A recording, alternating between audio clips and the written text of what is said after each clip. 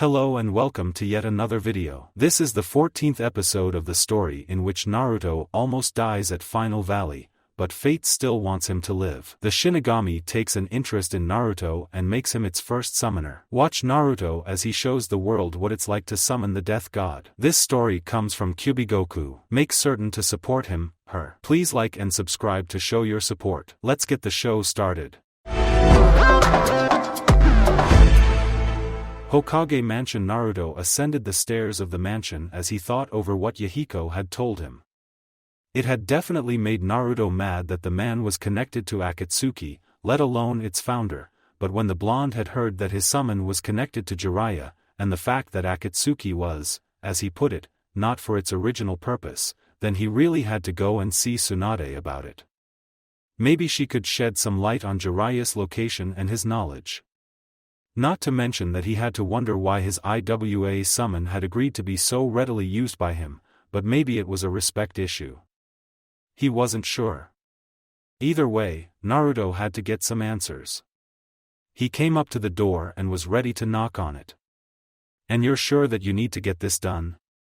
Naruto heard Tsunade's voice through the door and he raised an eyebrow. "That's right. Yuna, Ka-chan and I are going to start searching. We've lost enough time as it is." Naruto heard Sasuke's voice and figured that this had something to do with Yuna and Mikoto. With how the words went, he figured that this had something to do with Itachi. Sasuke did have to cut his search short for Yuri since she was kidnapped by Obito. Seeking of the Uchihas, Naruto had to have something of a talk with Rin and Kakashi, or they had to have one together. Naruto didn't even know how he had the power to control Kurama, but he had to put it off. He also knew that he'd have to come up with something else of hitting him. If he could phase like he had then he wouldn't be as subtle as the last time, but, Naruto regressed. "It's time that we actually found my older son. There is no need to stall this anymore. Once we have talked things over then we will have Itachi come to a decision. Either to return with us or remain to gather information about Akatsuki, but either way I can't diverge Sasuke from this path. If he needs to see Itachi then Yuna and I will back him up." "I need to see him as well," Mikoto said, and Naruto heard Tsunade give an affirmative grunt. Thanks to some training by his mother and by Shin, Naruto had been able to apply the uses of Honshu to sensor capabilities. He could, sort of, see how they were acting. "I see, well that's responsible, but I think it would be better if Itachi doesn't come back to Konoha," Tsunade said dejectedly. Naruto immediately heard surprise as he heard a slam of a desk. He narrowed his eyes, but he was sure that the Umbu would do something if Sasuke or Yuna did something unnecessary. Why not? Would it bring dishonor to Konoha to have one of its traitors in the village again? Sasuke asked/shouted, and Naruto heard a shushing noise and figured that it was from Yuna.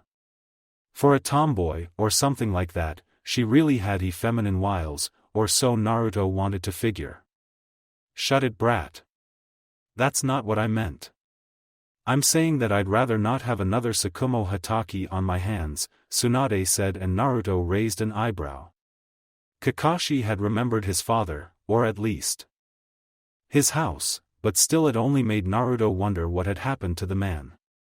"That's Kakashi-san's father, right?" Yuna asked. Naruto didn't see it, but he was sure that Tsunade nodded while he figured she would put her hands on her desk to explain in a better tone. "That's right. Because of what he had done he committed suicide. He showed all the signs that he was an upright man, and I fear that even if the truth is brought out, Itachi's fate won't change. In fact, I fear that if the truth does come then the village will be weary of all of you. Not to mention that chance for you to rebuild your clan," Tsunade said, and Naruto noticed that it went silent. He scratched his head and gave a sigh. He knew that Tsunade might be right. He didn't want to admit it as he felt that since Sasuke had his reputation changed then it could work for Itachi, but Sasuke wasn't on the run for nearly as much time as Itachi. No matter how he looked at it, Konoha would have a difficult time accepting him. They had started to respect him and see him for himself, and it wasn't even because of himself. It was because of his mother and his father's name. He didn't like it, but Naruto accepted it. He didn't dislike that his mother helped to win them over. He loved his mother, in more ways than two. It was just, people were even more suspicious of him than before. Especially since the Asuma incident. Shikamaru had been tense around him, and did he really have to go to Kurenai? No, he didn't. Sasuke, we'll think about it later, but right now we haven't got the time to waste. Let's go, Yuna said, and Naruto heard Sasuke give a heavy sigh before Naruto felt him nod. You're right, Yuna. Alright, we're going, Sasuke said, and Tsunade gave an affirmative nod. Naruto cursed and quickly came ran to the stairs and began ascending them again to hope that he hadn't been caught. The door opened as Mikoto, Yuna and Sasuke saw Naruto appear in front of them. Sasuke and Naruto glanced at each other before the blonde patted the brunette's shoulder and continued to walk. Sasuke gave a small smirk and walked off with Mikoto and Yuna. No doubt Naruto wouldn't see them for a while, but he would have to get over that. Naruto opened the door as he saw Tsunade leaning over her desk as she rubbed her temples. No doubt she was still rather pissed off about the whole thing with their decision, but she gave them the reins to do that. She trusted Mikoto enough to allow them passage, so it shouldn't have been much of a problem. Bachan? Naruto's voice called. Tsunade looked up and sighed. Oh, if it's not one brat then it's another one. What is it, Naruto? Tsunade asked tiredly. Naruto just chuckled nervously and rubbed the back of his head. Yeah, sorry about interrupting, whatever you're doing, but I needed to know something. Is Ero Sennin around? Naruto asked, and Tsunade sighed heavily again. She seemed to be doing that a lot lately, but she figured that it was just the job. Getting to her like it did for everyone who sat in the damn chair. The perv is out. He still hasn't taken it well to the disrespect that you showed the Toads upon dismissing their contract. It was a contract with your father, but knowing who your summon is, then I think he's trying to come to terms with it, but he's out of the village at the moment. What did you need from him? Tsunade asked, and Naruto chuckled awkwardly. Well, do you remember someone named Yahiko? Naruto asked. Inside the sword, Yahiko was listening intently to what was being said, as were the other summons. Kimimaro and Pakura glanced to each other while Dan was busy acquainting himself with the newest summons. Now that Dan thought about it, maybe it would be better if they could get acquainted. It was obvious that Pakura and Gari knew each other from somewhere, but anyway. I can't recall a name like that, Tsunade said, and Naruto cursed. Shikio-sama, repeat my words, Yahiko advised. Naruto just inwardly nodded and started to talk with Yahiko as his guide. You and Jiraiya were still a team back then, maybe? It had to do with AIM and Hanzo? Naruto asked. Instantly Tsunade widened her eyes. How could she forget it? She remembered Hanzo like it was a part of every day of her life. He was the person that gave her the title Sannin. Did Naruto meet Hanzo? It certainly wasn't impossible when she thought about it, and if he did, then there was no point in denying it. It also brought her back to something. 3 war orphans. Yeah. That's right. It was when Orochimaru was actually still a good-for-something person and not a lowlife asshat. She remembered that now. It took a bit of recalling, but that day was always a burn to her brain. Yeah, I do remember that. 3 brats who tried to steal some food from Jiraiya, myself, and Orochimaru. They were war orphans. I didn't remember their names, but Orochimaru said that we should have killed them because it was better than growing up the way that they did. I had, shamefully, agreed with him, but Jiraiya didn't. It was during the Second Great Shinobi War. There was a team of us, but only we survived against Hanzo and the guy named us Sannin. I remember them, but not their names. Jiraiya said he was going to take care of them until they could handle themselves. He never talked about them. What about it? Well, one of them is Yahiko. He said that he's the leader of Akatsuki, Naruto said, and Tsunade jumped up and slammed her hands on the desk as Naruto backed away slightly. Former leader of Akatsuki. He's one of my summons now. I told him what became of it and he said that it wasn't meant for such a purpose. He also wants to know what happened to his organization that he spent so much time to create. I told him I'd help him out, but all he could give me were the names of two of his friends. One Konan, and the other is Nagato. I don't know much after that, Naruto said, and Tsunade grumbled. Valuable information on Akatsuki and the perv isn't even here. Damn it all. If we shared this information with Suna, Kyumo and Kiri, then we'd have a good enough chance to destroy them fast, Tsunade said as she got an evil grin on her face. Naruto narrowed his eyes and sighed. Yahiko also begged me that I keep his country safe. He says that they should be an Amigakure, but he also said that the citizens and people there have not, as far as he knows, done anything to earn our anger. If anything, I think we should really investigate before we make a hasty act like that, Naruto said, and Tsunade touched his forehead. Wow, I didn't know you knew such big words, brat. Kushina must have really paid off. However, I do agree with you on that. AIM is generally a quiet country as they haven't done much that has put them on the radar. But if by chance then the leader of Akatsuki is there, then we're looking one of the best chances to do something about Akatsuki once and for all. Considering that you and B are the last ones left, then it makes sense, Tsunade said, getting a nod from Naruto. He just sighed and turned away, allowing for Tsunade to think about some things. Oh, Naruto, also have Kamachi report to the T&I department in 2 days. Don't worry, we won't keep her for very long if she's willing to cooperate, Tsunade said, and Naruto nodded as he quickly closed the door. Tsunade went back to filling some reports, getting a sigh to escape her lips once more. Meanwhile, Naruto walked through the streets and he couldn't help but feel anxious at the stares that were on his form. Naturally, there was enormous talk of Naruto's family and how the Uzumaki clan made itself in Konoha. Most people seemed stunned that Naruto was a clan heir. To them it was amazing. A majority of civilians had been asking questions about whether or not the Uzumaki clan actually existed, and to their surprise it was true. They were a clan and they were aligned to Konoha. Most of the shinobi who had read up on them had discovered the meaning to the swirls on their shinobi attire. It almost immediately made them feel horrible. They had dared to wear the symbol of trust between Uzushiogakure and Konoha while they mistreated Naruto, only one living Uzumaki in their village. They were all just ashamed. That's why Naruto was anxious. People kept bowing to him either in respect or apology. It unsettled Naruto, but he didn't mind it so much.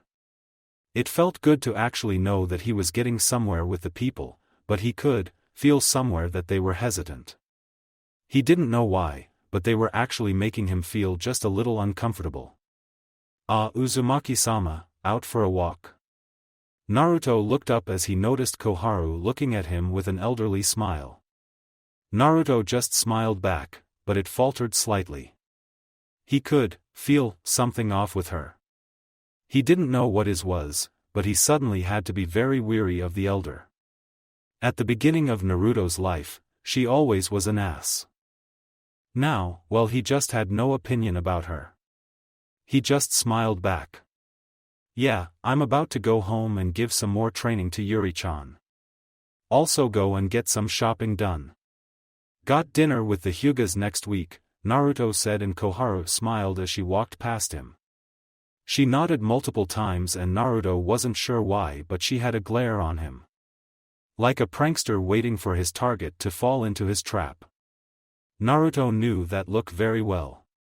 Well, I hope you have a good time. I'm just making a trip to the hospital.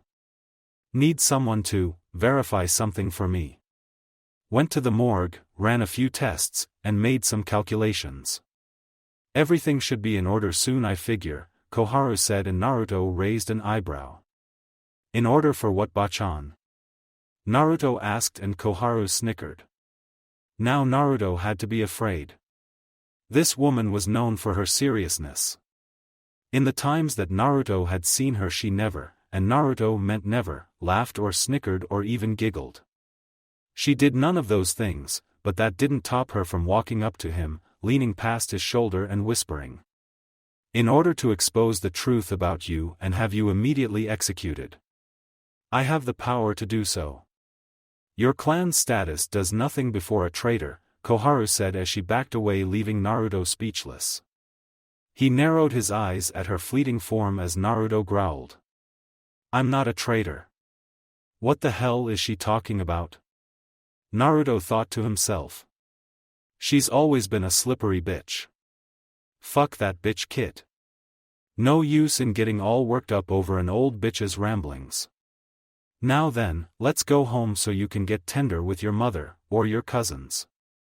I don't really care. Your little Uzumaki is the best thing I've seen in a while, Kyubi said as Naruto rolled his eyes. Perv, the blonde thought with a grin as he walked off, leaving his conversation with Koharu behind. Meanwhile, the old woman smiled and folded her arms into her sleeves. Yes, be happy Uzumaki-san. You'll need to get as much of it as you can, for when I get you, oh I will get you, Koharu said to herself. Uzumaki compound. Naruto came through the door and gave a heavy sigh. He looked around the room and nothing had changed upon his leaving. Well, other than the fact that he saw Yuri watching his clone and Fujikaze go through some katas. He also saw Shur reading through some Uzumaki scrolls that he had found from Kushina that she was able to take from Uzushigokure. It made him so happy that he was learning his family's history. There were tons of paper on the ground which told Naruto that Shur was learning to apply the seals that he had learned and started to take an active interest to it. Sochi, you're back. That's good, we need to go over our training system, Kushina said, getting Naruto to raise an eyebrow. What training system? For the team? Naruto asked. Kushina shook her head and gently guided Naruto towards the couch. Both sat there while Kushina explained. Not for the team, but for our home. We're officially the Uzumaki clan and Shur was allowed to be here because of the alliance at the moment. Like it or not, we're not a completely sufficient clan, at least not as much as I remember. The only true seal masters here are myself, you, and Risa. No one else with us knows seals as much as we do. It's too much to ask Risa to teach Shur, Kamachi, Yuri, and Taiyuya to do seals appropriately. There is also Karen back at Uzushio. I want to have her here also. I have no doubt that it could work out, but we're transporting too many people as it is. Fuka and Guren have their hands full with training Yukimaru, but I would like to bring them all to our homeland if at all possible. Our training regime of Uzumaki is to have them knowledgeable about seals just like the past Uzumaki were, Kushina said, getting Naruto to nod. He sighed and leaned against his chair. That's true, isn't it? I haven't checked back with Karen-chan about the way my seal is looking at the moment. I agree with you on that. Not to mention we still haven't done the bingo book as much as we've wanted.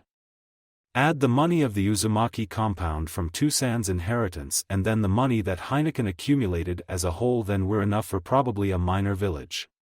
I would assume, Naruto said, getting Kushina to nod. She looked over some papers and placed them down. We're going to have to work out a schedule so that we have the time to teach them all. Since changing Yukimaru-kun's name to our last name, then he's going to be seen by most of the academy students as a bona fide Uzumaki. Fuka and Guren have already taught him what they would be willing to, and Yukimaru already knows some things about seals, but he's at least genin in starting, Kushina returned. Alright then, since we're busy most of the time, I can have my clones take care of their studies into Fuinjutsu as they get acquainted with trying to make their own seals and expanding that. Shur and Kamachi have already begun to get that done and out of the way. Shur seems to be really into it the most, but I can actually understand why. He seems to really want to learn about either his mother's side or his father's side, Naruto said, and Kushina agreed with him. They could see Shur practicing his strokes over his paper. He wouldn't have to file his report on what Kamachi found for another day or two. Oh, also Ka-chan, Sasuke and Mikoto-san are going to be gone, Naruto said while Kushina raised an eyebrow. They're going to look for Itachi along with Yuna, Naruto said. Widening her eyes to that realization, she shook it off with a nod as she got up and dusted her clothes off. Well, that's all good and fine. They can do that if they want to. I'm not going to stop them. I'd be a little reserved if Sasuke went by himself, but they'll be better off if Mikoto is with them, Kushina said and clapped her hands. Now then, Yuri, Yura, Fuka, Guren, Tayuya, Risa and I have to find things to wear for the Hyuga dinner. We'll find something for Kamachi when she's finished with her things. Sochi, make sure that you and Sure find something to wear also, Kushina said and waved goodbye as Naruto watched the females gather and quickly leave. Kamachi blinked while Naruto and Sure remained silent. The only other person was Fujikaze and he seemed to be doing exercises out in the backyard. So, what do you guys want to do? Naruto asked. Kamachi and Sure turned to him and then glanced towards each other. Kamachi saw Sure give a smile while he shrugged his shoulders. I'm going to take a break from studying. I think I'll get some practice in, Sure said and Naruto snorted. Yeah, you do need the practice. Kami knows I could learn something faster than you, Naruto said and Sure stopped. He turned back to Naruto and shook his head. I'm not falling for that one, Sure said and Naruto turned to Kamachi. She remained silent and she watched Naruto blink. He wasn't sure, but he thought he saw a blush as Kamachi averted her eyes suddenly. Well, he could forget about it. As for right now. Yeah, right. I'm way faster than you, both at learning jutsu and running. Wanna go at it? Naruto asked and Sure grinned. He chuckled as he cracked his knuckles. I have never lost a bet in the few times I've been challenged. You don't want to start something you can't finish, Sure said and Naruto chuckled. Oh sure, you say that now. Winner does one request for the loser, Naruto said and Sure nodded. You're on, he said as the blonde opened the door. He looked out from his house and snickered. Hokage stone faces and back. Kamachi-chan will decide the winner. Set. Go. Naruto yelled as he sped out the house. Sure gasped as he quickly placed on his running sandals. Cheater. I didn't know my family was a bunch of cowards. Sure shouted as he slammed the door shut.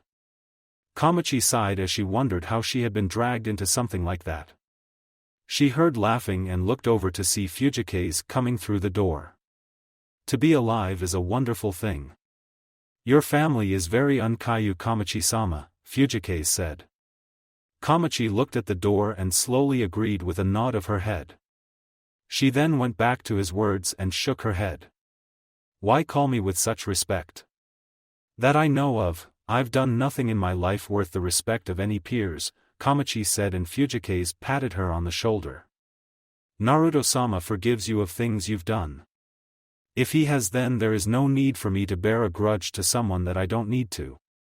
You are a fine woman, Kamachi-sama, Fujikaze said before he walked up the stairs to his room, leaving Kamachi alone. She suddenly smiled as she waited, looking at the door.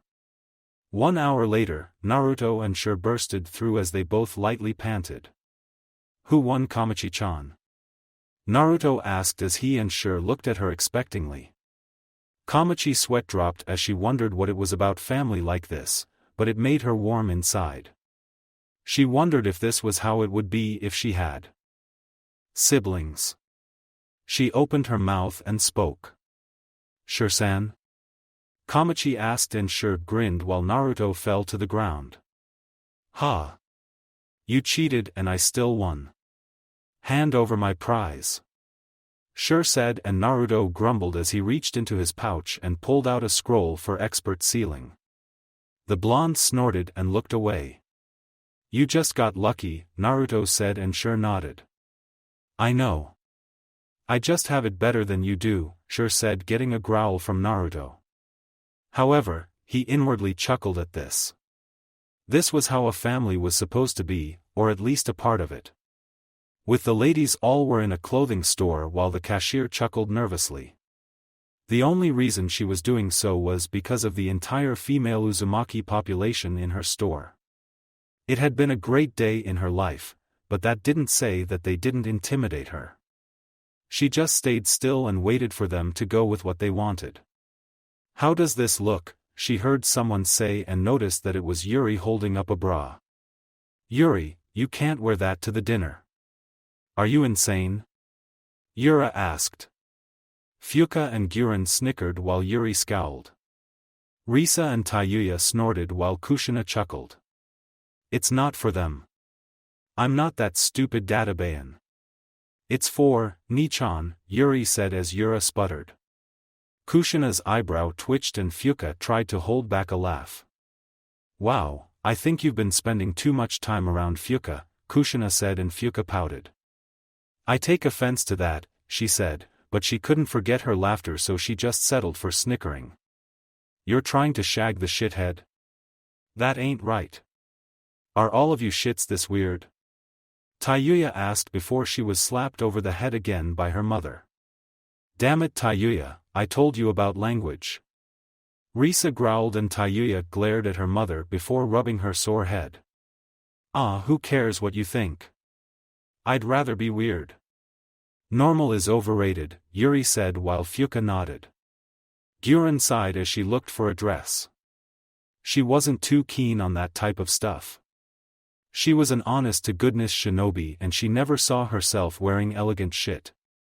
The same could be said for Tayuya, but whether she liked it or not, her mother would get her into one and Tayuya doubted that she could resist. Her curse mark was sealed and along with it, half of her strength. She wouldn't be doing much. "That's right Yuri, you do what you want. But if you really want to make him tremble then there is an effective way to do that," Fuka said as Yuri nodded hastily. "No.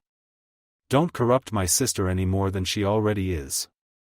Can we just get our clothes and then get out of here?" Yura struggled in asking. "Kushina, you seem rather fine with this talk about your son. I would think you'd beat them over with a stick about your innocent Naruchan," Risa said. Fuka smirked and so did Guren.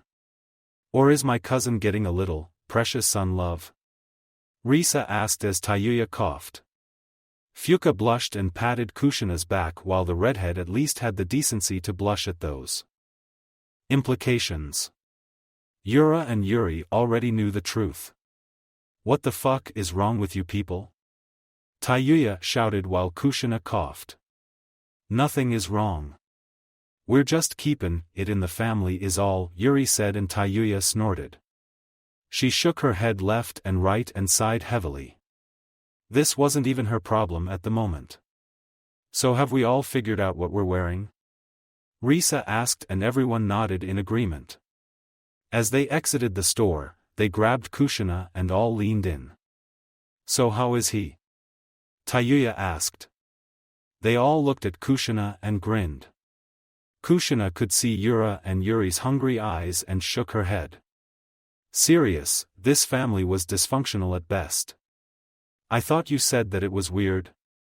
Kushina asked and Tayuya waved it off. "Fuck that shit for right now." "Just how is the shit?" Tayuya asked and Kushina blushed. She sighed, but she couldn't stop the twinkle in her eyes as she walked past them and out into the street. "I don't kiss and tell Databane. I'll just say, once you go Uzumaki you never go back," Kushina said as she walked off. Yura and Yuri blushed madly while Fuka licked her lips. Tayuya stuttered and Guren had the decency to chuckle at least. Risa thought to herself as Tayuya glared at her mother. "Well anyway, that's enough of that. Come on, we have to go get things done. We have quite the next few days ahead of us," Kushina said getting the girls to nod. "Kyomogakure, Samui's house, bullshit." Karui shouted at the top of her voice. Atsui and Omoi glanced to each other while Samui sighed and massaged her neckline. They were all watching Karui have one of her fits at how impossible any of it was.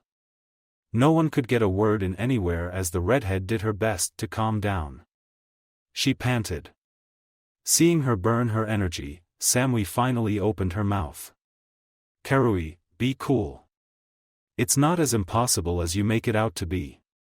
It's the only way to explain these swirls that just appeared on all of us," Samui said while Karui growled. "You're telling me that all of us are somehow related to him just because Sure was?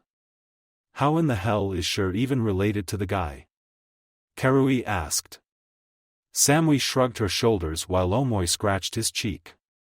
Well, it was a big deal around Kumo when Sure-san decided to update his shinobi license. He never had a last name, so it wasn't as big a deal, but everyone was surprised when his last name came up Uzumaki. Samui told me before she called us together that Naruto-san told Sure-san, all those who have this swirl on their body means that they have Uzumaki blood, no matter how small, Omoi said, and Karui stayed silent. Samui nodded while Atsui folded his arms. "So that means that we're all related then?" Atsui asked. Karui stiffened while Omoi stayed silent. Samui shrugged and no one knew where to go from there. The uncomfortable silence went over the entire room before Karui decided to talk. "Okay, let's say that we even were a part of this clan, then what would we do? He doesn't expect us to just leave Kumo and join his clan, does he?" Karui asked. Atsui chuckled and everyone turned to him. "I doubt he would want that.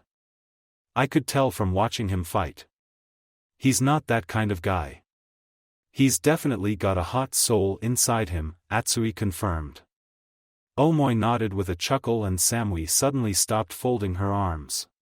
"While I am not sure what to think, I still believe that if we have even a remote chance of learning about our families, then we should take it. We were all orphans after all. The same as Sure-san. We were put into the orphan relief program by Reikage-sama.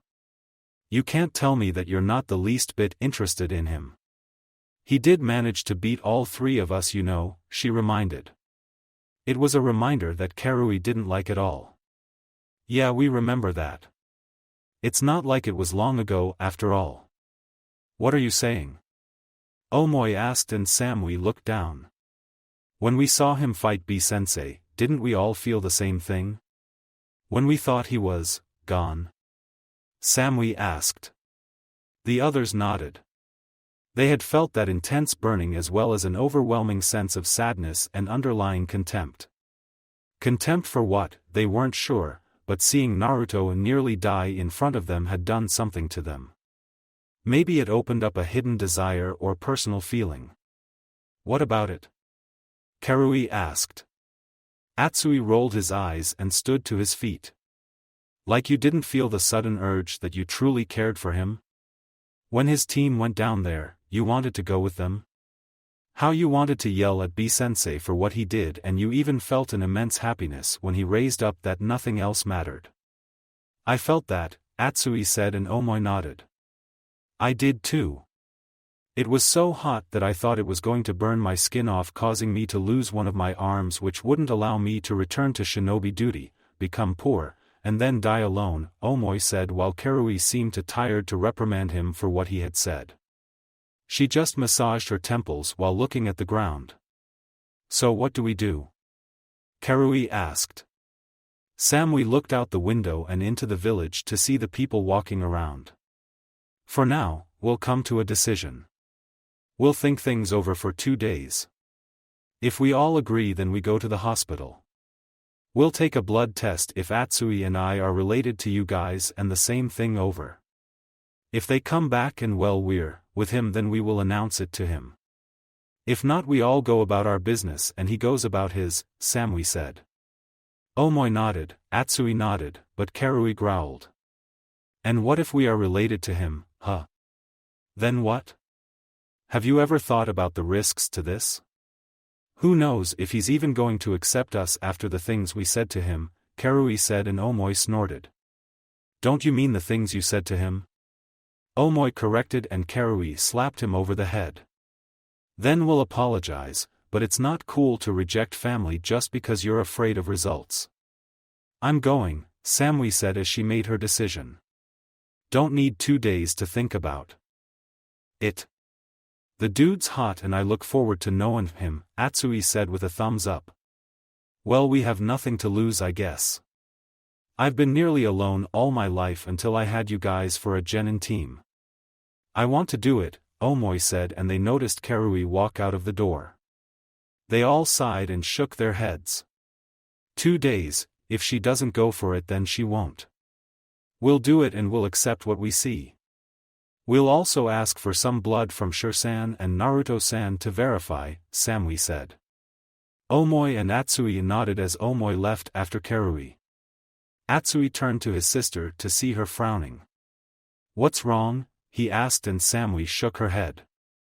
It's nothing, she lied as she walked to her room. Atsui raised an eyebrow to her leaving, but shrugged it off. All the while, Samui had a lingering thought. Is it just a coincidence that we were placed on the same team with the small chance of us being related to Uzumaki-san? Samui closed the door to her room, leaving her thoughts to herself for her to think over. 2 days later, Yuzushiogakure Suigetsu and Zabuza were sparring in the back of the houses, and while Suigetsu complained to the former missing nin about all the damn time, he was still an acceptable training partner in Zabuza's eyes.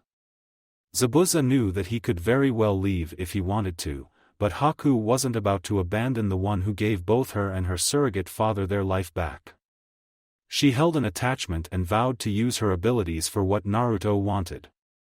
In the days that she had been gone, Haku and Rin had been doing self-study in healing as Rin taught Haku all the things that she had known about medical jutsu, and while she wasn't nearly as great as Tsunade, Rin still had a few expertise in the subject of health. Maybe it was a coincidence that there was plenty of medicinal herbs, flowers, and books on the subject in Uzushio that she was able to read up on. Also, Haku had taken to training with weights on. Her loss to Obito had taught her just how much stronger she had to get if she wanted to protect those important to her. She had great speed, but it wasn't the best and she had to improve it.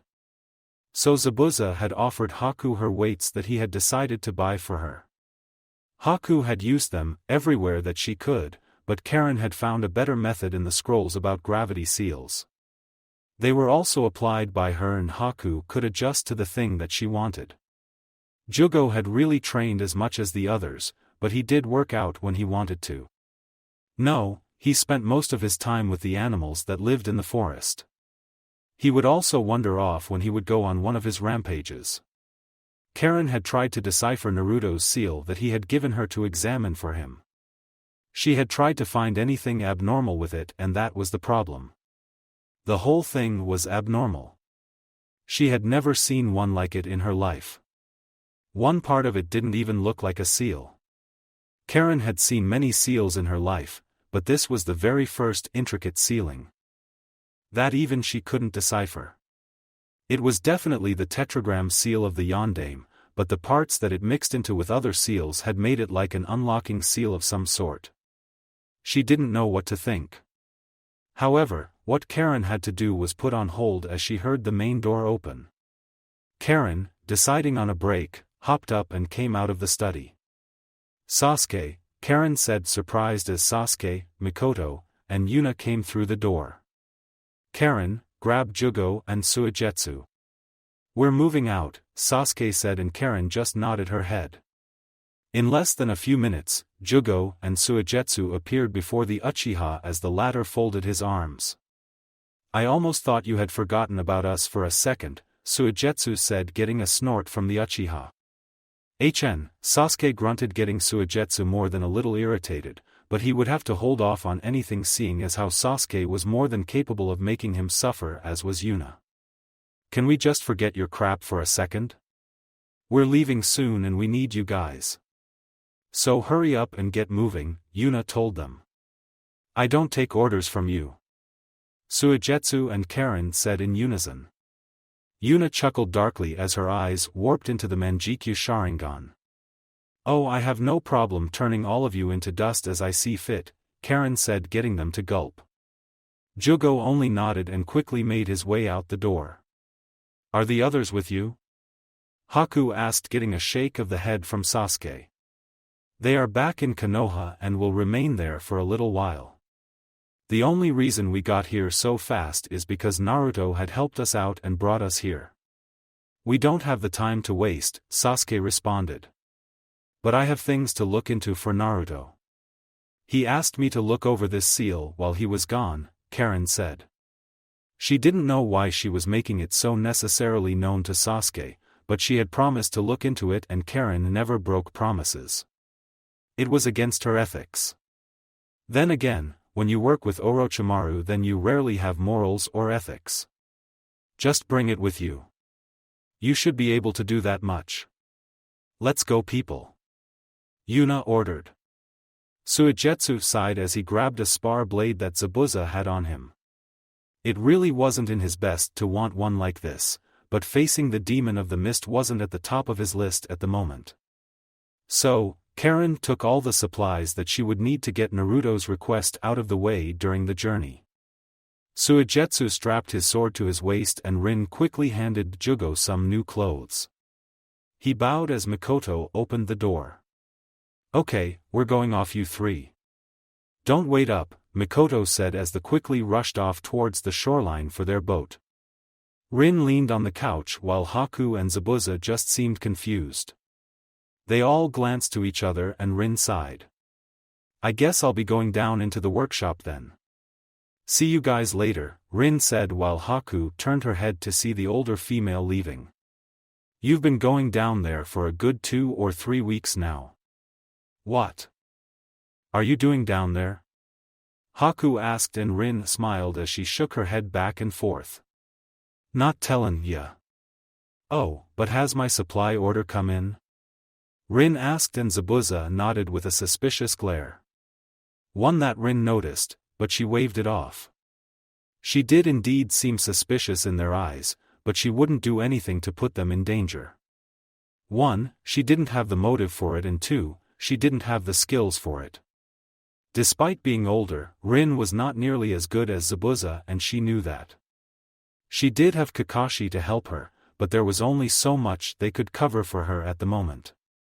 Right now she was just Tokubetsu Jonin level, but a few more weeks or a month of special training and she would be able to handle herself if need be. Yeah, the supply order came in. It's near your room, Zabuza answered. Rin nodded and excused herself with a gentle hum of her voice. What do you think she's up to? Haku asked and Zabuza snorted. Who knows? But we'll keep an eye on her.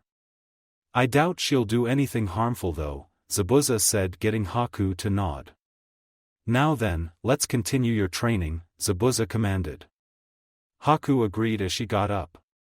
She assumed her best stance while Zabuza waved his guillotine sword over his head. Haku was going to be in for a world of pain. Uzumaki compound, alright, I'm taking Kamachi-chan, Naruto told them. Everyone nodded as Yura and Yuri wished Kamachi her luck. Sure just placed a hand on her shoulder and smiled. Kamachi, not used to these things, just went with it and tried to give a smile, but one refused to come out. Naruto had seen it and knew that this was still programming from Danzo. His influence was heavy and until Naruto could get that damn Juinjutsu off Kamachi's tongue, she wouldn't be talking about anything remotely related to Danzo, which was why Naruto was happy she wasn't being interrogated by Ibiki or Anko. Her memory was just going through collection by Ino's father, Inoichi. See you soon Kamachi, Risa said and Kamachi blinked at the familiarity, but shook it off. Thank you, she said as she and Naruto walked out of the house and into the streets. Kamachi followed right behind him and couldn't help but find herself looking at the village. The kids running around and laughing, the adults talking with each other and the stores bustling. If Kamachi were honest then she would say that she never held much of an attachment to Konoha. All her life, or from what she could remember, the people had never really paid her much mind. Her mental training had actually made her loyal to Danzo and not Konoha, directly. The only thing that made her protect the place was Danzo, and now it was the Uzumaki clan. She didn't know what she could do for her family, but she would try anything. She had read some of the books that sure did and found seals to be an interesting subject. She had placed a few on her body and collected lots of storage scrolls for experimentation. She hoped that her family would be willing to help with a project that she wanted to have done. Kamachi looked up and instantly saw Naruto's back. This blonde was a mystery to her. Somehow she might as well have been a related cousin or something like that. She never really explained it well for her taste, but she felt warm near him and not cold like she usually felt. Each time he would leave she would feel just a little bit colder than when he was there. It was a strange feeling to her. She was eternally grateful to him for helping to save her life, but what was she supposed to say about this? It wasn't like she had the best knowledge on the subject. She at least knew that she was en route, at one point. She remembered the training that they had to undergo to shape their emotionless personalities, but little by little that left and she wasn't sure why. She just found him to be strange. He was like a very well-kept seal, one that she would really like to crack if given the time. "We're here," Naruto said, and Kamachi shook her head from the thinking she was doing. She looked up and indeed she had been thinking through the entire walk as she didn't remember walking so far that she was inside her thoughts. Naruto patted her shoulder as he and Kamachi walked through the gates. In front of the building were Tsunade and Ibiki. They had been waiting for Naruto to come with their patient and both were pleased that she had indeed done so and not tried to run away. Not like Naruto would have let her if she tried. "Nice of you to join us, brat," Tsunade said while Naruto snorted. "It's not like you would have given us a choice. I'd much rather have Kamachi-chan compliant than having you try to kill her," Naruto said. Kamachi frowned at the intended threat, but said nothing. That was common for reluctant prisoners. "I suppose you have a point. Well, Ibiki, take her," Tsunade said, and Ibiki walked up to Kamachi, his somewhat tall figure making her lean her head back slightly. "Follow me," he said, and Kamachi did so. Tsunade followed behind him and Naruto began to walk, but the Godame stopped him. "I'm gonna have to have you wait here, brat," Tsunade said suddenly. "What? Why?" Naruto growled out angrily. Tsunade groaned and placed her hands on her waist. "This is standard procedure so that she's not distracted by anything. Just wait here for about 4 hours, Tsunade said, and Naruto's eyes bulged out of his sockets. 4 hours? Why the hell is it so long? Naruto asked, and Tsunade rolled her eyes. It's our damn job, okay? You can train if you want, but you must do it carefully. Just use the backyard, Tsunade said as she walked through the doors and disappeared behind a hall. Naruto narrowed his eyes at this as he hadn't been informed. He also didn't feel like going into all that with her again. Relationship or not, Tsunade was the Hokage and Naruto did have to obey her orders.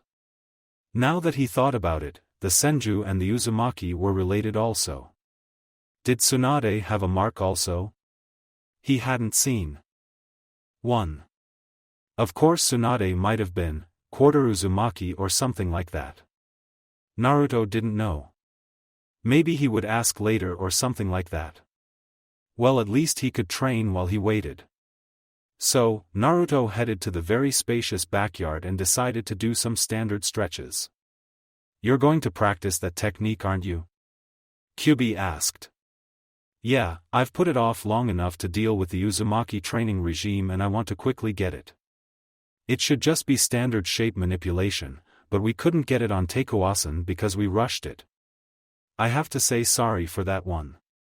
It wasn't fair to you, Naruto said, getting Kurama to snort. Meh, I've fucking had worse. At least you're a better use for it than Mito, Kurama said, and Naruto chuckled. Well, I'm glad, I guess, Naruto said to him. He finished his crunches and then got settled on his push-ups. It was going to be a standard exercise routine. Now that I ask this, how does it feel? The Honshu power, I mean. Last I saw 3 of your tails were white, Naruto said, getting Kyubi to thrash his tails around. He looked at them and snorted while he laid them down. And they're still like that? No, more than that, my fourth tail is half white and half orange. I feel ridiculous. Kyubi said, and Naruto laughed. That's the goodness taking over you, Naruto said, and he heard Kyubi fake gag. Ugh, choking on affection. Gonna fucking die. Kyubi said while Naruto's sweat dropped. He sighed and shook his head left and right. Oh, whatever, Fox. Let's just get this over with. Now then, Naruto said as he closed his eyes. Kyubi did the same, and both could feel their connection rise as 5 tails came from Naruto's back. He looked them over and smiled. He didn't marvel at them long as he wanted to get his work done. So, he held out his hand and muttered. Jikuyugami, he said. Instantly the portal appeared in front of him and Naruto nodded. Remind me of the ratio again, Kyubi, Naruto requested from his tenant. Ratio is 10-6, brat. Nothing more, nothing less. We have a good majority of time left, Kyubi said, getting Naruto to nod. The tails went up and arched over the portal. Naruto held out his hands. He grunted while the portal compressed in size. It slowly began to morph into a ball shape that Naruto could hold in his hands. He growled, and when he got it to an appropriate size he turned around. Shinigami, Naruto shouted as he launched the ball forward. It didn't even get 2 feet in front of him before it dispersed into nothingness. Naruto blinked while Kyubi narrowed his eyes. Both sighed, but Naruto wasn't one to give up. He quickly made a roughly 5 groups of clones. Listen up, we're all going to use the same method that we used for the Raisin Shuriken, only for this new technique. Keep at it until you have it to an appropriate size. Fire it only to the places where you can. You'll know the effect when you see it, Naruto told them all. All the clones nodded to him and they quickly stood in their groups, and Naruto could see dozens of them pull out Kyubi's tails as they began to work. Meanwhile, Naruto took out a scroll on shape manipulation. He leaned against a tree and continued on since the clones were doing the experimenting part of the process. The blonde read along its lines, and of course he knew about shape manipulation, but this was an Umbu-style exercise of shape manipulation. It involved pressing chakra to a large structure and, with that chakra, spreading it out and forcing it take the shape that it wanted. The reason that it was an Umbu exercise was because of the sheer size of the structure that it had to be, but even the Umbu never really took their shape manipulation that far. That's because there wasn't a need to. They had to have good shape manipulation and other shinobi skills to even be a part of the Umbu. No, this exercise was for those like Naruto who really wanted to take it to a level. Of course, Naruto figured that what he was trying to do should have been simple enough, since what he was trying to do went in with his technique was just like his Rasengan training.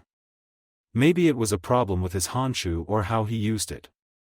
However, that shouldn't have been much of a problem as he had seen it. Maybe because his was more potent than it needed something else. Naruto was sure that he had all the seals, to even make this possible, were in place and didn't need fixing. So what was it? Naruto was going to have a lot of thinking to do. Not that he knew it also, but Kyubi was also thinking hard on the matter also. It was as he wanted, well, sort of. His container wasn't weak, but he still needed his help. Well, they were on a semi-first name basis, so maybe he could still offer his help. Naruto, let me have control for a moment, Kyubi said suddenly. Naruto raised an eyebrow at this request as he wondered what he was thinking. What are you thinking? Naruto asked. Kyubi narrowed his eyes at the words that he was reading from Naruto's scroll. He silently nodded to himself and straightened up. I'm thinking that I might just be able to think of a way of what you're doing, Kyubi said. Naruto nodded and closed his eyes. If worse came to worse, then he could just repel Kyubi with his chains. It wasn't that he didn't trust his recent partner, but he wanted to be more safe than sorry. As he opened them, Naruto's blue eyes were going and replaced with slit, red eyes, showing Kyubi in control of his conscious. With Tara and Taji hovered over a small building in Konoha as they glanced to each other. Both floated down as Terra touched the wall. I remember that there used to be a way to get in here. It's been so long, Terra said as emotionless as he was programmed to. Taji sighed and shook her head. Or, we could, and I know this is a long shot, do this, Taji said as she passed through the wall. Terra blinked while Taji popped her head out of the side of said wall. We're spirits. We have no use for doors, she said as she quickly vanished behind the wall. Terra snorted as he floated through also. Both looked through the base and were surprised to see that a majority of the base was destroyed. They had discovered the base that Heineken had first discovered from Danzo. It was amazing to them that the arches and beams were still standing, but there was hardly any ground as most of it was destroyed. Taji looked left and right while Terra passed through the ground. Where are you going? Taji shouted while Terra peeled his head from the floor. Danzo-san had an office below these levels. I don't know if it was crushed or not, but if he's a missing nin then he would have taken his things. There are still other bases for us to check, Terra told her. Taji seemingly nodded in agreement as she floated through the floor also. Both went down 4 feet of pure earth and rubble. Terra came to the ground as he landed. Now normally, it was against death's law for spirits to attempt to manifest their bodies as they were, well, dead. They could manifest anything, but this was a purpose to serve their Shikyo, so the Shinigami was probably looking the other way this time. Terra looking around the room, or what was left of it. It was as he expected, the room was vacant and nothing was around. Books were unreadable from gravel and rock. Missing pages filled with needless reports. Terra had taken a look at these reports and found some meetings with the woman Akiko. Not to mention a private dip into the Konoha Treasury Department, but it wasn't something that would be noticed. This was Danzo they were talking about. Do you find anything? Taji asked coming through the ceiling. Terra shook his head as he continued to look through the reports, but nothing had indicated about where he would have gone. Nothing of importance. We'll have to find some place else. He has plenty of bases to go on from. You know that, right? Terra asked and Taji tried her best not to scoff. She folded her arms while she began to float. Of course I know. I was one of Danzo's best agents. Try not to think so little of me, Taji said as she quickly passed through the ceiling. Terra narrowed his eyes behind his mask before shaking his head. He resisted the urge to give a sigh and followed out after her. It was only as he did he notice something shining. Terra floated back down, moved some rubble, and quickly picked up a scroll with a shiny emblem on it. Are you coming? Taji asked, poking her head out. Terra didn't answer as he unfurled the scroll. His eyes went down its contents and he quickly closed the scroll. He knew where Danzo was. It was one of the most remote locations that he could ever be in. It was a designed backup for them in case of ever being found out like this. It was tough to make out in very little light, and add to the fact that it was nearly crushed, then it wouldn't be very readable to those who didn't know its value. Yeah, come on. I know where our next location is, Terra said while Taji raised an eyebrow. Terra placed the scroll away back into the earth and floated out of the debris with Taji following him. She really had no idea where they were going next, as Danzo had so many bases that if it were more accurate then one could say that he had one in all of the villages, but that would be just a little inaccurate. Hideout Tawa dropped to the ground and glared up in his mask towards Danzo, who was filing some reports. He glanced up towards his root Umbu and waited for Tawa to give his reports. He didn't need to say for him to give them. It was just a part of the young man's training that he was able to recognize such things. Normally it wasn't supposed to be a big issue of who would actually give him the reports, but since he was in somewhat of a tight spot then it was natural to have assumptions like that. Akiko-sama has arrived and has asked to meet with you, Danzo-sama, Tawa said, and Danzo just seemingly glared at him for whatever purpose. After a little bit of silence, Danzo struck his cane to the ground and nodded. Very well. Send her in, Danzo said to him. Tawa nodded quickly and opened the door. Danzo saw Akiko come through the door with the same smug expression on her face as usual. She smiled at Tawa while he closed the door. Tawa was ready to excuse himself, but Akiko stopped him. I would like for Tawa to remain here, she said with a grin. Tawa looked back to Danzo and the man seemed to be making calculations in his head before nodding. I have reports that you're wanted for treason to your village. Looks like you're out of luck, Danzo said to her. Akiko chuckled and proceeded to walk to the table. She took a seat as she touched a shugi piece. Oh, where is the fun, you old warhawk? You're in the same boat as me. After all, it's mostly your fault that I'm out of the village, or did you forget about your shinobi's incompetence in getting herself captured? Akiko asked. Danzo snorted at the reminder of Kamachi. He turned to Tawa and noticed him unmoving as always. He was glad to see that the loss of Kamachi wasn't affecting him at all. These things happened and getting past them was enough. I have already taken care of my problem.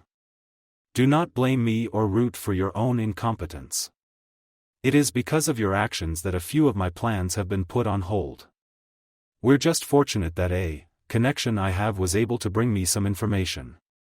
All they asked for was some medical records, Danzo said as he moved a piece forward. Is that right? Yes, I have heard that you effectively wiped her memory and I have no doubt of your shinobi, but how effective is it? Now I've taken it upon myself to correct both of our mistakes, Akiko said as she moved a piece also. Danzo didn't show any intention of falling for her words, but he was thinking them over. Is that so? And how, may I ask, have you come about this problem? Danzo asked, moving another piece.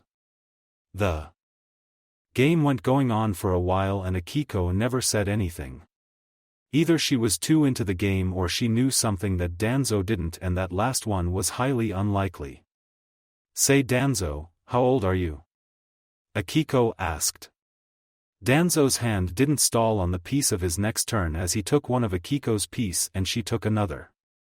Both kept doing this and it was clear to Akiko that she wasn't going to get an answer out of him, so she moved on. You're not getting any younger.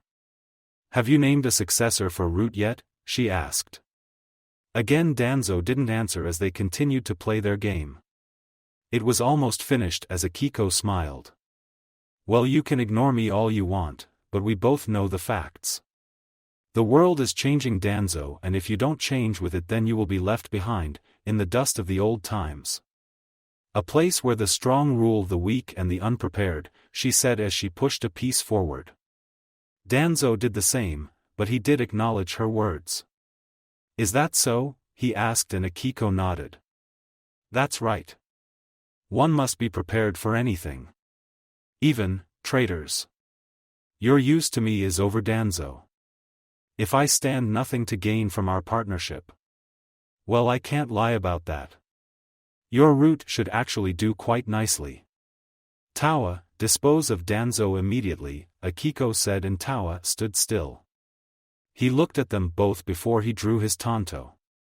He walked forward and Danzo sat emotionless. Akiko had a wide grin on her face before she felt the cold steel to her throat. What? Tawa, listen to me. Akiko shouted while Danzo quickly took her piece. You were born of a civilian family. You know nothing of true shinobi tactics. I would never allow myself to be left open so easily. It is I who has no more use for you. Do not worry, for I will look after all your investments, Danzo said as he nodded to Tawa. Akiko looked in fear before a quick swipe of Tawa's blade slitted her throat. Akiko gasped and fell to the floor lifeless in a pool of blood while Tawa swiped the remaining blood from his sword. Checkmate, Danzo said as the king took the last of Akiko's pieces. Tawa sheathed his weapon while Danzo stood to his feet. You have something that you want to say? Danzo asked and Tawa blinked before indeed opening his mouth. Danzo-sama, I will never betray you nor go against your orders, but why have you felt the need to keep Kamachi alive? She is still a possible threat and all of Kyumo is currently looking for Akiko-san. What is your current plan of action? Tawa asked, and Danzo could see that the young man was flustered, or at the very least confused by what the objective was. It sort of elated Danzo that he was able to still keep his agendas hidden from even his own men. He wasn't sure why. I won't spare you all of the details as you needn't know too much. I would just say that it will involve all of the villages together. I never put all of my trust into anything and anything that I do. Also, let's just say that I will be needing Madara to be a little faster with his work. I can't afford to hold back my schedule forever. I have no doubt that Akatsuki only need the Kyubi and Hachibi in order to fill its resolve. I won't let them get that far ahead. As for Kamachi, she is no longer Root's concern. As long as my Juinjutsu is on her, then she won't compromise us, Danzo said to Tawa. The young Root member nodded and opened the door. Also find one of you to keep this up, Danzo ordered. Tawa nodded and quickly left while Danzo sat down. He looked at the dead Akiko at his feet and shook his head. Such is the life of those who live in the shinobi world. Their fate lies only in death, Danzo said as he continued to write his reports. Back with Naruto, Kyubi's influence faded as Naruto's eyes returned to their original blue color. He had been in control for more than 2 or 3 hours. Naruto had lost count after that, but he was pleased to know that Kyubi didn't take advantage of this new trust that Naruto had for him and do something stupid. On the contrary, he actually helped. Kyubi had tried pushing parts of his yoki through Naruto's seals in order to make the shape manipulation more fluid for him. If Kyubi thought about it right, then the reason that Naruto was having trouble forming it, then it was because Naruto had drawn the seals on his arms that allowed Honshu to be broken down and then repaired instantly to allow for the distortion of space that the blonde wanted, and that might have been interfering with the shape manipulation. Kyubi had sort of made a modification out of the seal that allowed the Honshu to be reconstructed, but also to maintain its previous state, which, in theory, should allow Naruto to utilize his shape manipulation easier. Alright, go for it, brat, Kyubi said, and Naruto nodded. He dismissed his clones and groaned as he rubbed his head from a slight headache from the mass effect of the clones and what they had on his mind. Lots of swearing, frustration, and hard work. It made Naruto sigh to himself, but he followed Kyubi's instructions and held out his hand. Wait! Kyubi suddenly yelled and Naruto stalled.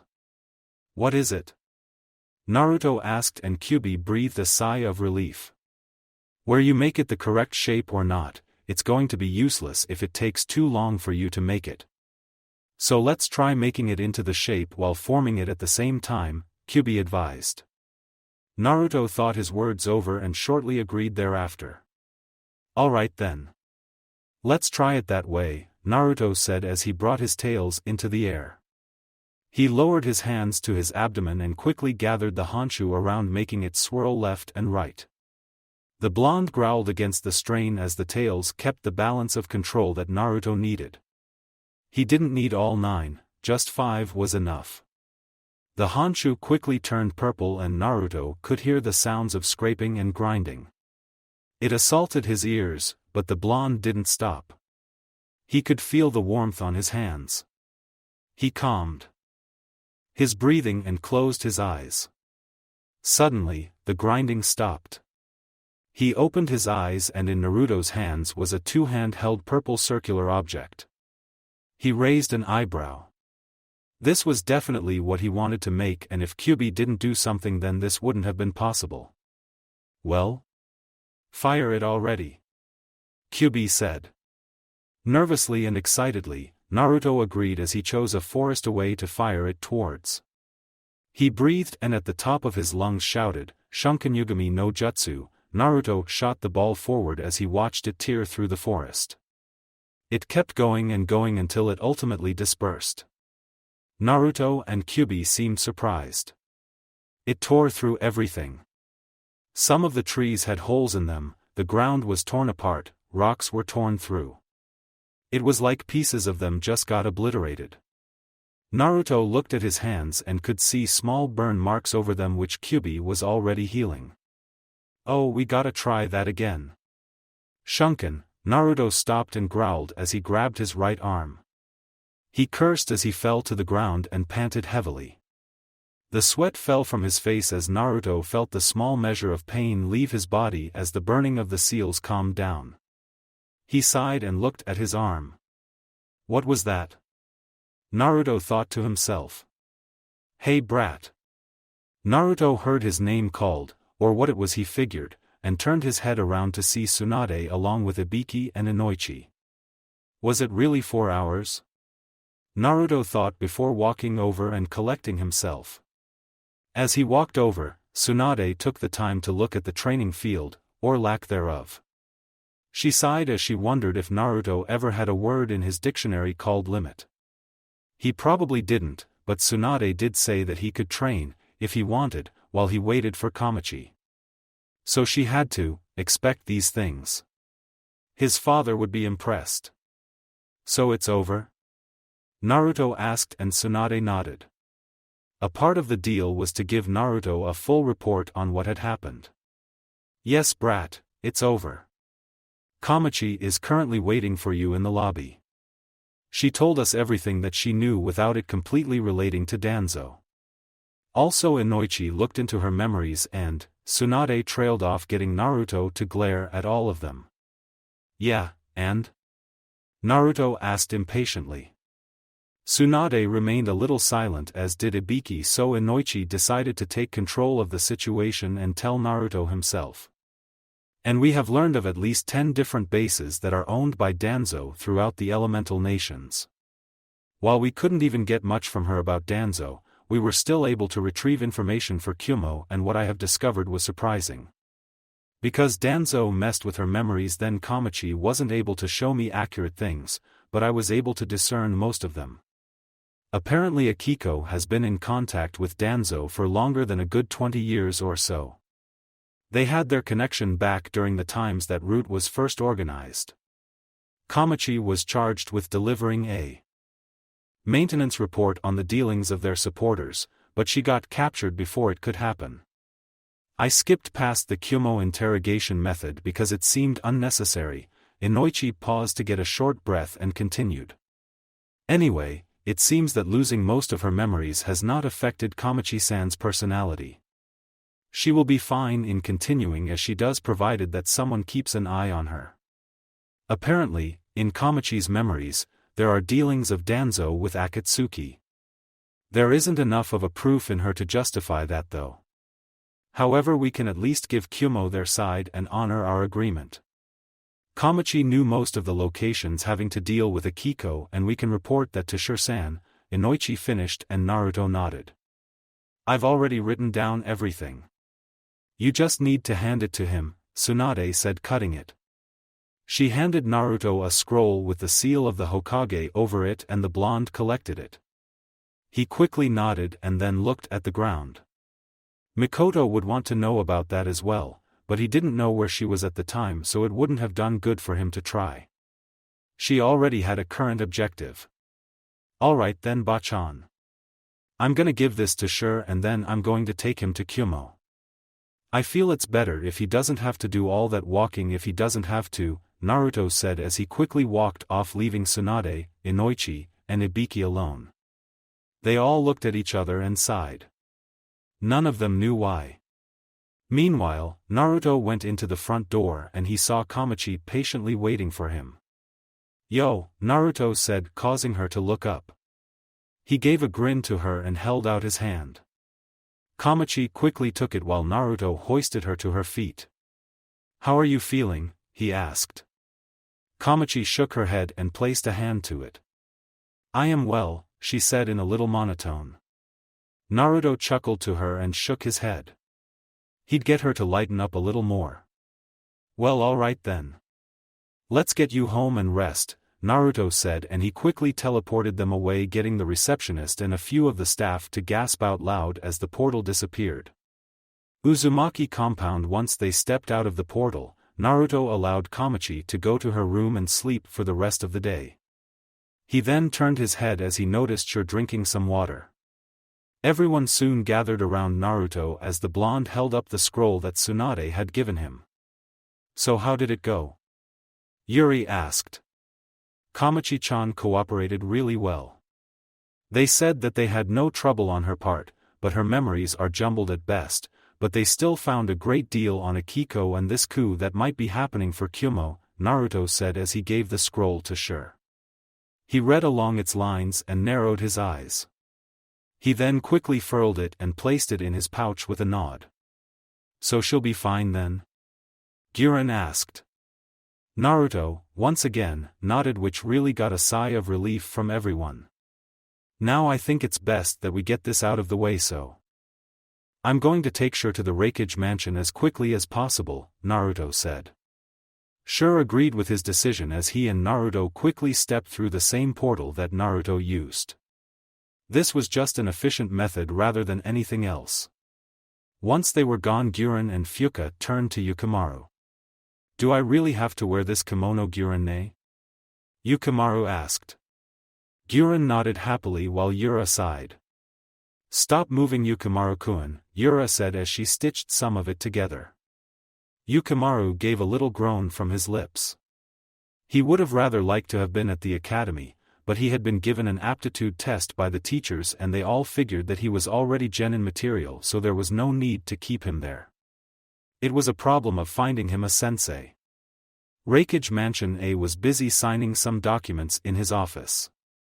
He really didn't want to, as he could have been using this time to expend forces in trying to find Akiko, but the only place that they could search was her house, and that had no trace of anything. He could only wait for the report from Kamachi by Shur, and he wouldn't get that for another few days from the distance between Kyumo and Konoha. It rather irked the man, but he got over it. Suddenly A gasped as a large portal appeared in his office. He narrowed his eyes dangerously as he got to his feet and was ready to counter what was happening. However, he was surprised as Shur and Naruto fell out and landed on the ground. Shur fell to the floor and panted. "Honestly, I will never get used to that," he said, and Naruto patted him on the shoulder apologetically. A cough alerted them both and they noticed a giving them a stern glare. Shur grimaced and immediately presented himself to his Raikage. "Forgive the sudden intrusion, Raikage-sama. However, Naruto and I felt it would be more time efficient if he was able to bring us here. I have the scroll here with the seal of the Hokage just a half an hour ago," Shur said, and he hastily placed it on the Raikage's desk. A took it also and unfurled it. He looked down the scroll and he glared dangerously. He read Kamachi's conscious analysis, her dreams, Akiko and her locations, Danzo and the theory of Akatsuki. He never missed anything. Naruto and Shur stayed silent while he did so. He then placed it done and gave an affirmative grunt. "Very good, Shur. Tell Konoha that we have received their message and will take affirmative action. We'll also send you a report on what we find. Shur, I want you to return to Konoha for the time being. You'll have a better use there as a liaison than in Kyumo currently," A said, and Shur seemed rather disheartened at that, but a pat from Naruto told him the real reason of why A was saying that. He then brightened up slightly before acquiescing to his leader's orders. "I'll have Team Samui investigate just as soon as they're done with their business," A said. "Might I ask what business that is?" Shur asked, and A narrowed his eyes as he casted a glance to Naruto, getting the blonde rather nervous. "Something of a DNA test at the hospital for all of them," A said, and Shur widened his eyes. He looked down while Naruto raised an eyebrow. He turned to Shur and he could see Shur's shocked face. Naruto would see if he couldn't learn more about it later. "Which is why we will need a bit of your blood, Shur," A said, and Shur nodded readily. He would make his way towards the hospital soon. "We would also like to ask for yours also, brat," A said to Naruto. The blonde was shocked to the implication as he turned to Shur. The other blonde nodded while Naruto steadied his breathing. He nodded fast and both left the room. "When were you going to tell me about this?" Naruto asked angrily. "I didn't have the proof and I didn't want you to get your hopes up and then have them destroyed. I want it to be true almost as much as you do. For someone to be that close that I never knew about. I can't live with that. None of them knew their parents and I didn't either. Besides, it wasn't entirely my business if they did tell us or not. It would be them if they told you, Sure said, and Naruto couldn't deny what he was saying. It would be up to them if they wanted to be with the family or not. Naruto couldn't force them into this life if they didn't want it. However, he would still be there for them if they needed it. Yeah, I suppose you're right, Naruto said as they entered the hospital. Sure handed the notice from A to the receptionist and she quickly accepted it and walked off. Minutes later, Naruto was groaning from having his blood ejected and the same could be said for Sure. They quickly placed their clothes back on and Naruto peered into a room to see Team Samui waiting around. He wanted to open the door, but Sure stopped him. He shook his head to his fellow cousin. How long till they figure it out? Naruto asked. A week or two at the most. Just be patient, Sure responded, and they just disappeared. They would have to wait, but right now they had to get dressed. Somewhere Toby stood in front of the waters in front of him as he looked at his newest arm. He clenched it tightly. It had been compressed to fight his body. It was thanks to Zetsu that this was possible. Honestly, Toby figured that it could have been a lot war. On that arm was a black tattoo. He had a feeling of what it was for. This wasn't the arm of a Hokage, but the arm of one of the only two people to have learned from him. One was the right hand of the Raikage, and the other. Kuro Hanaran, black destructive flower field, Toby shouted as he let out his left hand. Instantly black lightning poured from it and slammed into the water in a heavy crash. Toby's visible eye glared and he grinned to himself. He'd gladly sacrifice all that he needed to bring down the Kyuubi Jinchuriki. According to Zetsu, this was nearly impossible to find. Now Toby wasn't needy about those things, but this was a definite improvement. He just had to get with the rest of the plan. Now the first thing that he had to do was capture the Sanbai Jinchuriki. He also had a good idea of who it was. Just like the previous situation. Did they really think that he wouldn't be able to figure it out? They wouldn't stop his plan. He had too much riding on it. He'd also show the blonde just how hopeless his efforts were in the end. His plan would come to fruition. It wouldn't be stopped as easily as the blonde wanted. Life wasn't that simple. Training Ground 27 Yukimaru was sitting in his temporary training field along with Hanabi Hyuga and Juhi Inuzuka. He was being taught a temporary lesson by a jonin that had to take over Guren's job for the day since she had security seal barrier maintenance with a few other jonin. Yukimaru didn't really mind this as he knew how busy his adoptive mother was with her duties, so he didn't fault her for that. In fact, it just gave him the time to get to know some things about those his age, but anyway, back to the current lesson. Yukimaru-kun, are you paying attention? The jonin asked, causing Hanabi and Juhi to look up from their lessons towards the Uzumaki. Yukimaru snapped out of his stupor before giving an embarrassed blush. Hi, forgive me, he said, and the instructor nodded before looking back down. Hanabi looked at Yukimaru a little longer before snorting and looking back to what their sensei was talking about, which happened to be the making of a certain type of storage seal. And carefully make precise brush strokes from here to here. Then force your chakra through it. With this done, then you can seal all your weapons, clothes, and any number of objects. Now then, can anyone tell me what you can't seal into scrolls? The jonin asked. Jutsu. Juhi shouted while his dog barked. Hanabi narrowed her eyes and tapped her finger. Well, that is certainly right, Juhi-kun. One can't really seal jutsu into their scrolls. A scroll isn't really designed and seals aren't strong enough to hold such power back in the first place, the jonin said before Yukimaru raised his hand. Sensei, I don't mean to interrupt your lesson, but if certain factors like the seals, ink, and scrolls are strong enough, then it is possible to seal jutsu and even things more powerful than that, Yukimaru said, getting the unwanted attention turned to him, which made him a little humble, but he tried to keep his head up as a proud user of Fuinjutsu that he had learned to use by Naruto, Guren, Kushina, and Fuka. Oh, is that right, Yukimaru-kun? Well then, will you please give us an example of such things? The Jonin asked with a smile. Yukimaru looked at the ground for a second and he could see that Hanabi had the look of him wanting to explain as well. It wasn't in his complete nature to upstart anyone if he didn't have to, but he loved Fuinjutsu and he loved his family. Either this Jonin didn't believe that the Uzumaki were Fuinjutsu masters or he was underestimating the power of Fuinjutsu. Well, there is the Jinchuriki. They all have seals that bind the bijou to them, and the bijou are stronger than any jutsu that we could think of, Yukimaru proclaimed, getting Hanabi to raise an eyebrow. The young Inuzuka, Juhi, scoffed while the Jonin chuckled. Ah, well, that is technically true, but a few years ago Suna had an unstable Jinchuriki who is now their Kage. Do you know why he was unstable? It was because of his seal. It shows that they will break it eventually, the Jonin remarked. That's not true.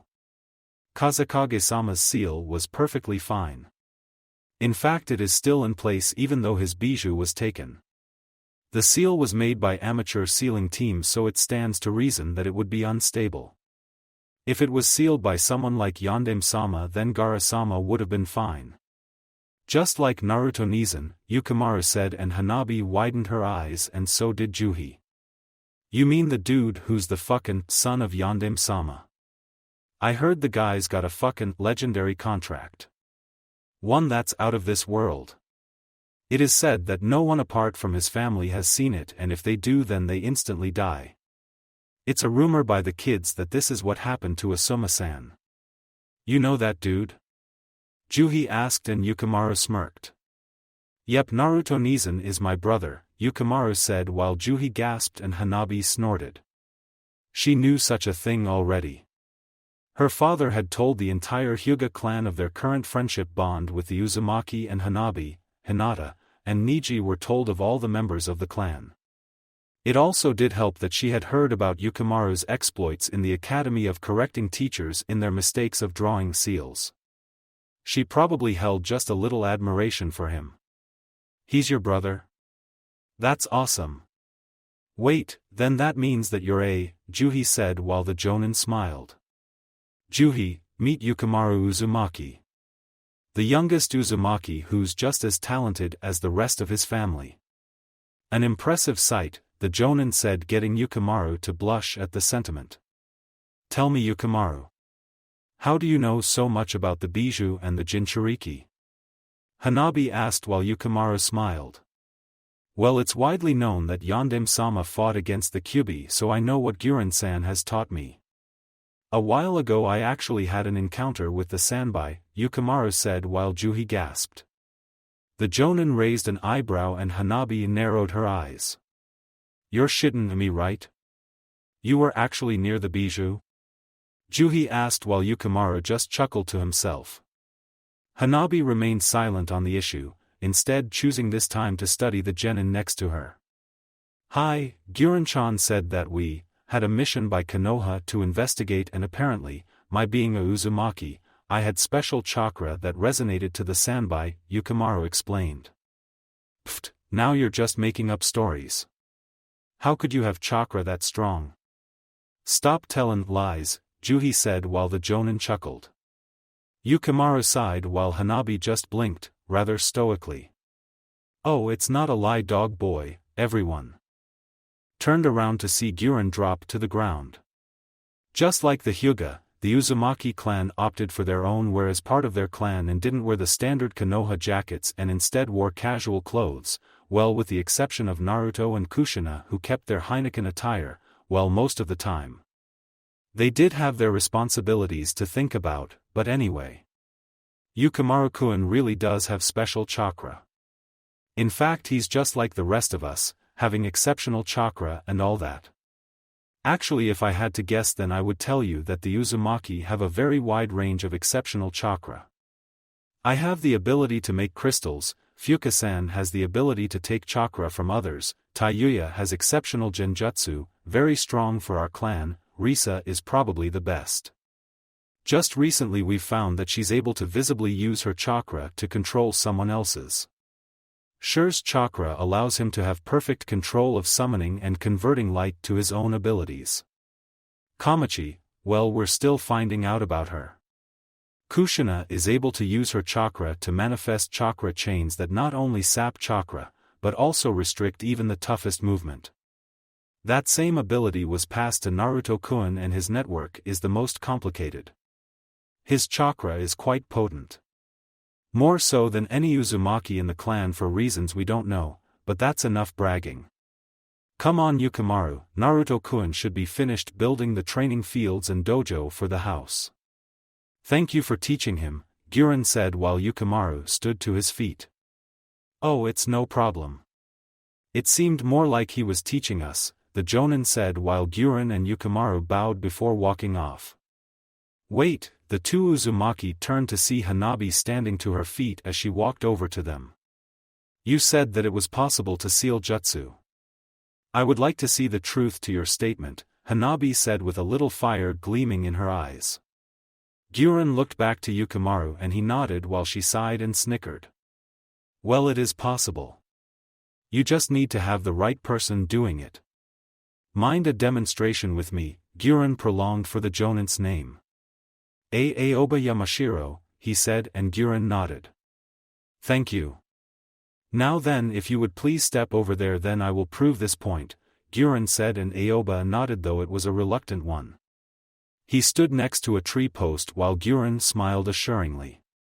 Juhi grinned from ear to ear while Hanabi folded her arms and watched. Yukimaru didn't seem fazed, as he had known what he was talking about. After all, he studied hard to make his family proud of him. Ready when you are, Guren said, and Aoba nodded. Very well then.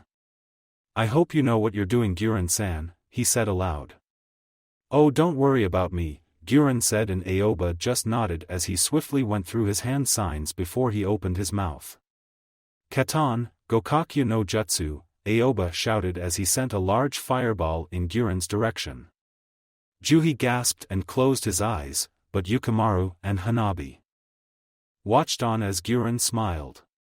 As fast as they could see, Guren whipped out a scroll and an ink pen.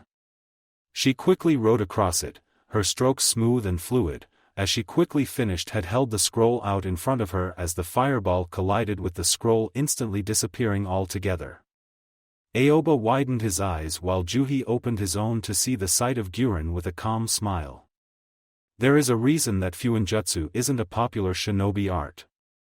It's because people fail to see the true wonders that it holds and don't have the patience that comes with learning it. Thank you for your time, Guren said as she threw the scroll to Aoba, who caught it and glanced in awe. Juhi gasped and Hanabi narrowed her eyes. It seems you were right, Hanabi said, and Yukimaru nodded. Yeah, I get that a lot, he said while she glanced towards him. Well, that's enough of demonstrations. Come Yukimaru, we have to continue your training and later we'll have you gather your yukata. We look forward to tonight's dinner, Hyuga-san, Guren said politely, which got Yukimaru surprised. The Hyuga are waiting to welcome the Uzumaki into their compound. Thank you for the demonstration. It was very insightful, Hanabi said while Guren and Yukimaru walked away with the latter waving to the youngest Hyuga main branch female. Guren looked at the scene and chuckled. They grow up so fast. Uzumaki compound, BB boss, we're all done. See, can we please dispel now? The clones asked as they finished the newly made dojo as well as set up the training field by clearing out the trees. Naruto looked out into the field and nodded. Yeah, we're good here. Great job you guys, Naruto said as he dispelled his clones.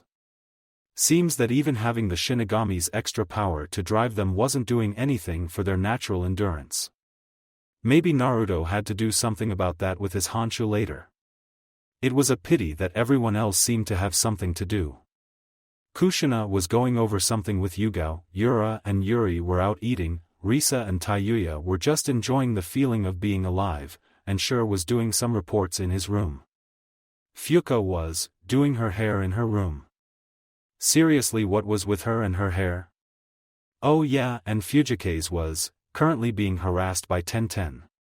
It was one of the few times that Naruto wasn't even sure if he could laugh at the pitiful display of pleading that Tenten did before Fujikaze that made Naruto sigh at one point.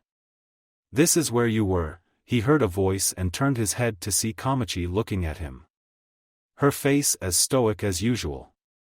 Naruto gave her a smile as Kamachi effortlessly sat down next to him. "What's up?" Naruto asked, feeling the gentle sun on his face. "We were so close. I don't understand how I never knew about you. Both of us were in Konoha and we never knew it. This family, it's warm, but am I right for this, having done the things that I barely remember? I do not know. What is my place in this family?" Kamachi asked as Naruto sighed. "Honestly, I don't even know my place in this family, but does it matter? You already have a place as yourself. It's not like your memories are going to come back instantly. Take your time, Kamachi-chan. I'll be there with you every step of the way for it. I will always protect my family," Naruto said, and Kamachi shifted slightly. "What is it to protect your family? From what I remember, I only protected Konoha as a whole. I never had a family to protect. I do not understand this concept," Kamachi said, and Naruto poked her cheek. She turned to him and raised an eyebrow while the blonde snickered. "Your cheeks are so weird, Kamachi-chan," Naruto said, and Kamachi blinked before her eyebrow twitched. "Please stop that, Naruto-san," she said, but Naruto persisted. He snickered as he continued to do so before Kamachi grabbed his hand. "Enough," she spoke in annoyance before she noticed Naruto give her a solid look. "I think protecting your family is the same as protecting your body. Make sure it functions and that it's always in perfect shape. We know what is best as a family," Naruto said, and Kamachi quickly let go of his hand. She nodded and Naruto stood to his feet. "Now then, let's get you outfitted for a yukata. I think you'd look good in orange," Naruto said, and Kamachi blinked. "That is a horrid color to go with my hair, Naruto," she claimed, and Naruto gasped. "How could you say such things?" "I filled it out quite well," Naruto said while Kamachi nodded. "I shall take your word for it then," she spoke, and Naruto groaned. He then pouted and placed his head in his hands. "You're no fun, you know. But I'll rid you of that soon enough," Naruto said, getting Kamachi to look at him, but she didn't say anything and only watched as Naruto stood to his feet and held out his hand. "Well, it doesn't have to be a fancy thing, I guess.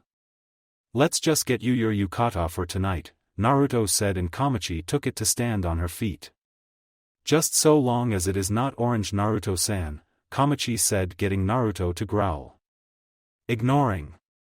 Naruto returned as he opened the door and walked out with Kamachi following him. He had never seen it, but Kamachi's face never changed. However, her eyes held just a little mirth inside them at her attempt at making fun of her cousin. It felt good. "Nighttime, Yukimaru, do you have your yukata on neatly?" Guren asked, and Yukimaru nodded with a small smile on his face. The young adopted Uzumaki wore a light green yukata that Guren had bought him. Fuka and Sure came down the stairs wearing their own yukatas as they gathered into the living room. Sure adjusted his clothes to welcome a bit of comfort. Fuka wore a dark red yukata while Sure opted for a simple black one of some fancy design. He didn't mind things like this. "Hi Guren-san," Yukimaru said as Yura and Yuri came down also wearing bright red yukata. Kamachi then appeared after them in a light blue one. "I fucking hate this shitty thing. Why do I have to go?" Tayuya growled coming down the stairs. Right behind her was Risa as the older redhead snarled. "Shut up. You're going, and that's an order," Risa said, making Tayuya grit her teeth before ultimately sighing in frustration. People asked her all the time where she got her damn attitude from. Tayuya had always replied that it wasn't their fucking business to know, but now she knew where she got it. Her damned mother. She should have guessed. Honestly, I liked it better when I was dead. Then I wouldn't have to listen to your mouth so constantly, Tayuya said, and Risa gripped her daughter's head. What was that, shorty? Don't think that just because you could take on some Konoha Jonin that you're able to beat me. I was kickin' ass long before you were born, Risa claimed. Sure, whatever you say, Tayuya said, getting the others to chuckle at them. Fujikaze was watching the scene with a small smile on his face. This was the family that his master had worked so hard to bring to a reality. Fujikaze wasn't sure, but he wondered how long it had been since he had been surrounded by such an atmosphere. If this was the way that all Uzumaki came together, then the world could learn a lot from them. He was glad to be in the service of his Shikyo. Soon Kushina and Naruto came down the stairs, and the blonde couldn't help but stare at his mother. Her wearing her red kimono with white flowers. Her lovely hair that swayed with her body. He loved the way that she did that. He didn't know why, but ever since he had revived her she had just been there with him. He knew that it was because she had already been gone for most of his life and wanted to make up for lost time as his mother, but it had quickly grown to something more. Sometimes he wondered how things would be if he hadn't taken that chance to tell her his true feelings, but now he had them and he wouldn't let go of them. Kushina turned and noticed Naruto looking at her and smiled. You know, even Minato never looked at me so intensely before. What is it? Kushina asked, and Naruto blinked. He shook his head and chuckled as he rubbed the back of his head. It's just that you're so beautiful, Ka-chan, Naruto said, getting Kushina to blush. She chuckled as she jabbed Naruto in the shoulder, getting her son to wince. What are you talking about so suddenly, Databane? Come on, let's get going, Kushina said, and Naruto nodded. Everyone ready? Naruto asked. Guren and Yukimaru nodded while Yura quickly made one adjustment to Yuri's yukata and nodded as well. Fuka and Kushina nodded as they grinned to each other. Risa nodded while Tayuya grumbled, but a stern look from her mother made her groan as she said something incoherent. Sure and Kamachi nodded as well while they stood up and Kushina opened the door. They all walked out while Naruto turned back to Fujikaze. Don't want to come? Naruto asked, and Fujikaze shook his head. I am simply at your service, Uzumaki-sama. I shall keep the guard over your house, Fujikaze said. And Naruto sighed with a nod. Wow, he's just Mr. Personality, isn't he? Gari asked while Dan sighed. You have no idea. Well, I just think that Fujikaze-san is more traditional than most. He did die around the Second Great Shinobi War, so I could see that happening. Honestly, I think he's just been in service to people too long, Dan replied. Gari grumbled and shook his head. Speaking of being in service to someone, Gari, what made you even want to be in the service of Shikyo-sama in the first place? He is a Konoha shinobi after all. I have no problems with following him because I can feel that he's not like the rest. What are your reasons? Pakura asked, and soon all eyes were on Gari as the IWA shinobi narrowed his eyes. There is no real hidden meaning or anything. Also, it's not because he's the summoner to the Shinigami. During the war, well, to be precise, the Third Great War, just before my death, I had the opportunity to see his father in action, Gari said, getting Dan to raise an eyebrow, Pakura to do the same, Swearin to seem confused, and Yahiko to continue listening with a little more earnest. Who was his father? Yahiko asked curiously. Dan chuckled when he heard that, as did Pakura. Gari just gave a little grin while Yahiko and Swearin stared at each other in confusion. I had met him during one of the field battles. It's true that he decimated the entirety of our forces in one fell swoop, and I was surprised by it. Honestly, the only reason that they even didn't exceed over 1,000 was because of myself and the explosion core. As we retreated, he and I locked eyes for but a second, but that second was like an eternity. I could see the strength mentally of a leader in his eyes. For just that second I was staring at a very powerful man, and the look that I saw in that young boy's eyes was the very same. I do not care that he is the son of my nation's most hated enemy. I respect him, and to see his legacy succeed is what I hope to accomplish. To see where his road takes him. I do believe that he has already surpassed his father right here, having us as summons. That alone seems like potential enough to let me be near him.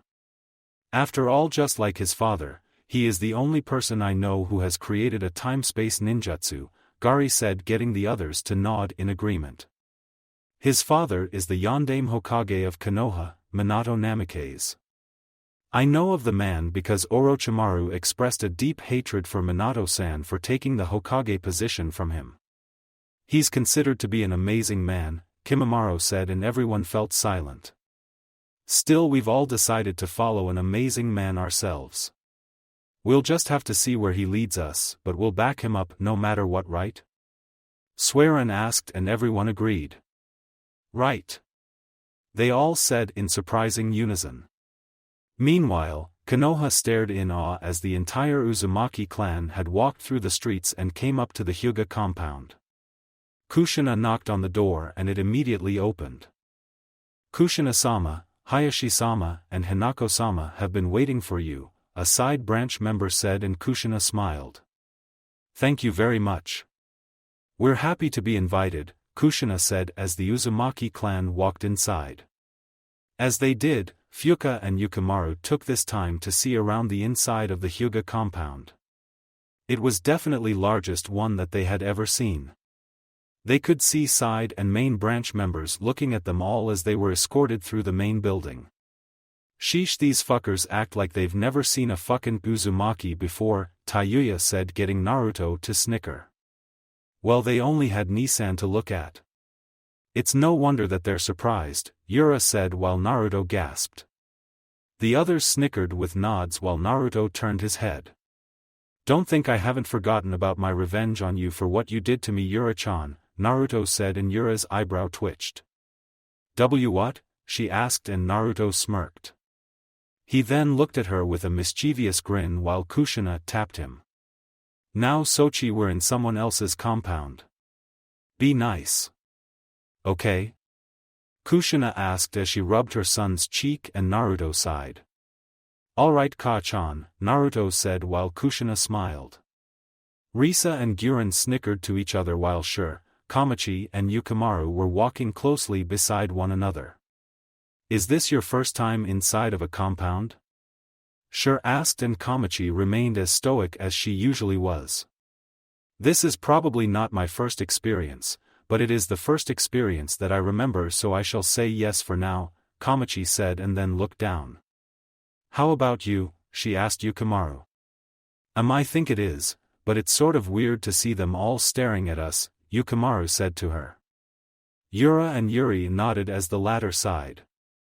Yeah, but then again they aren't Uzumaki crazy like us, so we're something different, Yuri responded. Yeah, sure.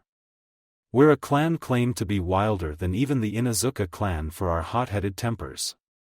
Case is Kushi-chan, Risa spoke while Kushina growled. Shut it, Risa. You have a lot worse of a temper than I do, Kushina countered back. I'd just rather not be in the middle when the both of you have your tempers, Sure mumbled while Kushina and Risa glared at him. He then looked up and cleared his throat. And no offense, he stated quickly to save himself. The two Uzumaki women then backed off of their little cousin.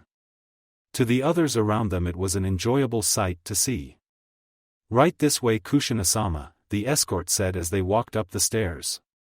Everyone followed him and they came up to a door. The escort knocked against the door and spoke. Hayashi-sama, the Uzumaki family has arrived, he said, and the voice that Naruto recognized as Hayashi came from the door. Escort them in, Hayashi said, and the escort bowed as he opened the door. Instantly the Uzumaki family walked through the door as they saw a rather large multitude of tables ready to seat them. Hayashi was at the head of the tables and along its sides were Hinata, Hanabi, and Niji. Hinako and Hizashi sat on the two sides of Hayashi, which also made Naruto point out that a few of the clan's elders were there as well. He raised an eyebrow before he noticed Hizashi and Hinako looking at him. Both bowed and Naruto gave a slight nod. "Kushina-san, thank you for taking the time to accept our invitation," Hayashi said, and Kushina smiled.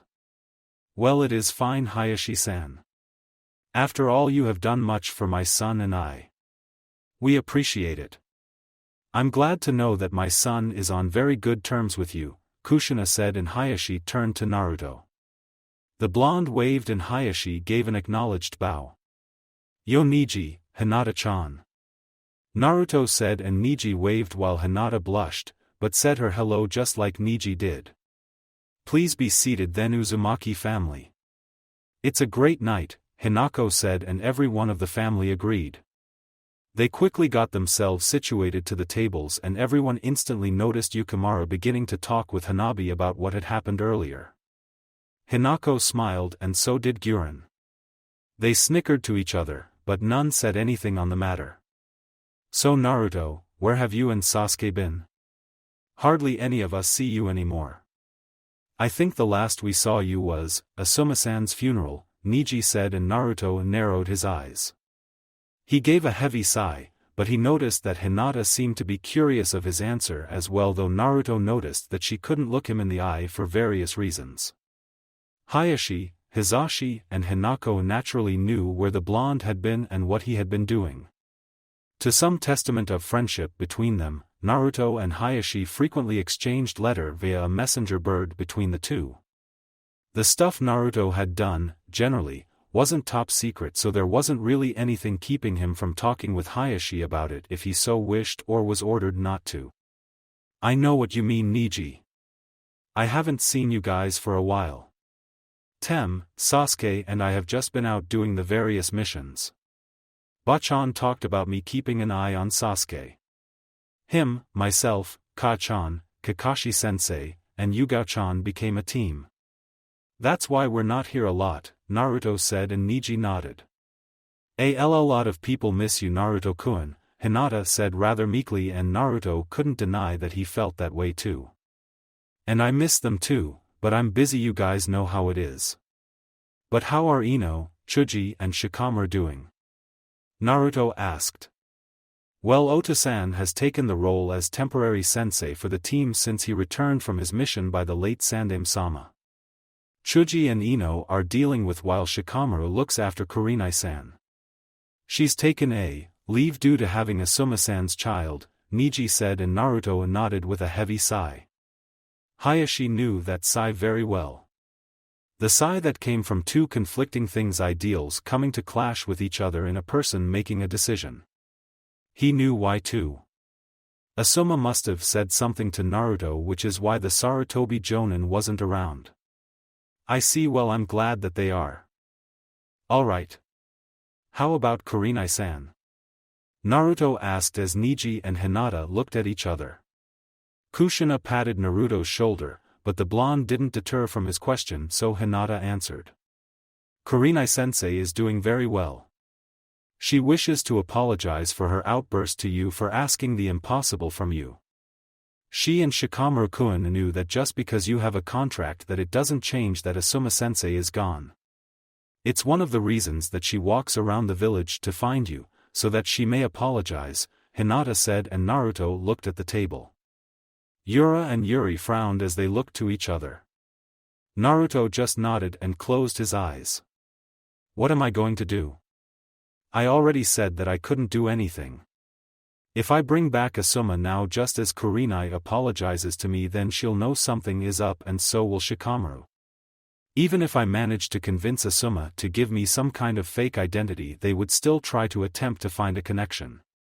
Then there are that old lady's words to me," Naruto thought, and Niji glanced towards Shur. He could see the young man waiting as politely as he could. Niji really had no idea that Shur was from Kumo, but he was sure that he had never seen the blonde before. Honestly, he and Naruto could almost be brothers except for the volumes of their color of hair. "So you are Naruto-san's family? What is your relationship to him?" Niji asked Sure as he turned to him. Hi, I am a Uzumaki. As for my relationship, then I am Naruto's cousin. My name is Sure Uzumaki. It's a pleasure to meet you, he said, and Niji nodded. Pleased to meet you as well, Niji said, and after he said that the food was served to everyone as the elders began to eat. Yukimaru and Hanabi ate as well while Guren and Fuka settled to the pleasant food. Risa and Tayuya began to eat as well, followed by Hinako, Hizashi, Niji, Hinata and Hayashi. So Ka-chan, you were gone for most of the day. What were you doing? Naruto asked, and Kushina cleared her throat while she gave a little sigh. The council had a meeting today that required me to attend. Since learning of the Uzumaki and their relation to Konoha as well as Mitoba-chan being the Shodame's wife, then the Uzumaki are considered as a noble clan. I would like to thank Hayashi for his help though. The friendship of the Hyuga and the Uzumaki is a very satisfying one. Databane, Kushina spoke and Hayashi nodded. Naruto-san is a very good friend of mine and I like to show my gratitude to my friends, Hayashi said rather stoically, but no one took him up on it. Kushina and Naruto just nodded while the latter chuckled sheepishly. It's no big deal, Hayashi. You helped me out a great deal. It was the least I could do, Naruto said, and Hayashi turned to Hinako. Well, that's not true actually, Naruto-san. It's actually thanks to you that I have an announcement to make as well. I'm expecting, Hinako said as Hanabi widened her eyes. Hinata turned to her mother in shock while Hayashi sipped his tea. Naruto coughed and so did Kushina. The elders looked really surprised, as did Niji and Hizashi. Really? Hanabi and I are going to have another sibling? Hinata asked and Hinako nodded. Hayashi cleared his throat and folded his arms. It is for this reason that Hinako has not been training recently. We have just had Shizun and Tsunade-sama confirm it, Hayashi said while Kushina smiled. Hinako, that's great, Databane, Kushina said, and Naruto snickered. You're saying Databane a lot, Ka-chan. You're flustered, Naruto said while Kushina jabbed her son, and lover, in the arm. Rather than flustered, this is excitement, Databane, Kushina claimed, and everyone chuckled while Naruto rubbed his arm. Still violent as ever, Kushina. You really haven't changed, Risa said, and Kushina huffed while she pouted her cheeks. Yura and Yuri snickered while Fuka chuckled to herself. Kamachi just blinked at the scene rather confused, but it was pleasant to look at. Still, this is amazing news, Hinako. You should be proud, Hizashi said, getting Hinako to agree with him. I know, and I am Hayashi-san, but I saw the strangest thing. I had seen Koharu-san talking with one of the doctors along with Hamura-san. I couldn't hear what they were saying, but they had been given some medical records. It seemed really weird, but as they left, Koharu-san looked at me. When our eyes met, she just gave a small smile before walking away. I'm not sure why that is. Did I do something? Hinako asked, and everyone looked to each other. You never told me this, Hayashi said, and Hinako looked down. Well, it didn't seem like such a big deal to me, so I just let it go without much of a problem. I didn't see anything wrong with what she was doing, so I just decided to leave well enough alone. When she left, I had asked the doctor about her, and he said that she and Hamura were curious about some things and she had paid over several visits to the morgue, Hinako said, and everyone raised an eyebrow. Kamachi and Shur narrowed their eyes at this, and so did Naruto. Maybe she's looking for the records of an old teammate that she and Hamura-san lost. Is that it? Yuri asked. Everyone seemed to see the reason in that, but Naruto couldn't help a little feeling of anxiety as he thought back to her words. She said that he was a traitor? What was he a traitor in doing? Well, she has her own concerns, as they have nothing to with us nor the village. She shall let her do what she pleases, Hayashi spoke, and the others agreed with him on that part. The room was up in pleasant conversation since that time, as everyone had their fun at the Hyuga compound. Come on, Kamachi-chan, say Naruto said as he held up a piece of food to Kamachi's mouth.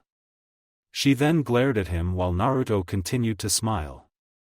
I am not a child, Naruto, Kamachi said, but she just saw Naruto continue in his attempt.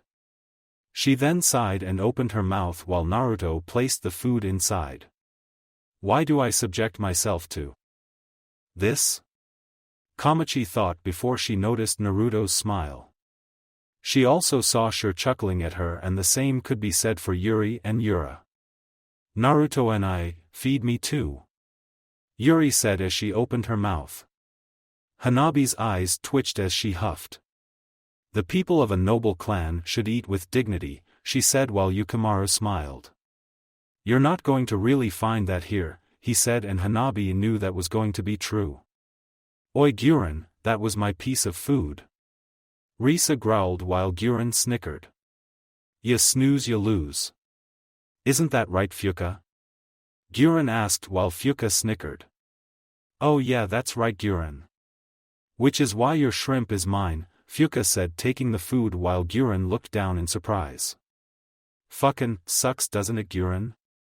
Risa asked with a grin. Kushina sighed before apologizing to Hinako and Hayashi, but they shook their heads and said that this was fun as they saw Naruto and Tayuya growling over a piece of food. They seemed to be comfortable, Niji said, and Hizashi nodded with a light chuckle. Hinata just panicked at the scene in front of her. Guren-san, Risa-san, there is plenty more food in the stuff it girly. Risa said as she glared while Guren glared back. Hinata's sweat dropped, but even she couldn't stop the smile on her face while Hanabi just continued to look with an interested glance. Yura and Shur just held their heads down and then looked at each other. They shook their heads at the sight before sighing. For Hayashi, this was a great night. To introduce something new that his family had yet to see. He normally never allowed this, but with Hinako back then he was a lot more accepting of a lot of things. It was thanks to Naruto that this was possible, and seeing his friend have a good time with not only his family, but his own was a good sight to behold. Oi Niji, you tell Tomato-chan here that this was my piece. Naruto growled and Niji blinked. Tayuya glared at the Hyuga while Niji shook his head. I don't think that is in my best interest, Naruto, Niji said, and Tayuya gave a triumphant grin.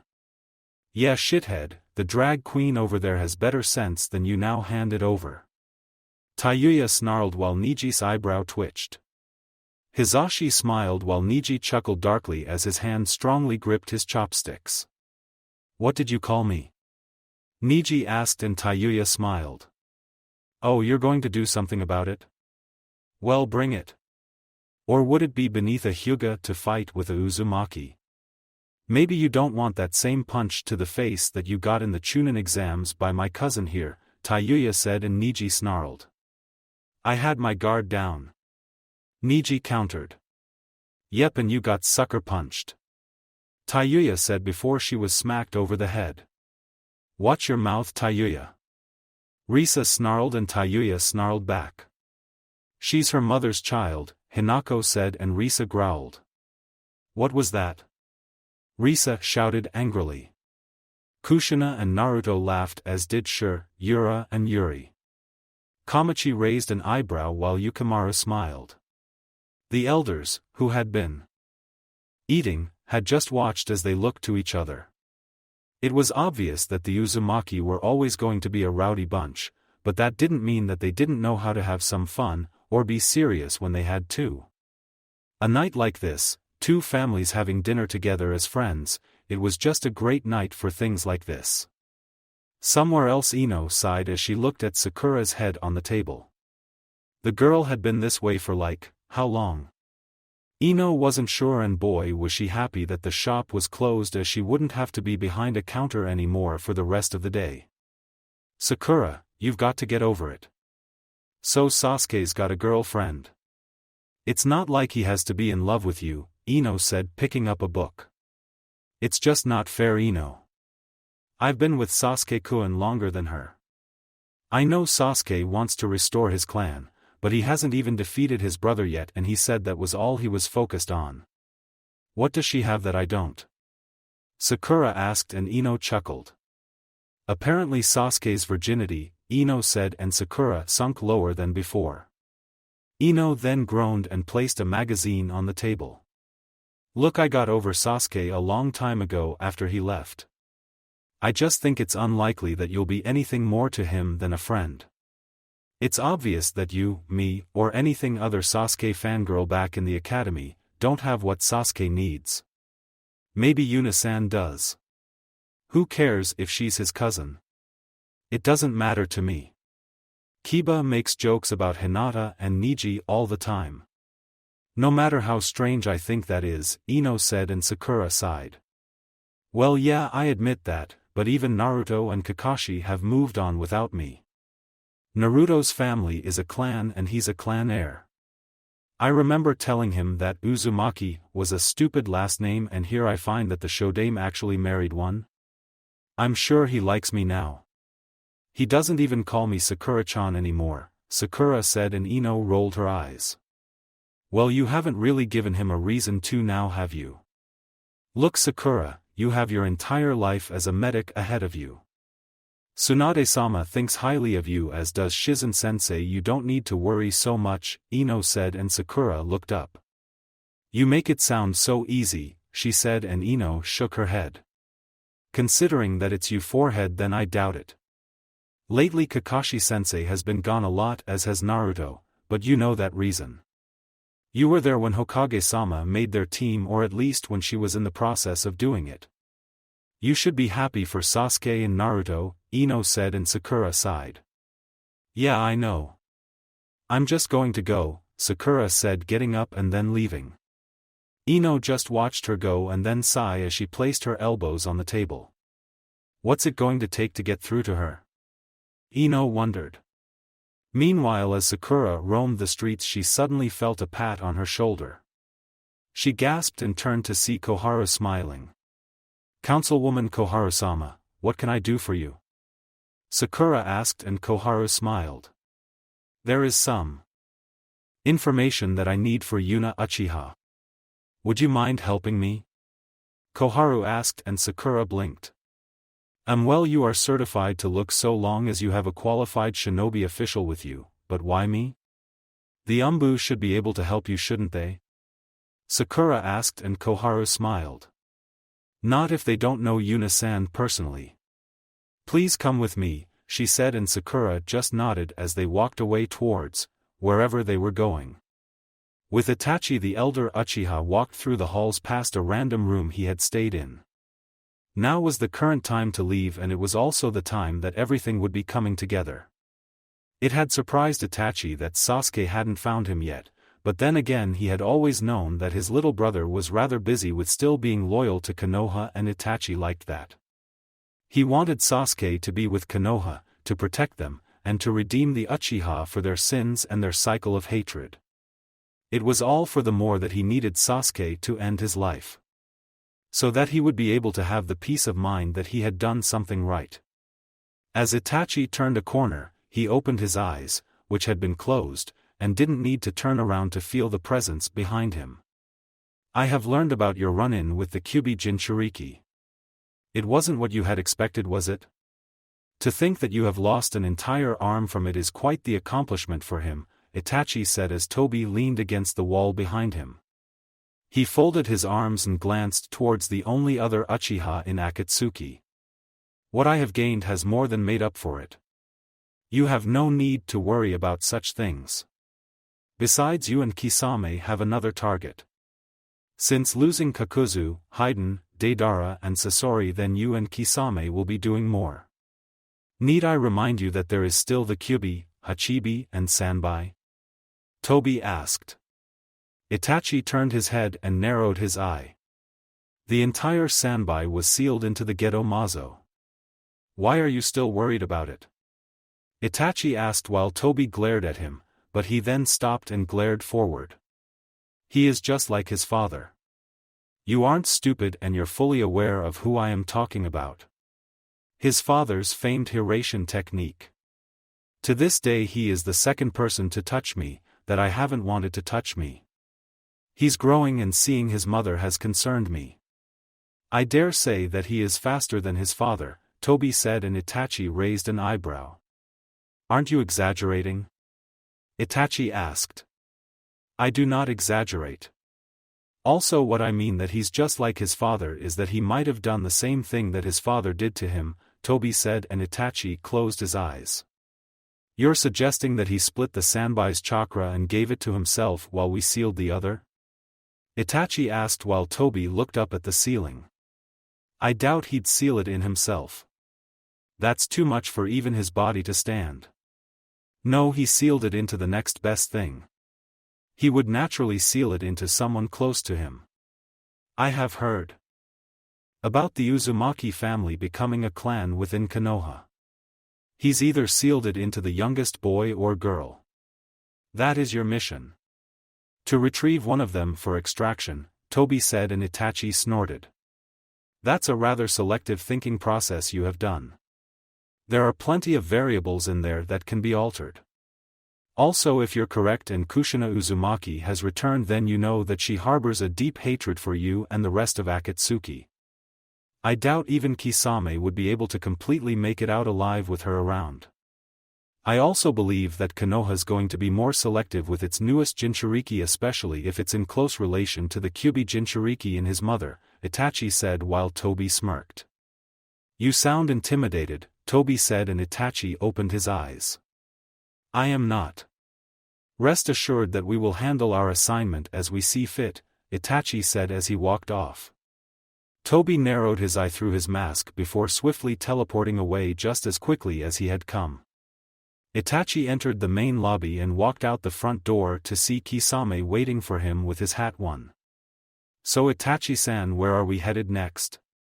Kisame asked, and Itachi's eyes stared at the open road in front of him. Kisame, I'm going to need your help, Itachi said as he glared at the road. Kisame raised an eyebrow and grinned. Who would you like me to skin with Samahata? Kisame asked, and Itachi shook his head. I have no need for that if it comes to that. We're going to deal with my redemption, Itachi said, and Kisame just nodded, though it was rather confused of a nod at that. Somewhere near aim, argue-wa, what are you doing to me? Someone shouted while seal started to spread across the ground. The person doing the action chuckled as he continued to hold up the hand sign in front of him. Soon paper covered over the person as his shouting was covered. The person grinned, and soon the paper came falling down as another person with a mask came. Seeing the sight, the person's sweat dropped. You're Hanzo the Salamander? He asked, and the man shook his head. No, I'm the right-hand man of his right-hand man, he said, and Kabuto sighed. He shook his head at the sight in front of him while he started to write some things down. Damn, the Edo Tensei is a lot more complicated than I anticipated. I'll have to make the modifications that I couldn't make before. Now what should I do next? I still have to find Hanzo, then there is Sasori, Deidara. Oh, I'll have a lot of fun with this. It's shame Orochimaru-sama was killed by Sasuke Uchiha. I'm sure he would have revolutionized the world, but his time is through. Now I'll have to make it so, Kabuto said, and soon he noticed the man chuckling. He turned to him and raised an eyebrow. What are you laughing about?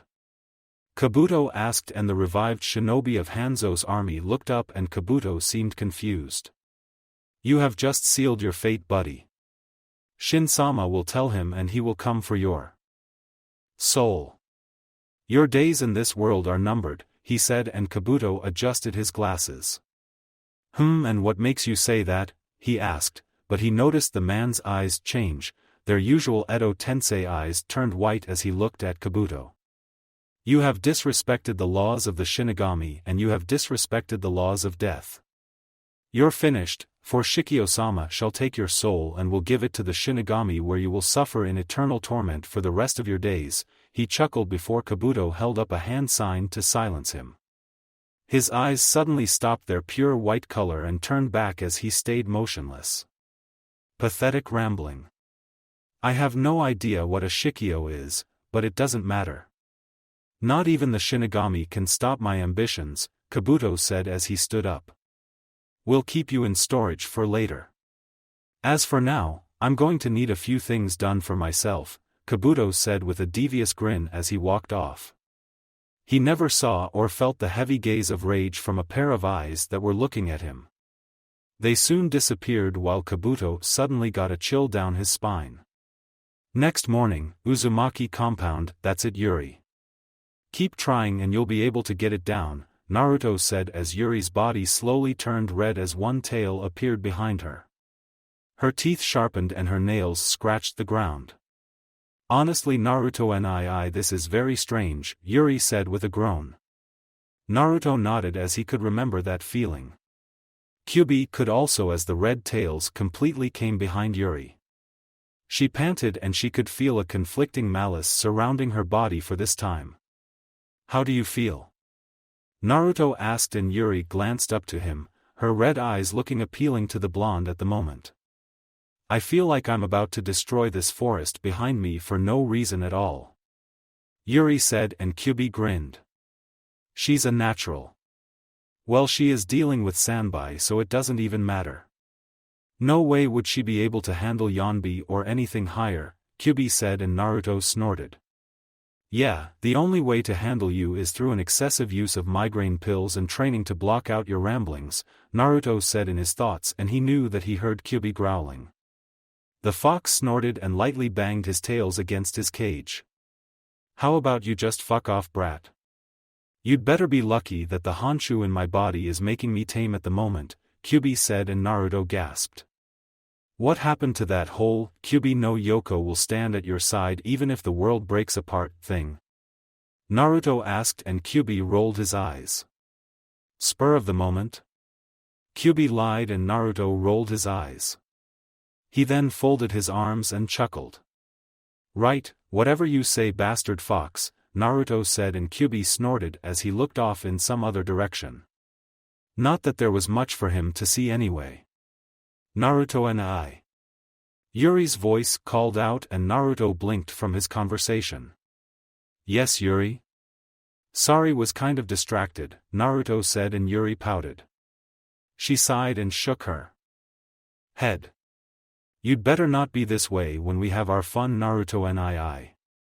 That would be rude, Yuri said and Naruto's eyebrow twitched while he chuckled.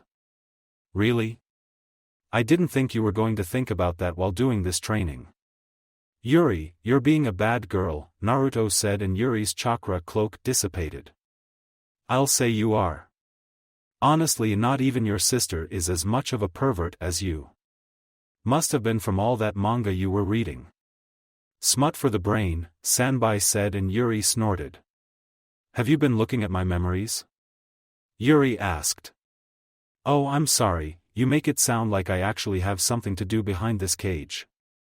I must say that your memories are entertaining though. Oh yeah, I remember that Kumo library thing. Should I tell him that you simply wanted to do that on a whim? Sanbai asked and Yuri paled. Oh, you shut up. I bet you weren't like this with your previous Jinchuriki, Yuri said in her thoughts. No, I wasn't. I doubt I will ever get to be like that either. Oh well, that's a story for another time, Sanbai said as it cut the connection. Yuri sighed as her eyes returned to normal and she went to address Naruto's statement. Then Nisan, you should punish me. Is that what you want? To spank little ol' Yuri-chan? Yuri asked with a suddenly smile. Naruto smirked as he kissed her cheek. Yuri wrapped her arms around Naruto's neck as they shared a good kiss between them. Yuri moaned and Naruto did the same. So now that my shinobi training is done, then maybe we could do this training? Yuri asked and Naruto shook his head. You've been hanging around Enko-san, haven't you? Naruto asked and Yuri chuckled. Guilty as charged, she said as they shared one more kiss and broke apart, and just in time too. Sochi, Tsunade is here and she wants to see you, Kushina called as Naruto raised an eyebrow. He turned to Yuri and she shrugged her shoulders. Both Naruto and Yuri walked into the house as they saw Tsunade in the living room. Yo Bachan, you said you needed me? Naruto asked and Tsunade growled. How many times have I told you not to call me that brat? Tsunade asked, and Naruto shrugged his shoulders. Honestly, he had lost count somewhere down the line of it all, but he knew that they both liked that way of familiarity between them. It just worked out that way. Have lost count. Now then, what's up? Naruto asked, and Tsunade sighed. I have a swamped schedule back here in Konoha and I need to get it done. That's why, reluctantly, I'm sending you to Kiri for the diplomatic mission, Tsunade said, and Naruto paled. What? Why me? I don't have a clue about politics, Naruto said, and Tsunade nodded. And that's exactly why you're going. Kushina agrees with me as well. We feel that you are to have a better grasp of politics if you will lead the clan, Tsunade said, and Naruto turned to his mother. She nodded and Naruto sighed. You couldn't have just given me a book, could you? He asked, and Tsunade smiled. Not. Everything can be learned in a book, brat. I give you full charge of the mission since Kushina says that there is no problem with your leader capabilities, so I've decided to give them a chance. You may choose who you like for your mission should you meet any problems, which I hope there aren't any, but knowing you I won't hold my breath, Tsunade said, and Naruto rolled his eyes. That hurts, Dadabayo, Naruto said, and Tsunade smiled. It's how the world works, brat, Tsunade countered, and Naruto groaned. Fine, I'll go. I guess I have nothing better to do right now. Well, maybe I do, Naruto said as he glanced towards Yuri. The third youngest Uzumaki raised an eyebrow and scratched her cheek. Yeah, I'll do that then. While we're traveling I'll have Yuri-chan work on her Jinchuriki training, and I think I'll take Yukimaro with me, Naruto said, and Tsunade nodded. Get the youngest Uzumaki familiar with politics as well. It was a good idea. Anyone else? Tsunade asked, and Naruto tapped his chin. I guess not. I'm capable of protecting them should anything go wrong, Naruto said, and Tsunade nodded. Good, then there is someone who I want you to take, Tsunade said, and Naruto raised an eyebrow. I'm okay? And who is that? Naruto asked. Tsunade grinned and pointed out the door. You fill out your clothes rather nicely, Gaki. It's been too long. Naruto's body shivered while Kushina gave a sigh. Yuri raised an eyebrow as Naruto glared at Tsunade. And when did he get back? The blonde asked. Yesterday night. Have a good time, Naruto, Tsunade said as she left the house. Naruto then turned around as he noticed Jiraiya come through the back of the house. Pretty big for a noble clan's family. Who would have thought that you would be a clan head? Uzumaki standards are lowering, Jiraiya said with a smile. Naruto snorted before he chuckled while Jiraiya grimaced. Is that right? Then would you like to know just how high the standard for the clan head is? Kushina asked, holding her sword to Jiraiya's throat. Jiraiya held up his hands while Yahiko smiled from within the sword. Jiraiya-sama. It's been a very long time since I have seen him in person. He seems to be in good spirits, Yahiko said while the others looked at the man. The man who trained the yondaime.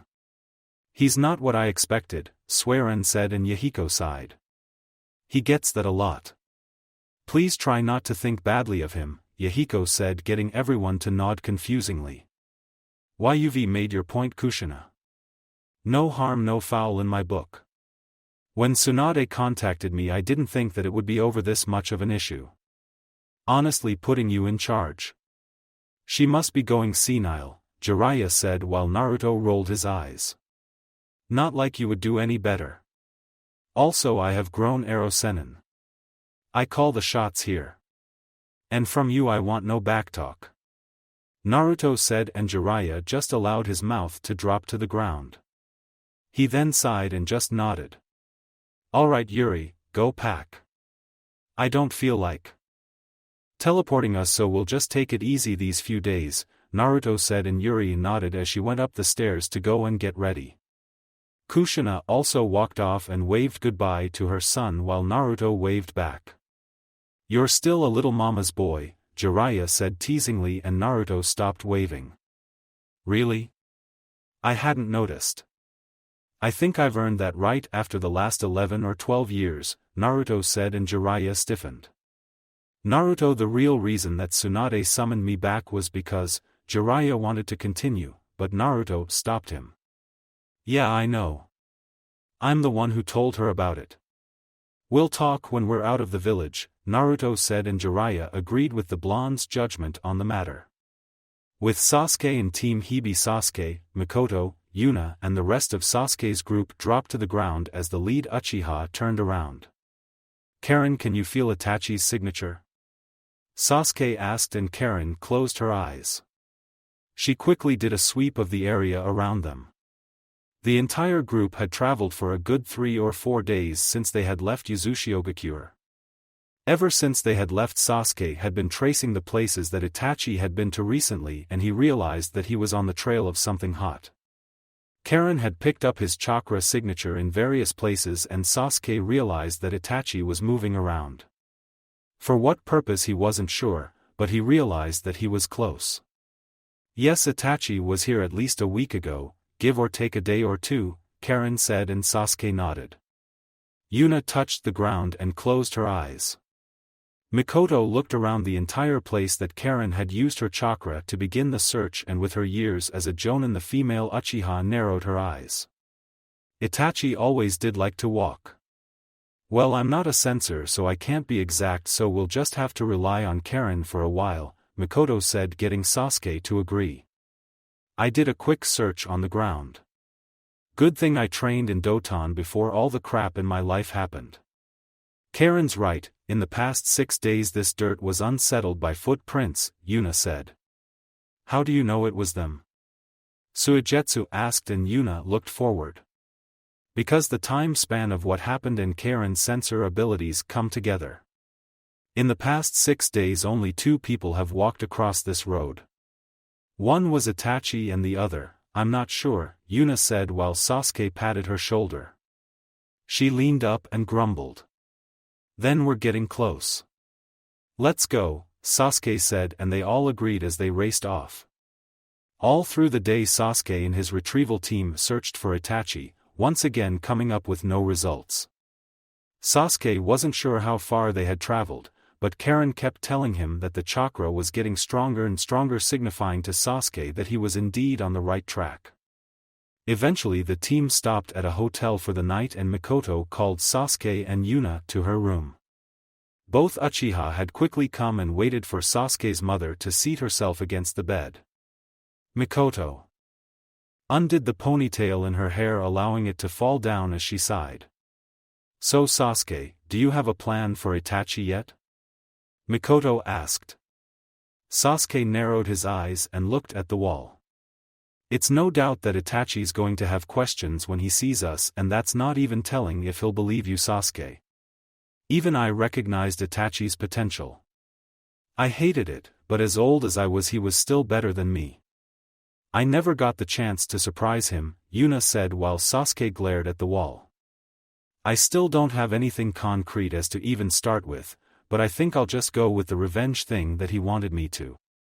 I have 2 ideas and both of them are entire unrealistic, Sasuke said. Yuna and Mikoto turned to him and Sasuke sighed. 1, I could just tell him straight, have you 2 show up and we explain. If he's really that much loyal to Konoha, then he'll at least hear me out. Option 2, I go, we fight, I kill him. Yuna and Mikoto shivered at this thought, but Sasuke continued. And ask for Naruto to bring him back so he can have it driven into his damn head again, Sasuke said, and Yuna stood to her feet. Sasuke, you're taking advantage of Shikio-sama's kindness and generosity. Don't you think that's a little much? It shouldn't escalate to that point. Yuna said, and Mikoto patted Sasuke's shoulder. Sasuke, I understand what you're saying, but I don't want my sons to fight. I know it might be inevitable, but even so I can't stand to see you kill Itachi. Even if you can bring him back. Whether he comes back or not, his blood will be on your hands. Blood that will never be washed off, Mikoto said, and Sasuke nodded. I know what I'm getting myself into. I have already had blood on my hands. I don't need you both to baby me. I have been on my own for a majority of my life. Don't think that just a few months can make up for that, Sasuke said as he got up and walked off. Sasuke, wait, that's not what we were, Yuna said before she felt Mikoto pat her shoulder. Yuna turned around to see her shake her head. The brunette Uchiha sighed as she watched her cousin and lover walk out of the room. Mikoto-sama, Yuna said, and Mikoto frowned. Just let him be. I know just us being around wouldn't change his outlooks on life completely. He is right. He is a young man now, and the times where I could actually be not only his mother physically, but mentally have passed. I can only be in his life and guide him to the choices that he wants. Don't worry, Yuna. He'll come around. After all, I still want my grandchildren, Mikoto said, and Yuna blushed. Mikoto-sama, please. Yuna said with a cough. Mikoto just smiled with a nod of her head as the two Uchihas stayed in the room. Meanwhile, Sasuke exited the hotel and snarled. They just show up after 6 months and all of a sudden I just go back to being the little Uchiha who couldn't even stand on his own 2 feet? There is no way that's happening. I have gotten along just fine without either of them. I never asked for Naruto to bring either of them back, Sasuke said to himself. He sighed and lightly tapped his head on a tree.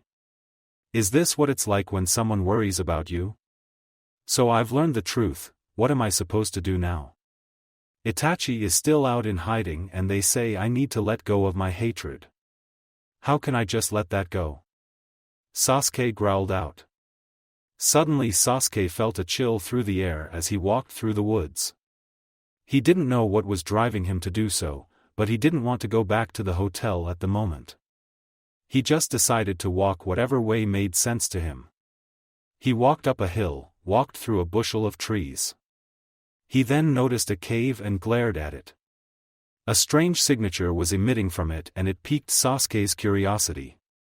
What did he have to lose? Sasuke walked into the cave and he noticed torches light the way for him. He narrowed his eyes, but kept straight to the path in front of him. The signature was getting more and more familiar to the Uchiha. Feeling this made him feel anxious. He now realized why it was so. He was going to meet him. Sasuke suddenly came to a stop as he opened his eyes to see Itachi looking at him as the torches converged towards the elder Uchiha's presence. Itachi glared at Sasuke and Sasuke glared back. You have grown since I last saw you, Itachi said, and Sasuke narrowed his eyes. All the training that I have done. All the things that I put up with. It was all for the sake of meeting you. I even paid for my crimes against Konoha and I have returned to its service. I have done what you said I couldn't do, Sasuke said, and Itachi narrowed his eyes. Oh, have you? Then you have come before me with eyes just like mine? Itachi asked, and Sasuke closed his eyes. I have not. Nor do I need to. I have seen through your tricks and your Manjikyu Sharingan will not work on me again, Sasuke said while Itachi snorted. You are quite bold. Still as impatient as ever, Sasuke. You do not see what I can see, Itachi said, and Sasuke snorted. No. I see much more than you do. I see the truth, Sasuke said with a snarl, and Itachi suddenly flung a kunai at him. Sasuke dodged it and landed on the ceiling. He threw his own kunai at Itachi and he watched it stab the older Uchiha in the chest. Itachi widened his eyes while Sasuke dropped to the ground. I will not deny it. You have improved, Itachi said while Sasuke snorted. I'm not the same amateur that I was before. I have things that even you don't have, Sasuke said, and Itachi raised an eyebrow. And what might those things be? He asked, and Sasuke smiled. When I see you I shall tell you just before you die, he said, and Itachi narrowed his eyes before he started to vanish in an array of crows, their cries as believable as ever. Sasuke watched them leave as his kunai dropped to the ground. Sasuke went to collect it, and as he bent down he could still feel Itachi's eyes on him. Just south of here is an old Uchiha hideout. That was used during the Third Great Shinobi War. It's built into a terraced mountain with vast forestry growing on each level. If you really wish to show me what you have that I don't, then we will settle things there, Itachi said as he disappeared. Sasuke narrowed his eyes and turned around to see Itachi perfectly gone. His entire presence also gone. For so long I have waited for this day. Itachi, I will settle things with you, without Yuna or Ka-san's help. I don't need it, Sasuke said to himself. He would just have to convince Itachi and get him to explain the truth of it all to him, and then he would work on what he needed to, and not before. Sasuke also knew the location that Itachi was talking about. It wasn't far from where he was. A good day away and less if he really kicked up the pace. So Sasuke took his stuff and dashed off into the night, his thoughts of getting Itachi back to his mother and Yuna still fervent in his mind as he made his way through the trees. Konoha Gates. Naruto, Yuri, Yukimaru, Fuka and Jiraiya had arrived at the gates as Yukimaru yawned slightly. "Ni-san, why are we leaving so late at night?" Yukimaru asked. Yuri massaged her eyes, but Fuka was just fine.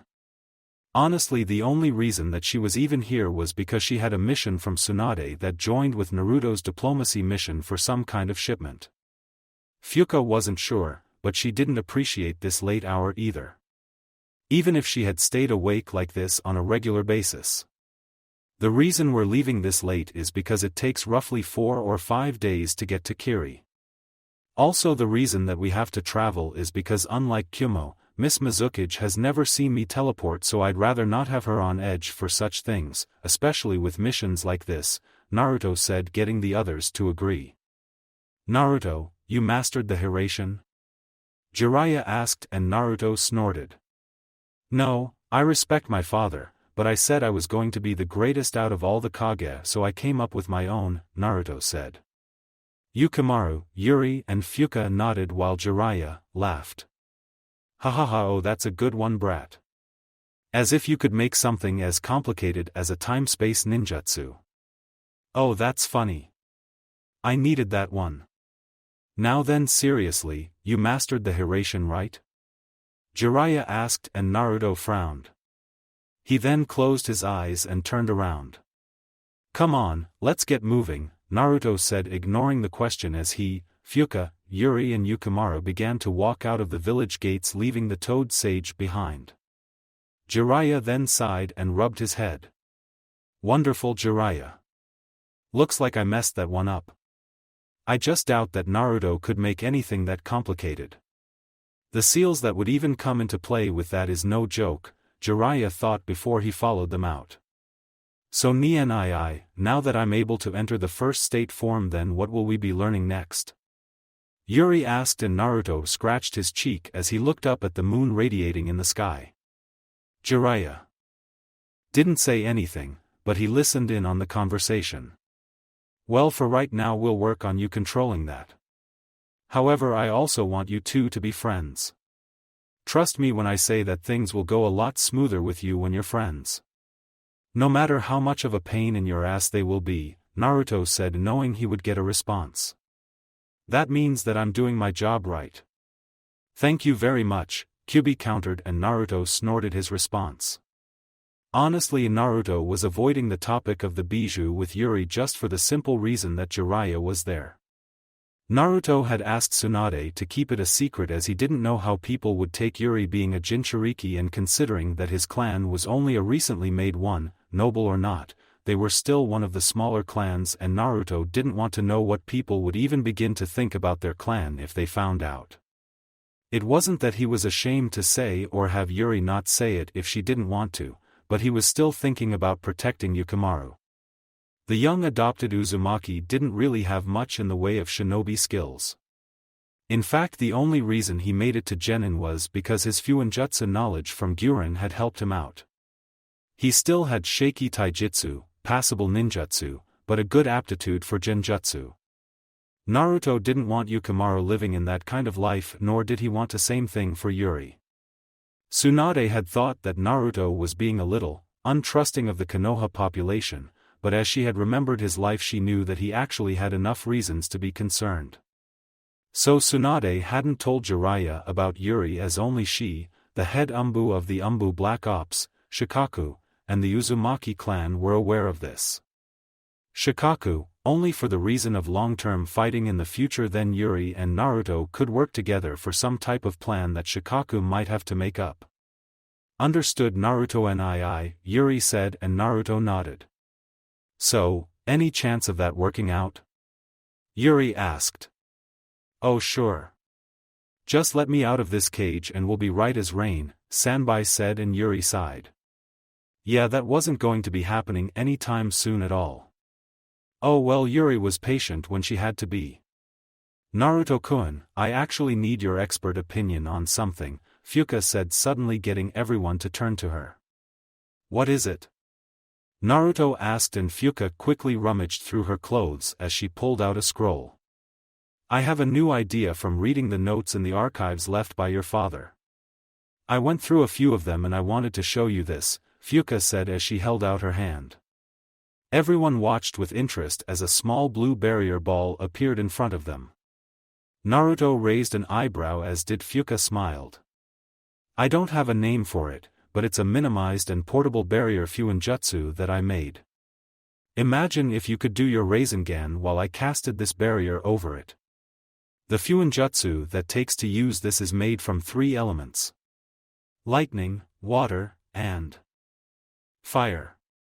When you use this barrier, the chakra that sustains it will also sustain your technique. It also protects it when 2 jutsu clash together.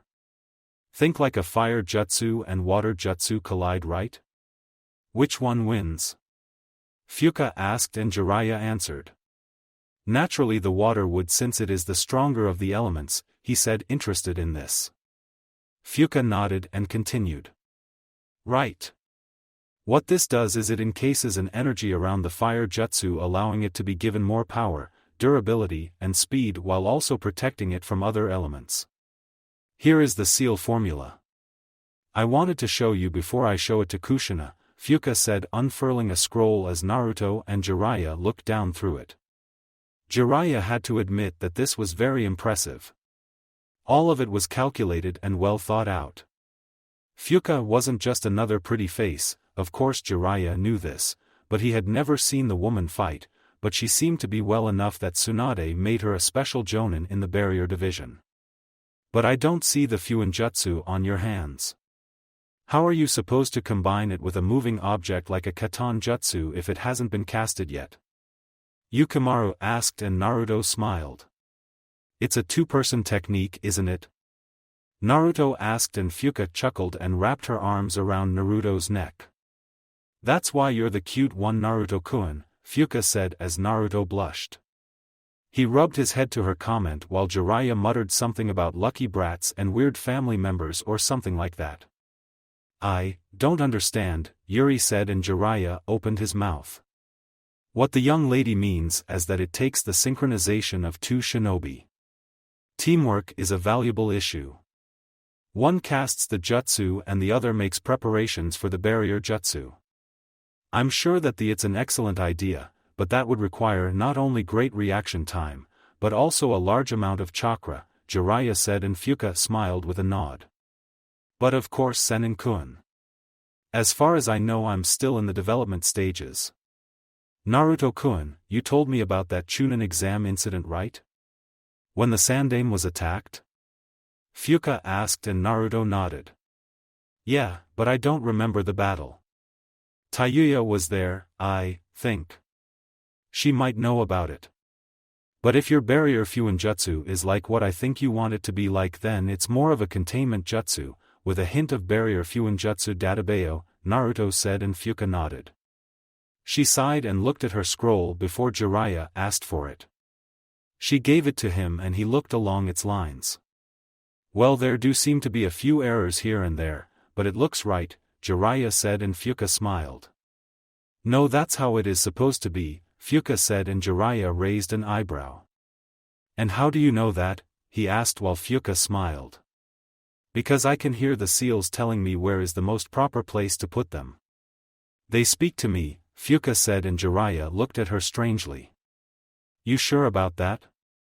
Jiraiya asked with a note of skepticism in his voice. Fuka just nodded and he sighed as he shook his head. He'd been a seal master all his life and he never heard of any voice of the seals. Maybe it was a Uzumaki thing. He didn't know. I've heard them too, Yukimaru said, and Naruto raised an eyebrow. What, he can hear them? But Yukimaru's not, well, his is family whether he is or not. Maybe others don't have to be Uzumaki to know about it, Naruto thought to himself before shrugging it off. So during the trip, Fuka had decided to work with Naruto over her newest formula as well as teach Yukimaru a few more jutsu so that he would be better with Gurren. She'd only been watching him do D-rank missions, but Yukimaru never complained about them. During those missions Gurren just worked on a few of her projects, doing something with her shoten and her work for the jewelers. Not to mention her commissions that were coming in for the clan. A few hours passed as Yuri yawned to herself. Naruto had taken notice of this as he noticed Yukimaru rubbing his eyes. Fuka seemed to be writing in her notepad and Jiraiya was writing in his own notepad. Naruto scratched his head and sighed. All right, we'll make camp here. Let's find a good place, Naruto said, and they all agreed. So they walked off the trail and into the woods. Naruto had some clones place up the tents and make a warm fire. Fuka had wondered why Naruto was making one of they were getting ready to go to sleep, but she didn't voice this question. She just yawned and went into her tent. Naruto sat on the log as he glanced to Jiraiya. The Toad Sage took the hint and nodded while Yuri and Yukimaru looked at each other tiredly. Naruto and I, aren't you coming to bed? Yuri asked and Naruto smiled. I'll be there in a minute, Naruto said, and Yuri shrugged her shoulders as she walked off and Naruto noticed Jiraiya sit next to him. Both gazed at the fire slowly consuming the bark from the trees that Naruto had gathered. When Tsunade told me that I had to get back urgently, I thought it was like a life or death thing, but she said that she had information on Akatsuki. More surprising is that she said that it was from you. You really have changed. Forgive me earlier comment. It is still so hard for me to believe that you matured so fast. I guess I was still made that you let go of the toads, Jiraiya said, and Naruto nodded. Trust me, it was one of the hardest things I've ever had to do. I miss Gamakichi and the old Chief Toad. They were my dad's summons, but I just feel the need to break off from him, Naruto said, and Jiraiya raised an eyebrow. What do you mean? He asked, and Naruto looked at the sky. The Rasengan was made by him. I learned it. The toads were his summons. They were mine too. He was, probably considered the greatest Hokage in Konoha. That was my dream. I just felt too much like him. I need to be my own person and not stand in my father's shadow. So I broke from that. I'm not saying that I don't love my father, but having to still be acknowledged as his son is awkward. It's all just a damn title. I wanted to make my own techniques and I have. I've done a lot of things that he hasn't. What I'm saying is that, I want to be known for me and not for what he could do, Naruto said, and Jiraiya chuckled. I guess I get what you mean. No child likes to be in the shadow of their parents. You have done very well for yourself. Your father wasn't a big shot in Kenjutsu. He couldn't form your clan back together. He wasn't able to complete the Rasengan like you did, Jiraiya said, and Naruto raised an eyebrow. How did you know about that? He asked, and the older man scoffed. Trust me, when you've been around as long as I have, then you know about things and you pick up on what people talk to you about, but we're getting off track. Naruto, you're a great shinobi. At least I think so, Jiraiya said, and Naruto nodded. Thanks, Jiraiya-sensei. That means a lot to me, Naruto said while Jiraiya widened his eyes. Naruto just showed him the best respect that there could ever be from the boy. He then just settled his eyes and smiled. No need to ruin that moment. So anyway, I have to ask you, Ero Sennin, Jiraiya said as the moment was gone. A once-in-a-lifetime thing ended in a flash. I have some new clues that Tsunade talked with me about. I wanted to ask you about 3 people, Yahiko, Konan and Nagato, Naruto said, and Jiraiya stiffened. Yahiko and the rest of Naruto's summons listened intently, and Jiraiya gave a heavy sigh. So Tsunade remembers that incident. Honestly, I must say that I'm surprised that she would. I can't even begin to wonder where they are. Last I heard of either of them, Yahiko had died to someone. I don't remember how, and I never got to find out where he was buried. I wonder how Konan and Nagato are doing, Jiraiya said while Naruto narrowed his eyes. Who were they? Naruto asked, and Jiraiya tapped his legs. I guess I can tell you. You were one of my apprentices as well. I trained them. They were war orphans, victims of the war that had taken away their parents. They had tried to steal our food for something to eat. Orochimaru said it was better to kill them and not let them grow up in the harsh world that they had, but I thought different. So I trained them for 3 years to make sure that they could survive in the world. Yahiko, he didn't have that many special talents. Sort of like you, kind of an idiot, Jiraiya said as both Naruto and Yahiko had their eyebrows twitch. Suiran and Gari snickered while Pakura turned to Yahiko. He just gave a heavy sigh and endured through it. But he had heart, determination, and a kindness just like yours. I'm sure that if the both of you had met, then you would have been great friends. Then there was Konan. I wonder how she's grown.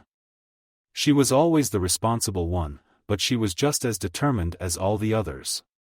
She had a very unique ability of making origami, and she even utilized that to her abilities.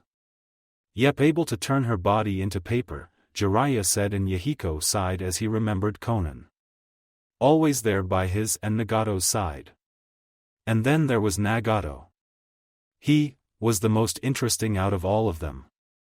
He was quiet, shy, and rather not as outgoing as his friends, but he had a good heart. We had a really great talk about what he considered to be precious to him, and I found him to be a great child, but Naruto, what I tell you I don't want you telling anyone except Tsunade, and maybe your mother if it comes to that, Jiraiya said, and Naruto nodded. Nagato was a gifted boy. His eyes hold a great power. One more than the Sharingan or the Byakugan. It's the top of the 3 dojutsu. He holds the Rinnegan, Jiraiya said ominously. Yahiko raised an eyebrow while Pakura gasped, Gari did the same, and so did Suiran. Kimimaro and Yahiko looked at them all in confusion. What is the Rinnegan? Yahiko asked, and Pakura looked at the ground, but it did little to hide her surprise. It's supposed to be a myth. That dojutsu. It's, she stuttered while Kimimaro and Yahiko glanced to each other. What is the Rinnegan? Naruto asked, and Jiraiya turned to him. You don't know? Didn't they teach you this stuff in the academy? Jiraiya asked, and Naruto shook his head. The old sage growled and muttered about the academy and changing how it was. He then patted Naruto's shoulder, getting Naruto to look at him seriously as Jiraiya's eyes glared at the fire. Naruto, the Rinnegan is perhaps the most powerful dojutsu that has even been thought about. It was the dojutsu of the Rikudo Sennin. It said that once you unlock that dojutsu, you can use all of the elements and you have perfect control over your chakra. It is even said that a Rinnegan user can bring back those who have died, Jiraiya said, and Naruto raised an eyebrow. He then glared at the ground. He just dared this Nagato to try and do something like that. He'd make him pay. But the thing is, I do believe that he is a Uzumaki. When I had met you I had forgotten about him and never researched it, but when I remember his red hair then I come to think that he really was that kind of boy. I think that the Rinnegan was in him personally, Jiraiya said, and Naruto widened his eyes. He said nothing and made no inch to move. No, Nagato wouldn't do something like that. He's a good friend of mine and I know that we've had a hard time, but he at least has his morals, Yahiko said while Pakura sighed. Plenty can change once you've passed away. Do not forget such things, Bakura said, and Yahiko agreed with that. So why do you want to know? Jiraiya asked, and Naruto narrowed his eyes. I did some research that I found in a library in Kyumo, Naruto lied. It told of a group that sought to bring peace to the world. There wasn't much, but they had a great philosophy. Their robes black with red clouds. Its leader was a man named Yahiko, but he met an early end to his life. Its name was Akatsuki, Naruto said, and Jiraiya widened his eyes. You can't mean to think that this Akatsuki and the one that is hunting the bijou is. Jiraiya widened his eyes as Naruto nodded. I don't know your history with them, and I just wanted to be honest, Ero Sennin. I think that aim is where you'll find Akatsuki, Naruto said, and Jiraiya looked at the ground. Akatsuki, if that's the case, then two of its members are most likely. Jiraiya went off as Naruto looked down sadly, and so did Yahiko. The latter only expressing deep regrets over the entire ordeal. Both were silent. Neither made an attempt to move, their eyes glaring at the warm fire as they watched it burn the embers of it off. After this mission I will be going to sea, Jiraiya said, and Naruto stiffened. What? Are you insane? This isn't Itachi or Kisame we're talking about here. This is the leader of Akatsuki. He's got to be fucking stronger than shit, Naruto said, and Jiraiya patted his legs. I have to know for sure. I can take care of myself, Naruto, Jiraiya said as he got up and jumped off somewhere. Naruto groaned and smacked his hand against his forehead. I'm such an idiot, Naruto said as he got up. He looked at the moon and shook his head. It was late. Now was the time for him to go to bed, so he did just that as he thought about Jiraiya's words. Next afternoon, kill him, kill him, kill him, kill him, kill him. I'm gonna fucking kill him. Yuna shouted at the top of her voice as she dashed through the trees. She had gone to bed and waited for Sasuke, but he never showed up, or if he did then she didn't know it, but he was gone, and Yuna had quickly awoken everyone as she practically wrung the life out of Karen to find him.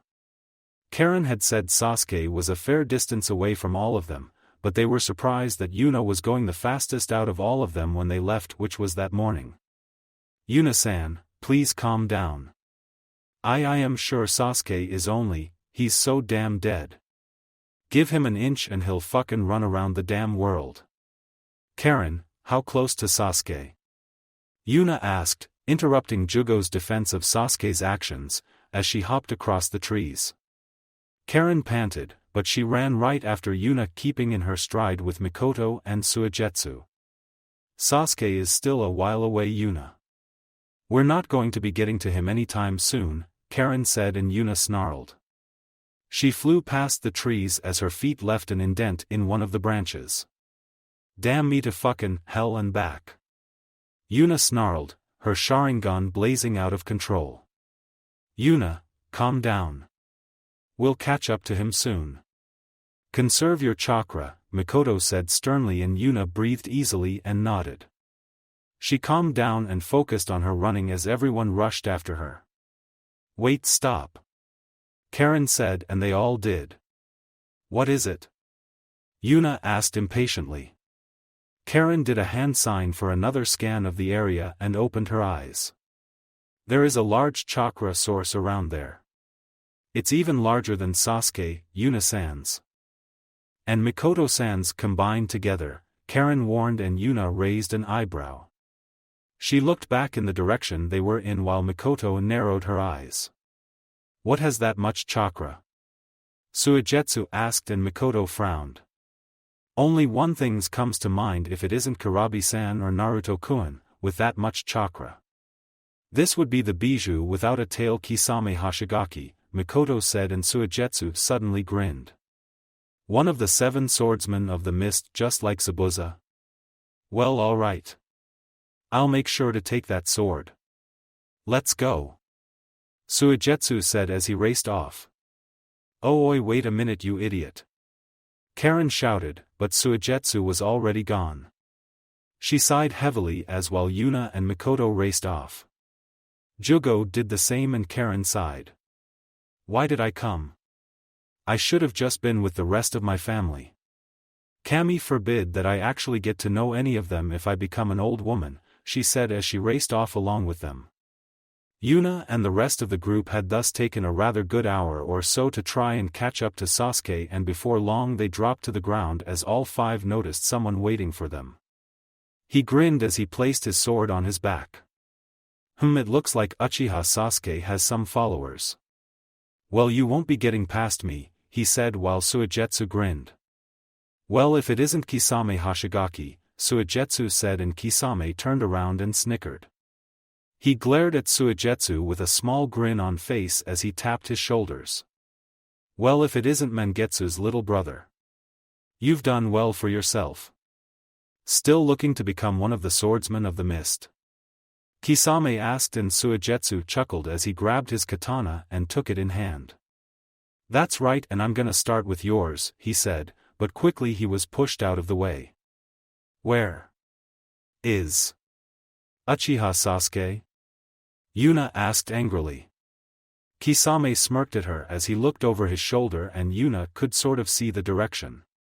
Then that's where I'm going, Yuna said as she walked forward, but suddenly dodged as Kisame's sword came slamming down. Whoa there, girly. None of you is passing me.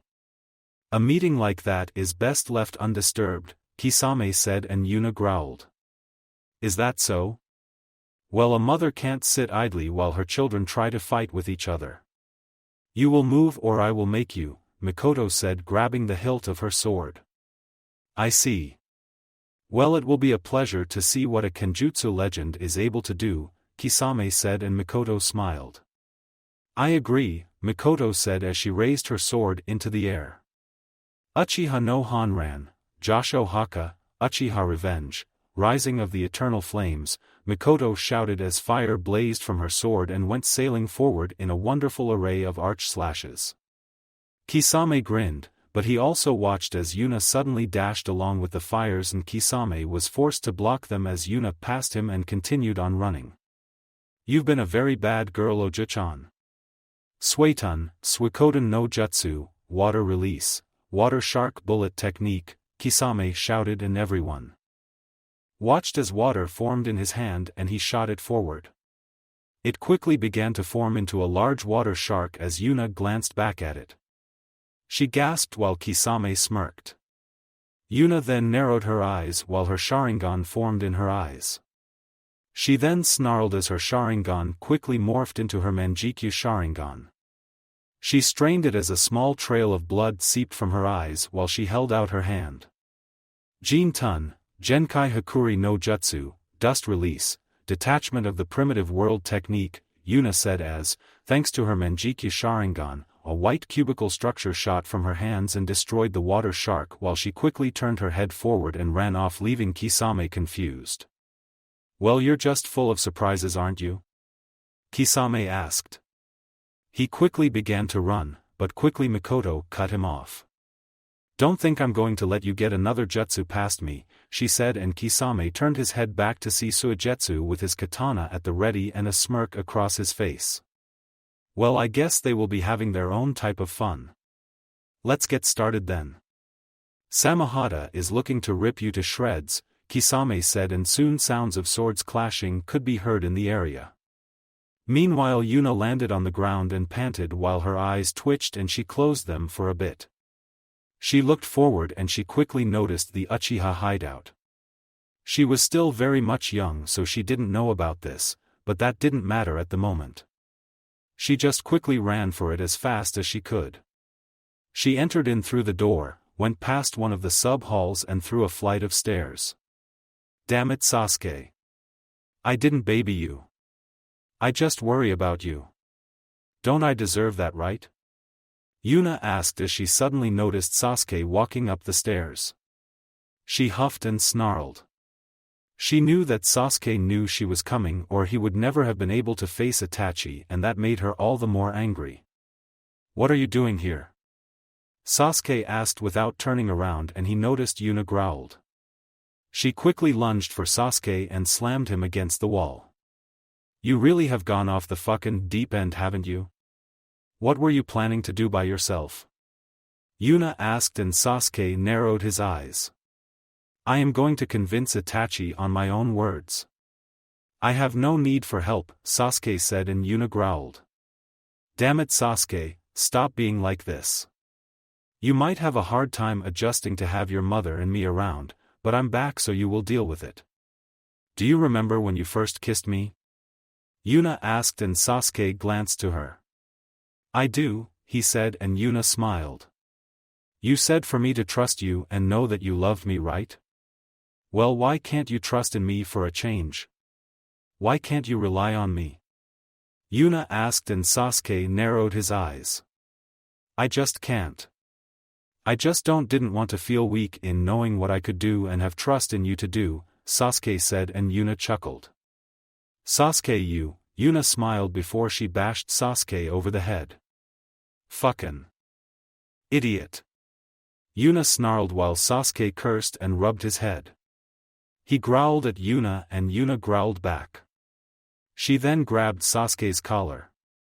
Listen here, you son of a bitch, forgive me, Mikoto-sama, I'm going to help you. Now you have two options, one is be a man and let me help, or two you whine about it and I fucking do it anyway. Now take your pick, Yuna suggested while Sasuke narrowed his eyes. Was this how he was? Why did he have a lover like this? No, seriously, he was asking, whoever. Why was it like this at all? Sasuke walked up the stairs as he came into the main hall. He walked through the room and he looked up and noticed Itachi sitting in a chair. You've come, Sasuke, and it appears that you have a guest, Itachi said, and Yuna appeared from Sasuke's back. After all those years, this wasn't how I thought I would meet with you, Itachi. You have grown, Yuna said, and Itachi narrowed his eyes. Whoever you are, you have no business here. Leave, Itachi said, and Sasuke walked forward slightly. Wrong, Itachi. She has just as much business here as I do. This is my hatred, Sasuke said while Itachi narrowed his eyes. Is that so? Then what does the hatred in your eyes see? Itachi asked, and Sasuke grinned. Suddenly, out of no one's view, Zetsu popped out of the side of the wall and raised an eyebrow. This was a variable that we had never seen before. Who is this girl? Black Zetsu asked while White Zetsu raised an eyebrow. I have never seen this girl before. Do you think that she will affect the outcome? White Zetsu asked while Black Zetsu snorted. I do not know. We shall see, Black Zetsu said. I can't speak for Sasuke, but I'll tell you what my eyes see, Yuna said as she glared coldly at her family's murderer. They see the future that your eyes will never see, Yuna said while Itachi raised an eyebrow. Who was this girl supposed to be anyway? Your eyes see the future that my eyes will never see, huh? Itachi asked. Yuna and Sasuke didn't respond while Zetsu waited with bated breath at the scene in front of him. Itachi unfolded his arms and placed them on the armrests of the stone chair he was sitting in. Sasuke and Yuna just glared at him, but Yuna wouldn't lie if she said that she felt an intense moment of reminiscence from seeing Itachi again, but she knew that she would have to put all that on hold. Now, Itachi, before I kill you. You're going to answer my questions, Sasuke said, stepping to the front, making Itachi shift his eyes to his little brother. He just stared at him with a solid look before he turned back to Yuna, who was still staring him down coldly. Is that so, Sasuke? And why should I answer your questions before I ask mine? I didn't realize that you felt the need to bring someone else into our conflict. It shows how short-sighted you are, foolish little brother, Itachi said, and Sasuke snorted before he closed his eyes and turned his head. I have told you. She has just as much to do here as I do. She is my hatred, Sasuke said while Itachi narrowed his eyes. Bring another to this was pointless. You'll watch, Sasuke.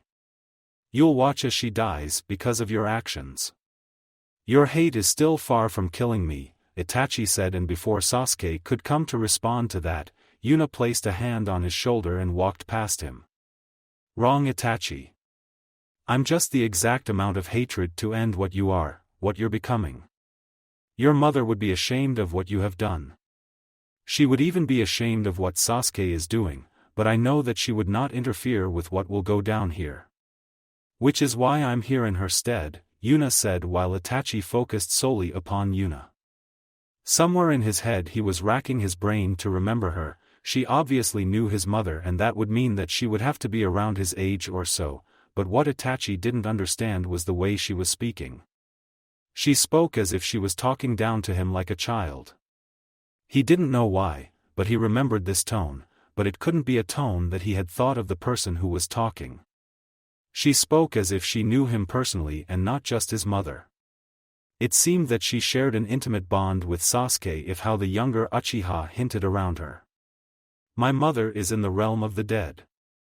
It is pointless to bring her into this conflict.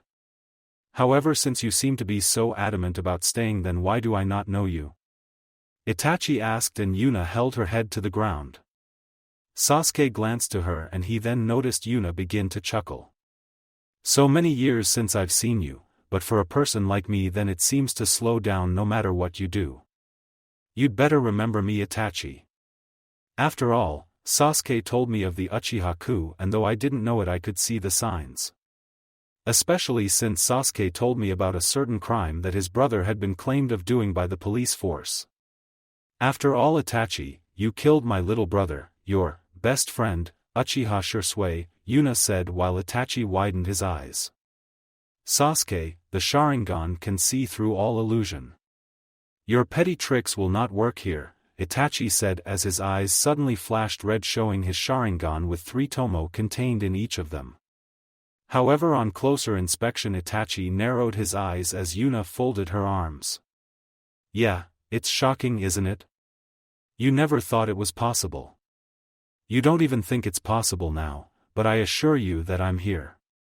It's interesting. I do find it unusual that you would kill Shinigami.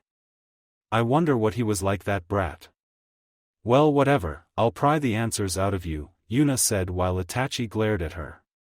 You were suspected to have died on an IWA mission far away from Konoha.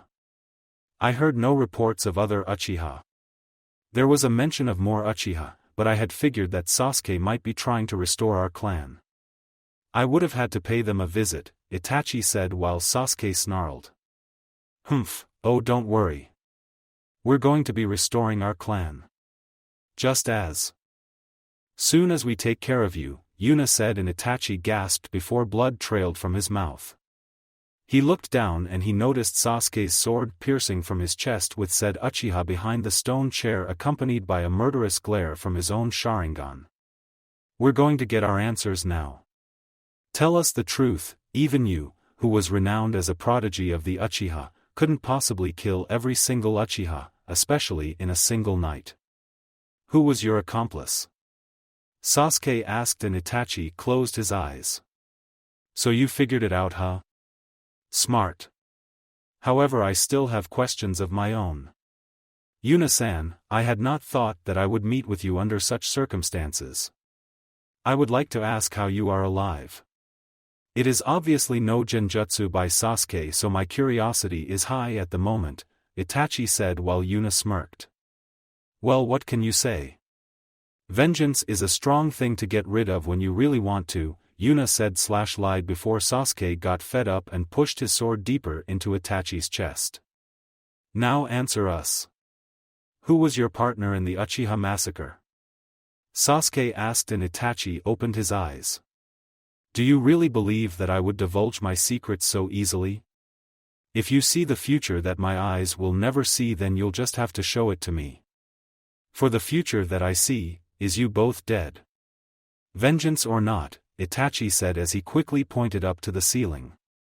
Sasuke and Yuna looked up as they noticed Itachi above them looking down at them.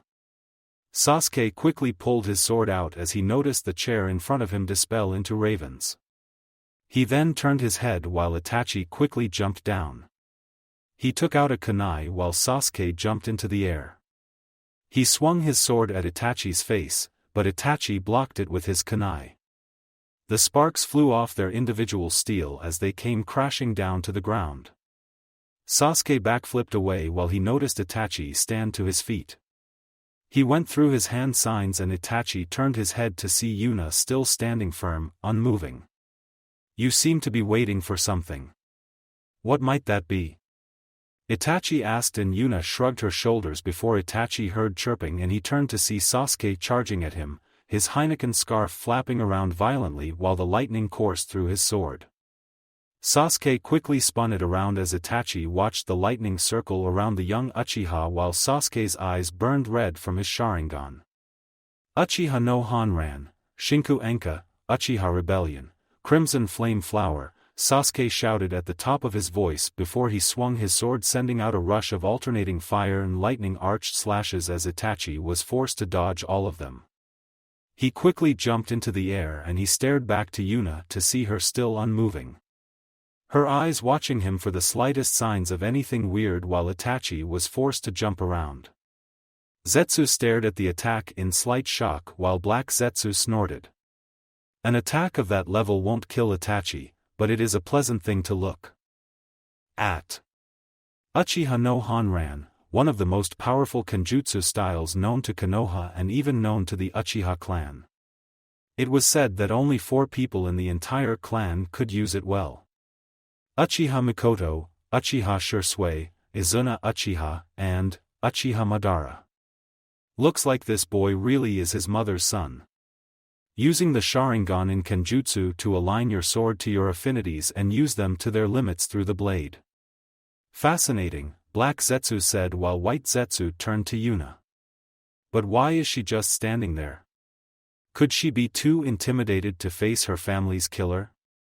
She has yet to move and aid young Uchiha Sasuke in any way, White Zetsu said while Black Zetsu glanced to her and smiled, or at least it can be assumed that he did. Do you not see her eyes? She is still looking forward while Uchiha Sasuke fights with Itachi. Now let's see why, Black Zetsu said as he, and White Zetsu, quickly blasted their chakra and they were both pleasantly surprised to see Yuna, Sasuke and Itachi all still. No one was moving and Black Zetsu chuckled in a dark tone. Time to see if the young Uchiha has what it takes to take out his brother, Black Zetsu said while White Zetsu just looked on confusingly. Sasuke coughed as he was quickly punched in the stomach. He winced before he glared up at Itachi's gaze before he quickly backflipped again while Itachi just stared at him. So you have discovered the secrets of Uchiha no Hanran. An impressive feat considering its rarity, but that kenjutsu style alone will not save you from me, Sasuke, Itachi said while Sasuke growled. It doesn't have to. My hatred will see me to the truth that you thought to hide from me. It will show me the reality, Sasuke said while Itachi snorted. Very well. Then I'll tell you just one thing before that happens. I will tell you of the story of Uchiha Izuna and Uchiha Madara, the leaders of the Uchiha clan. Both were brothers, exceptional brothers. They were filled with promise of leading the clan and both loved to train. They trained day in and day out to unlock the secrets of the Uchiha clan. One day, they gained their Sharingan. They were renowned by the Uchiha as prodigies of a much different class, but it wasn't enough for them. One night they killed their closest friends and they awakened the Manjikyu Sharingan. The Manjikyu Sharingan, the next step of the Uchiha's Sharingan. However, the Manjikyu is a great power. The power might be the same depending on siblings or not, but once you unlock those eyes then you are cursed. They are a power of the darkness, every time you use it then you will slowly descend into the darkness. You will go blind. This was confirmed as it happened to Uchiha Madara. To lead his clan along with his brother, Madara Uchiha used his Manjikyu to show everyone the power of the Uchiha clan. However, one day his power ended and he could no longer reach for the light. Uchiha Madara was blind. He never adjusted to that life. He earnestly tried to, but it just wasn't possible. He longed to walk in the light, so one day he was pushed to his limit and he stole his brother's eyes. plucked them from his eye sockets and placed them in his own. Madara opened his eyes and he found that he could see better than ever. When two Uchiha are compatible with each other, then they will awaken the myth of the Uchiha clan and the final evolution of the Manjikyu Sharingan, the eternal Manjikyu Sharingan. With it one will never go blind again and power will be bestowed upon one's wildest dreams. However, upon the loss of his eyesight, Izuna Uchiha met an untimely death while Madara lived on with his brother's eyes, Itachi said, finally taking a breath while Sasuke stood to his feet. You're not about to tell me that the person who helped you eliminate the Uchiha was our own founder, because if it was, then you'd better check again. Uchiha Madara is dead and he won't be coming back, Sasuke said while Itachi snickered. Wrong, Sasuke, Madara Uchiha is already back. He is my mentor, the one who showed me this way. Sasuke, you are the light to my darkness. Give me your eyes. Itachi said while Sasuke frowned. No, Itachi, it is you who doesn't understand. The Madara that is before you, he is not Madara. Uchiha Madara is long forgotten to the world. Just as you will be soon. Ka-sen wouldn't have wanted this, but I need this for my comfort. If you believe that you can take my eyes, then just try it. Sasuke said while Itachi quickly rushed at him. He held out his fist and Sasuke was ready to block, but Itachi was then surprised when his fist was blocked by Yuna as she glared at him. How are you? Itachi wanted to say, but he then noticed Yuna's Manjikyu Sharingan. Just the same as her little brother's.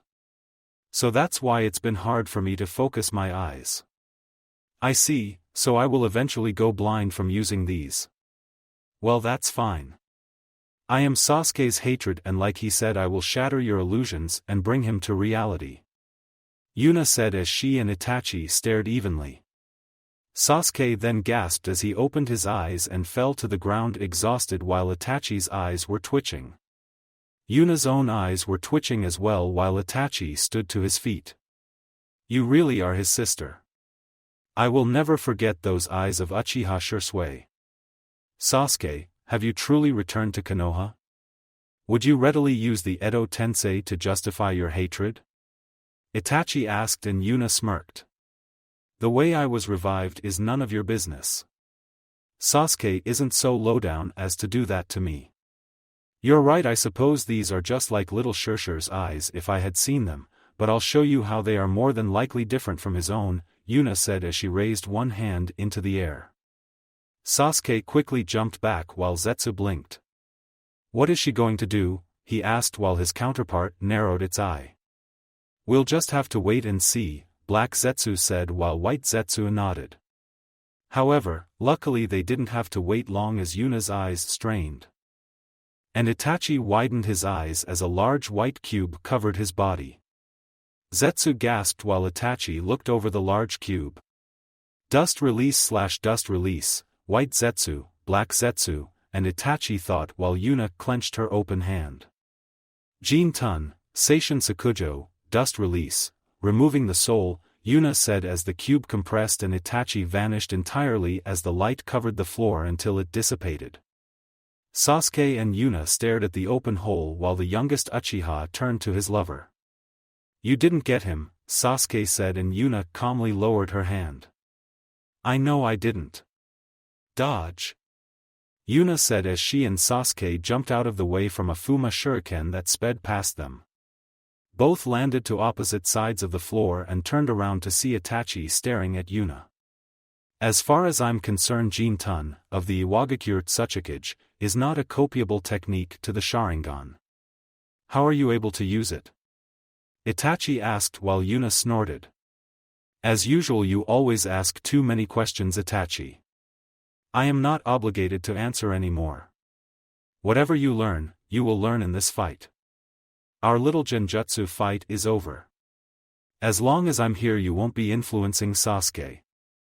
Now then, Sasuke tells me you were the captain in the Umbu. I always thought about joining them. Show me. Yuna said as she quickly dashed for Itachi. Meanwhile, Sasuke stood to his feet and he ran right after Yuna as they both fell into step of each other. Itachi took out another kunai as he blocked Sasuke's strike with his sword. Yuna hopped over Sasuke's back and attempted to land a kick, but Itachi blocked that much to her surprise before he grabbed her leg and flung Yuna into the air. He then noticed Sasuke's left arm light up in Raiton as he jumped away before Sasuke threw his sword at his brother. Itachi quickly jumped to the side as the sword embedded itself into the wall next to him while Sasuke smirked. Chidori, Saitansaku, Thousand Birds, Static Searching, Sasuke called out and Itachi quickly turned his head as he noticed the lightning from Sasuke's sword quickly crumble away at the wall before he charged straight for him. Itachi turned back to see Sasuke glaringly coldly at him while he glared back. Itachi then looked up as he noticed Yuna bringing her heel down. Itachi rolled to the side as he flung a kunai at her while Yuna cursed. The kunai stabbed her body before she disappeared in smoke replaced by a log as it dropped down to the floor. Itachi skidded back before he quickly blocked another leg strike from Yuna, who had been behind him, while she snarled. "Go on, Itachi. Sasuke already knows, so why don't you tell him? Tell him about the reason you killed Yu clan. You honestly believe that Sasuke would think that you killed them all just to test your power? You're not even that conceited," Yuna said while Itachi narrowed his eye at her. He then quickly leaned back to dodge a sword strike from Sasuke. Quickly reacting, Yuna twirled her body into the air before holding a hand sign. "Katan, Hozenka, Fire Release, Phoenix Sage Fire Technique," Yuna shouted as she had blown several fires in Itachi's direction. "I have no idea what you as speaking of Yuna-san. Sasuke needs to know nothing," Itachi said while Sasuke growled. Both looked at the incoming shots as they stopped a duel they were having with their kunai and sword and backed away. Itachi landed back near his chair while Sasuke and Yuna landed to the floor. No one looked winded in the slightest while Sasuke quickly placed his sword back into his sheath. He then folded his arms. "I have been placed on a special team, Itachi. A team put together by Hokage-sama. I am a member of Heineken. Because of it I have the same status, authority, and opportunities as the Umbu. Because of it I have had access to information, classified information. I know about the truth of the Uchiha massacre. I know what you did and I know why you did it," Sasuke said while Itachi didn't seem fazed, but he was unnerved. "I have no idea of your ramblings, Sasuke. If you are going to kill me then you'll need to stop talking and continue our fight," Itachi said and Sasuke sighed. "Fine. We'll continue this fight, Itachi. We'll continue it until you remember what I'm talking about and then we'll get back to the issue," Sasuke said while Zetsu let a bead of sweat fall. The young Uchiha Sasuke knows about the Uchiha massacre and then there is this woman who claims herself to be Uchiha Shirsue's older sister. If what they're saying is right then she should have been dead long ago. More than 10 or 11 years ago. How is she able to use Jin-tun? Did something happen to her in IWA? White Zetsu asked while Black Zetsu growled. "I do not know, but we're about to find out. If Uchiha Sasuke knows the truth about the Uchiha massacre then it will be hard to get him to go with our plan just Madara-sama intended. He still seems to want to kill his brother despite the truth so we might be able to use that, but we have to get this girl away from him in order for it to work. She's an element that will tip the scale of this fight," Black Zetsu said while White Zetsu just nodded. "I know what you had to do for the sake of the village. I know what you wanted me to do. I know it all, Itachi. I'm here to grant you your wish." Sasuke as he quickly flung a kunai at Itachi. The elder Uchiha sent his own and sounds of their clashing were heard as they bounced off each other. Sasuke then took off his Heineken top showing the seals on his arms while he quickly touched them taking out 2 shuriken.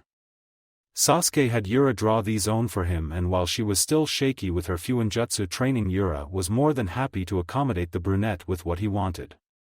So Sasuke and Itachi continued to throw shuriken and kunai at each other as they whipped them out of their sleeves and arms. The sounds rang in Yuna's ears before she covered her eyes and allowed her Sharingan to return to normal for a change. Didn't need to. Overexert it if she was going to be going blind is what she figured. She then reached into her pouch and then, wrapping an explosion tag to a kunai, quickly threw it forward, sending it into the fray of kunai and shuriken that littered across the ground.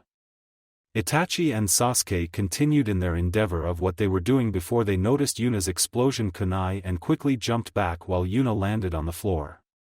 She looked up as she noticed a lone kunai heading for her skull before she quickly arched her body back, briefly allowing her to see her reflection in the kunai as it passed her and embedded itself into the wall. Sasuke and Yuna turned their heads in surprise before they noticed Itachi quickly create two clones as they charged for them both. "You will feel despair," Itachi said to the both of them while Sasuke and Yuna shifted into their taijutsu stances. Sasuke and Itachi clashed sword to kunai again as the sparks began to fly again. Both gazed into the other's eyes. "You did it for the clan, didn't you? Everything that you have done up to this point. Making yourself a criminal, telling me to kill you, working for Akatsuki. It's all been for the sake of the village." Sasuke grunted while Itachi glared at him. "I have no such intentions," Itachi said, and Sasuke turned his head as he noticed Yuna quickly jump over her clone. It looked at her and Yuna glared back at it as she quickly came twirling down, allowing her kunai to clash with the Itachi clone's kunai. She was instantly pushed back from Itachi with his strength and backflipped through the air. Yuna brushed her lower lip while Sasuke turned back to what he was doing. "You had no such intentions? You still take me for that little boy that you met when you massacred the clan those years ago? Don't make me laugh, Itachi.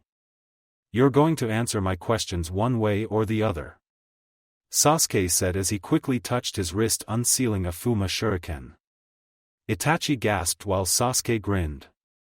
The young Uchiha quickly flung it forward while Itachi snorted. With his Sharingan this would be too easy to dodge.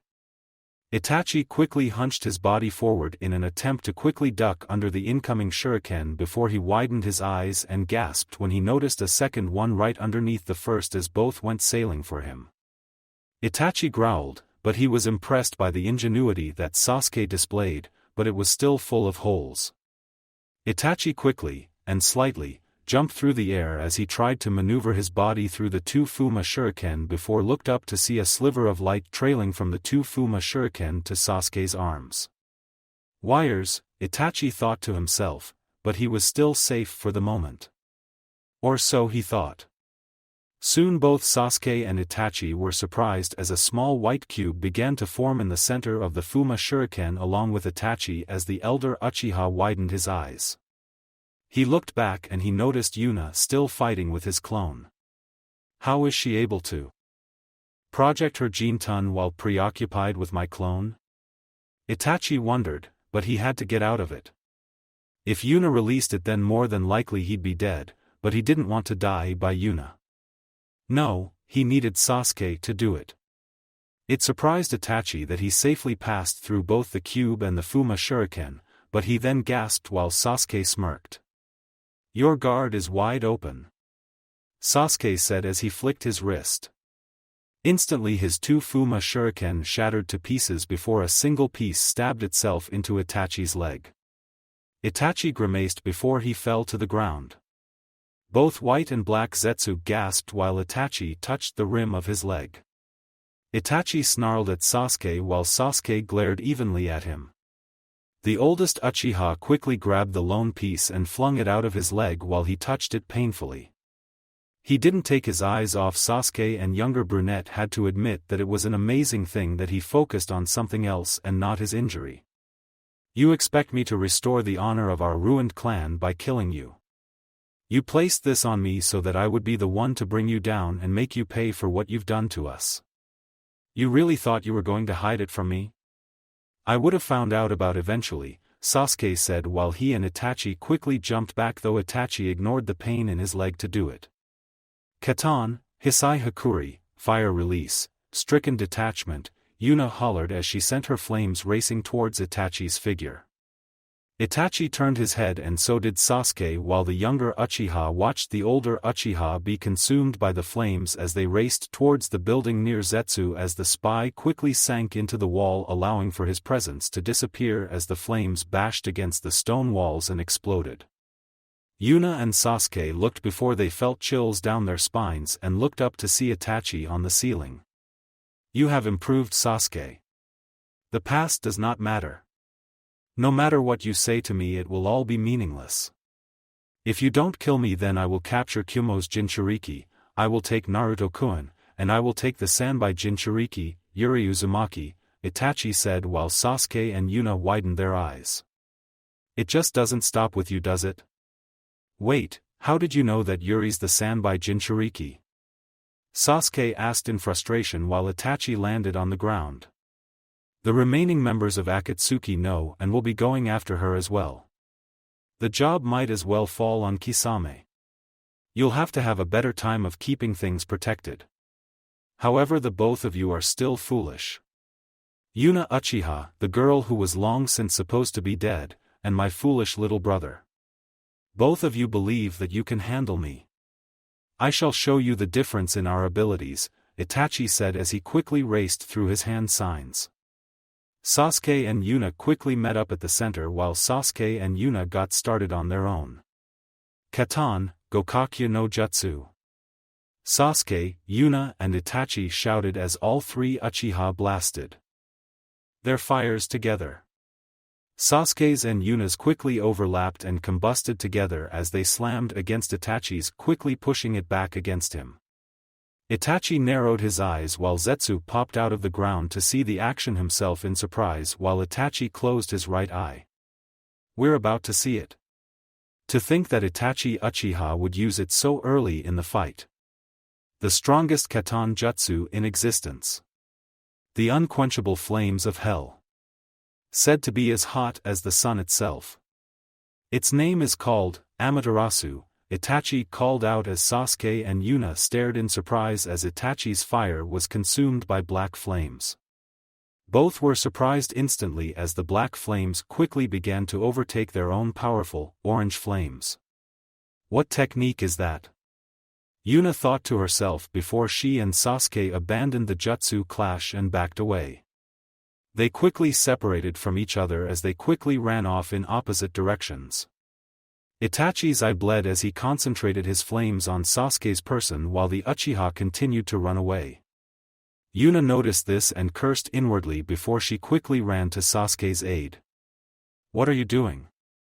Sasuke asked as Yuna quickly appeared at his side. "I don't know what the hell this technique is, but we're sticking to the fucking plan, Sasuke. We both need to be alive for that to work," Yuna said while Sasuke snarled. He then gasped as Yuna grabbed his arm and swung him around before launching him into the air. Itachi watched as Sasuke went sailing for the ceiling. The brunette Uchiha quickly took out his sword and busted through the ceiling, landing on top of it with a heavy pant. He looked down as he noticed Itachi's eyes over Yuna's body. "You're an eyesore," Itachi said while Yuna quickly backflipped and stuck to a wall. "Really? Hard to believe that you and Shisui got along. I still remember when you were younger than me. I encouraged you to teach Sasuke and you became friends with my little brother. I honestly wonder what happened to that you. Mikoto-sama would be ashamed of you," Yuna said while Itachi narrowed his eyes further. "Do not speak of her," Itachi said as his eyes focused on Yuna's form. She quickly dashed to the side as the flames bursted from the wall. They quickly made their way towards while Yuna rubbed her eyes and gritted her teeth against the pain before morphing her eyes to her manjikyu again. She then turned around and held out her hands towards Itachi's form. "Let's see who can play chicken, Itachi. Your flames or my Jin-tun? Which will hit first?" Yuna asked as Itachi noticed a cube over his body. White Zetsu gulped while Black Zetsu narrowed his eye. Itachi's eyes never left Yuna's form as the flames appeared at her feet. Both manjikyu stared at each other before Sasuke noticed the room explode in black flames and in a white light. He widened his eyes to the sight before both dissipated. He gasped as he looked down before he heard more talking. A reckless one she was. A shame that she wasn't just a bit faster. I didn't want to have to kill another Uchiha, but she forced my hand. I told you not to bring her along, Itachi said while Sasuke snarled. He turned his head and he noticed Itachi standing there, on the roof of the hideout, looking at him, and Sasuke wasn't sure, but he thought he saw grief in Itachi's eyes for a second before it was masked. So you even went so far as to kill your best friend's sister.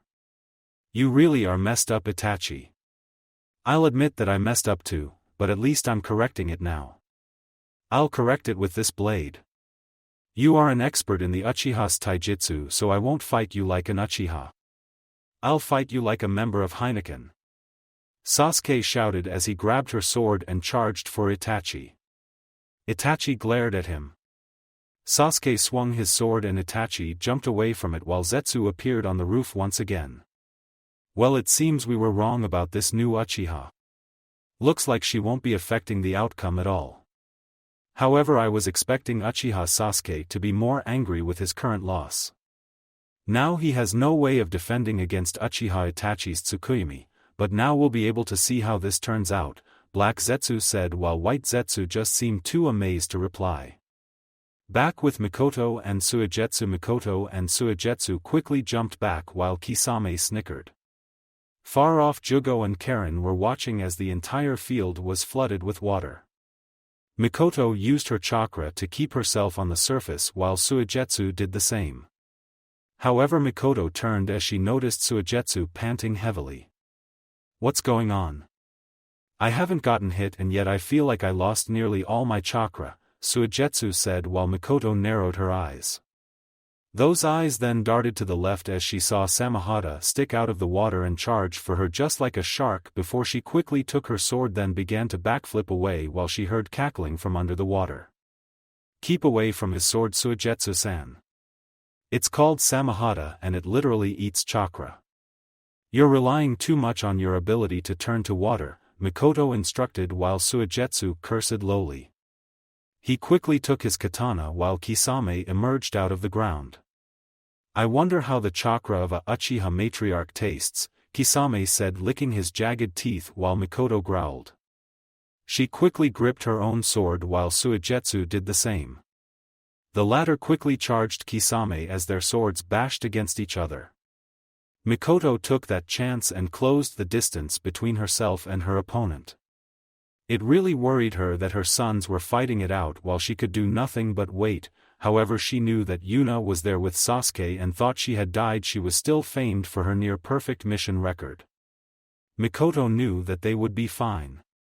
Kisame smirked while Suigetsu gritted his sharp teeth at the Akatsuki member before he was flung off and sent flying through the air, which gave Kisame the time to clash again Mikoto. The two stared in each other's eyes before the water under Mikoto's feet began to bubble. Mikoto looked down in surprise and quickly backed away as a water shark came out of the water attempting to more than take a bite out of her body.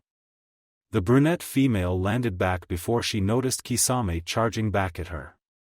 She assumed a defensive stance as they both clashed again and Mikoto could feel her chakra being drained through her sword, but her eyes never left Kisame's. Your sons are fighting over there and you're dealing with me. What a kind mother you are.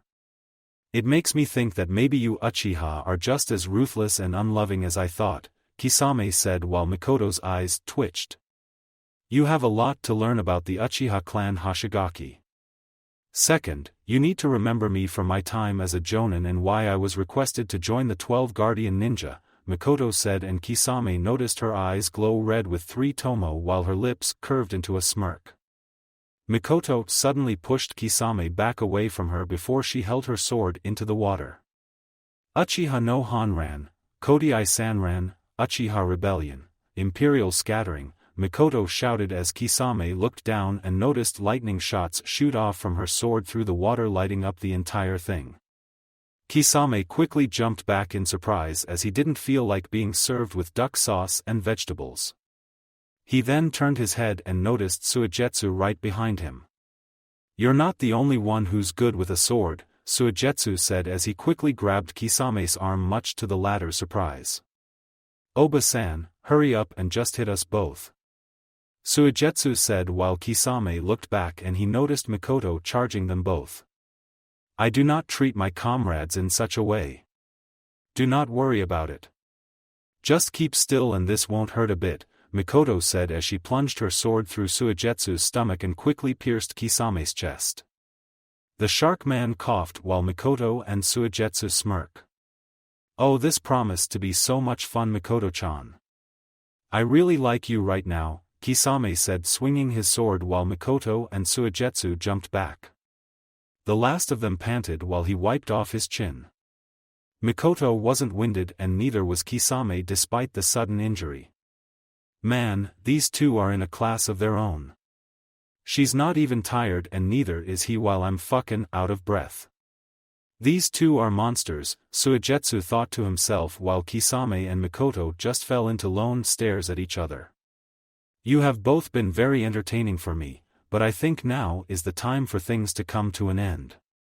Time for us to say our goodbyes, Kisame said, and he quickly flashed a series of hand signs and he noticed Mikoto quickly flowing him as well with what they were trying to do as her Sharingan tried to memorize the rest of the hand signs that Kisame was doing while the shark man snickered.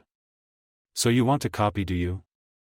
Well, you're more than welcome to try, he said as the water quickly rose over them both while Jugo and Karen gasped.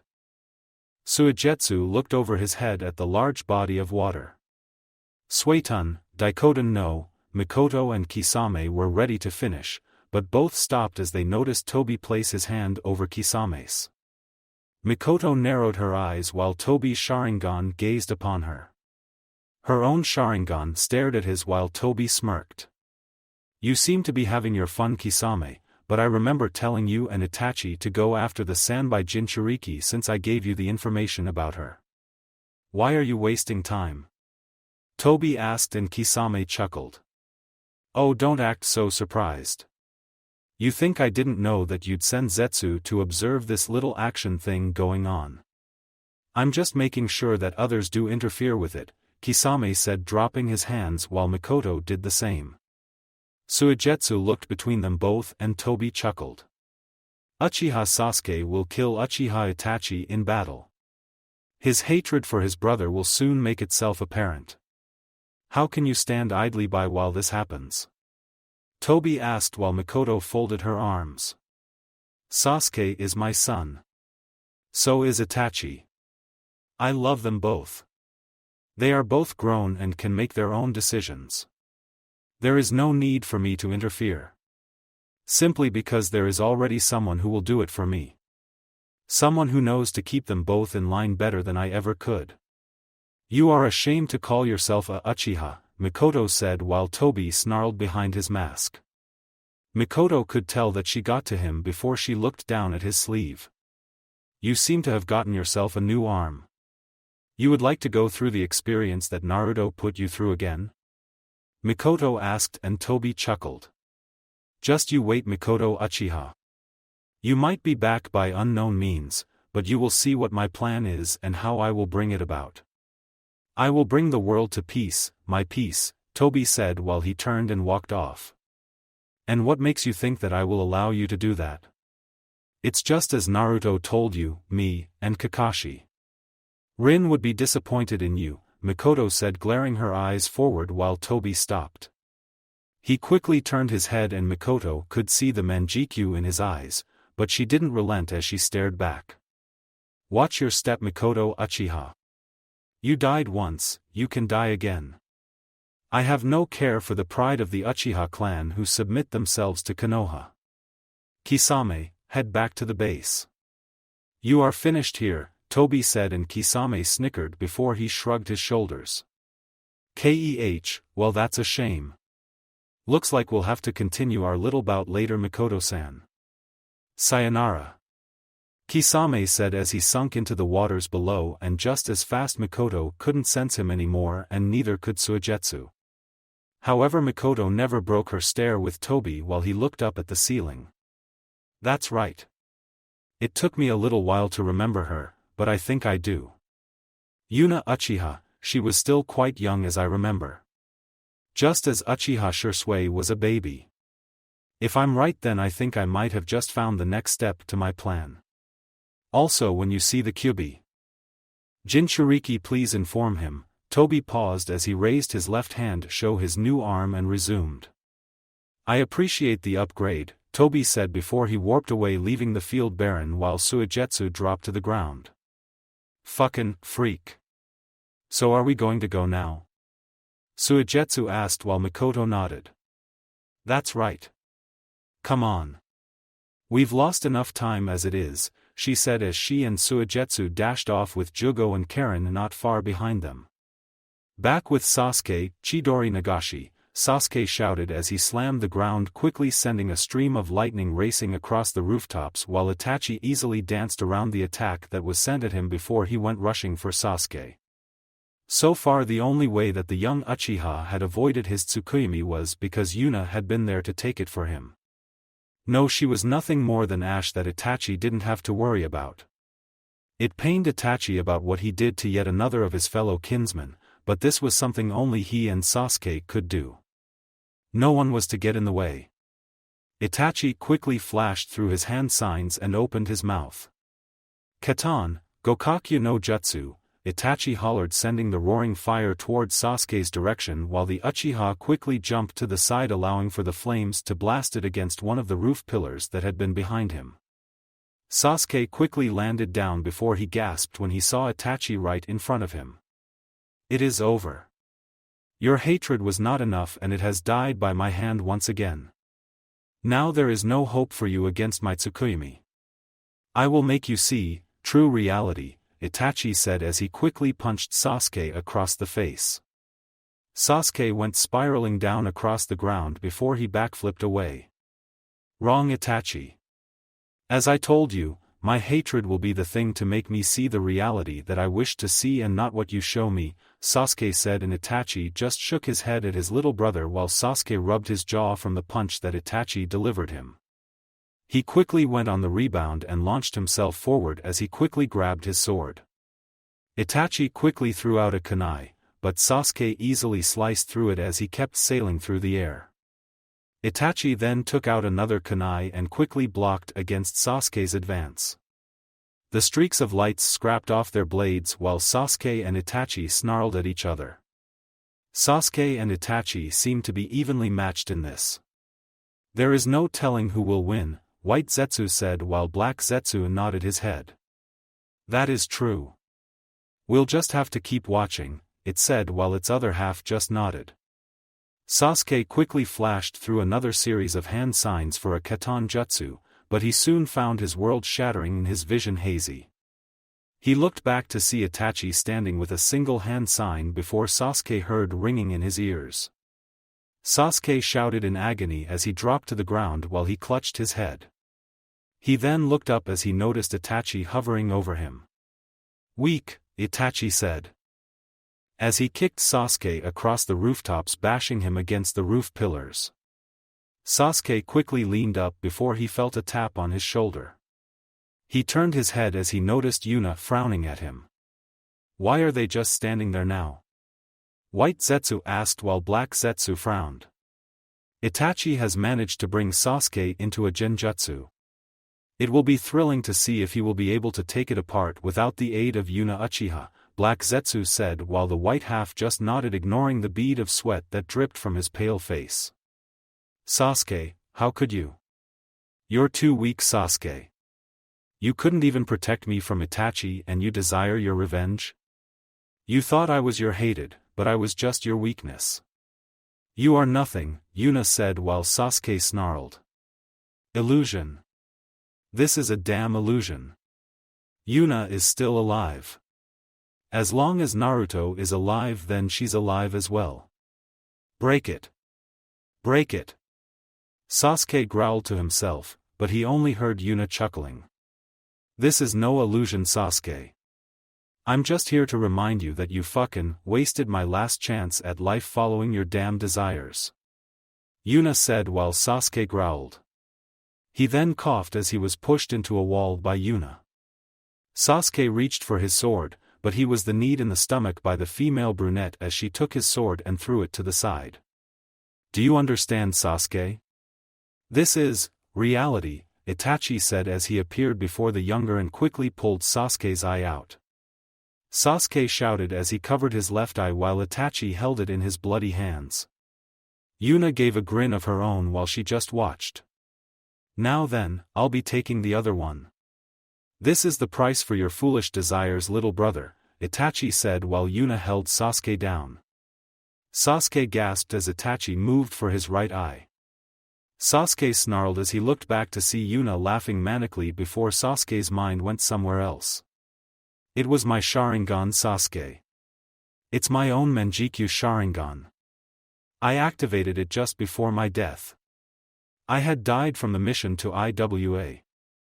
I told you that, but I obtained it because we had been sold out. We died because they were informed of our arrival. And my best friend, Faye, she sold us out. We were massacred by IWA. However, I had lived. I swore that I would make her pay, and make her pay I did. I was angry at them. All of them, and I wanted their death. So I recklessly rushed at Faye and stabbed her heart with a kunai. She died in my arms. I would have been happy, but I wasn't. I screamed out my frustrations while the IWA Nin converged on me. I had heard that they wanted to sell my body for the Sharingan and have me breed their children. I didn't want that. I refused it all. I shouted out to anything and they all watched as my Sharingan twisted and turned. I obtained the Manjikyu Sharingan, Yuna said to him that time. I mean no disrespect, Mikoto-sama. I also mean no disrespect to the gratitude that you have shown me. At first I was ashamed with myself. Me for being who I am and just going for your son. So many times I had thought about ending it with him because I couldn't bear to think that you would hate both me and him. I never wanted that, but it seems that it was bound to come out. Yuna paused to catch her breath. Mikoto folded his arms over her chest before she saw Yuna smile. But I know I really care for Sasuke. I care for him a lot. You know my love life, or lack thereof. Sasuke's, the first man to actually want me for myself. I'm attracted to him. I can't help myself. I love Sasuke, Sasuke snarled as he looked up and Itachi noticed his lone eye filled with hatred. However, it wasn't hatred for him or for what he was doing, but for the very thought that he doubted what he had heard from Yuna herself. My eyes will see the truth, Itachi. My eyes will see the reality. The reality is you at my feet. Sasuke said while Itachi raised an eyebrow. This is a genjutsu, which means I'm still unmoving. If I'm right, Itachi watched as Sasuke grabbed his waist and closed his eyes. He pictured his katana as he quickly spun across the ground and slashed Yuna apart as he stood to his feet. Uchiha no Honran, Goryu Nishi Senkei, Uchiha Rebellion, Great Dragon Twin Death Spiral Dance. Sasuke shouted out while Itachi and Zetsu watched as flames busted from the ground around Sasuke's form, forcing both to back away. Itachi grunted as he covered his eye, canceling the genjutsu around Sasuke. The younger Uchiha gasped for air. Uchiha Sasuke broke out of the Tsukuyomi. What forced him to use so much chakra to do that? White Zetsu asked in shock, but Black Zetsu didn't get the chance to reply back his question. Sasuke and Itachi panted heavily while Sasuke's sword was steaming from his use of Uchiha Kenjutsu. Itachi had managed to stay on his toes through the entire ordeal while the two Uchiha brothers continued in their struggle. Sasuke, you are nearly out of chakra. If you cannot kill me now, then I will be taking your eyes, little brother. Everything you love and hold dear I will destroy, Itachi said while Sasuke snorted. Enough of the act, Itachi. You have taken this too far and it's time for you to just admit it right now. You think that it will be upon your death that you will do it, but I'm not that forgiving. You're going to apologize for everything that you've ever done to our clan and you're going to make it right by your own power. I'll be sure to make you keep this promise, Sasuke said while Itachi snorted. I have nothing to say to you, Sasuke. I'm sorry, but this is how it must be. Now let's continue. However, I wonder what you can do without your supposed hatred since it's been consumed by my flames. You have nothing left. You don't have enough hate, Itachi said while Sasuke narrowed his eyes. Wrong, Itachi. As I told you, I have the exact amount of hatred within my heart to end you once and for all, Sasuke said while Zetsu continued to look at the scene. Itachi glared at him while Sasuke steeled himself under his brother's gaze. That was, until they both heard a loud shout. Katan, Goryuka no Jutsu, Fire Release, Great Dragon Flame Technique. Sasuke smirked while Itachi widened his eyes and looked down to his feet as he noticed the roof quickly begin to explode while Zetsu gasped when giant flames exploded from the room below the ceiling as they went soaring into the skies above. Sasuke jumped back while Itachi quickly jumped around to avoid the strikes. Once they stopped, he and Sasuke looked down as they noticed, just across from the black flames, was Yuna grinning. You're finished. Yuna shouted as she quickly jumped to the wall and ran up it before jumping out of the ceiling and landing on the roof. Itachi stared at her in surprise while Sasuke turned to her. You're cutting it close, Yuna. Next time don't do that, Sasuke said while Yuna rubbed some dirt from her cheek. Believe me, I don't plan on doing that again. So did you sort out your issues yet, or do I still need to be involved? Yuna asked while Sasuke growled. What do you think? He asked, and Yuna shrugged her shoulders while they turned back to see Itachi, not really surprised by what he had just witnessed, but he was indeed very surprised at what he had seen. You're quite resourceful. How did you escape the black flames? Itachi asked, and Yuna looked up to see the clouds beginning to gather and the rain pouring down. Discreetly placed a cube below my feet. I activated at the same time as your black flames nearly hit me, and it sent me down to the lower levels of the hideout and placed me in a storage room. Not the best strategy, but it got the job done. Though it probably doesn't help that this buildings is now burning from the bottom up by these black flames, Yuna said, and Sasuke quickly snapped at his neck. His left hand charged in Raiton while he picked Yuna up close to him. I never wanted you to see this, Yuna. A product of my mistakes, but I need to use it. Even if it is borrowed power, Sasuke said, and Yuna watched as Sasuke's cursed seal quickly began to take hold of him as it covered his body and his hair. Yuna gasped while Itachi narrowed his eyes. That is Orochimaru's curse mark, right?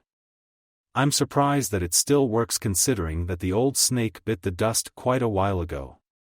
Also, what's with those clouds? Ever since she did that Katan Jutsu, it's been worrying me, White Zetsu said while Black Zetsu smirked. Those two Uchiha really are something else. The female dodged the black flames of Amaterasu and the other is going to bring out the best Raiton Jutsu. When she shot her fire into the skies, she created a high mix of clouds that were formed together from the heat, and when those clouds gather and bump each other, lightning forms. A perfect lightning of pure nature and shape manipulation, Black Zetsu said while Sasuke's wings sprang from his back. He quickly hovered over the hideout with Yuna in his arms as she looked down in surprise. Sasuke, what are you doing? Yuna asked while Sasuke held his hand into the sky. Itachi, you will never be able to dodge this technique. This will be my last jutsu that you will ever see.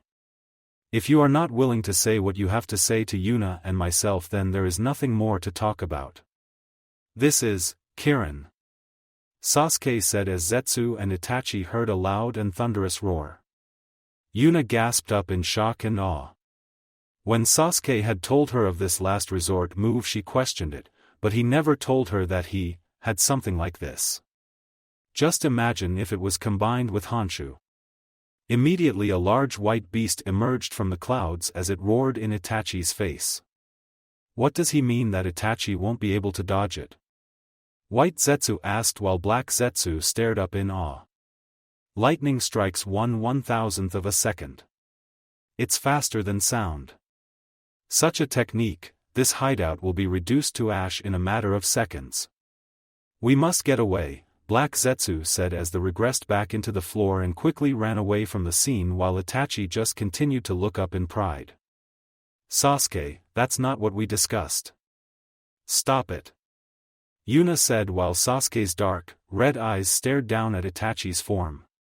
Begone, with the thunderclap. Sasuke said as he swung his hand down. The beast roared before it curved up into the clouds and Itachi's field of vision instantly grew white as the lightning bashed against the building structure. Yuna watched as the lightning tore through the levels of the hideout in an instantly before it slammed into the ground leaving a massive crater and a heavy explosion while Sasuke and Yuna covered their eyes from the sight. The light only stayed for about a minute or so before it dispersed. Sasuke quickly landed Yuna on the ground as they noticed the large flames in front and around them before they noticed Itachi's body unmoving.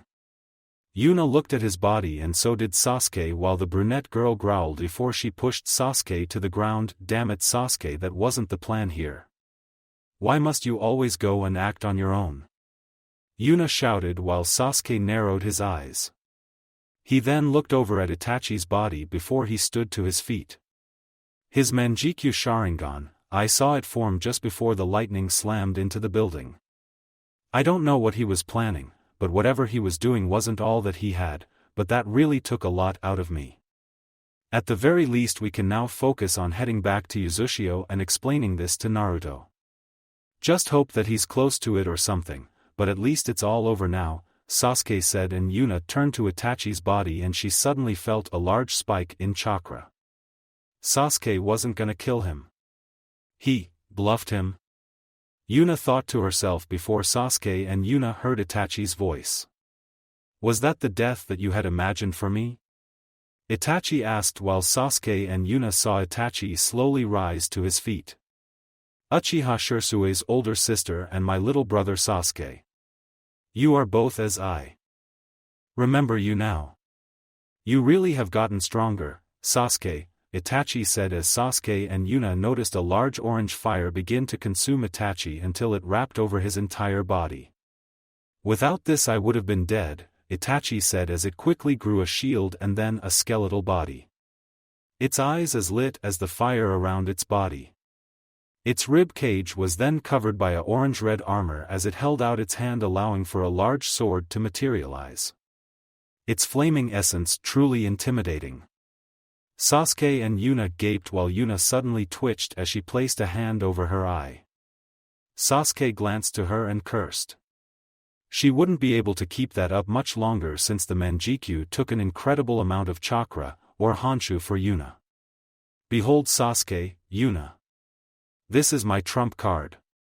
This is, Susanoo, Itachi said while Susanoo glared down at its targets menacingly. Zetsu quietly appeared out of the ground while White Zetsu gulped. What is that thing?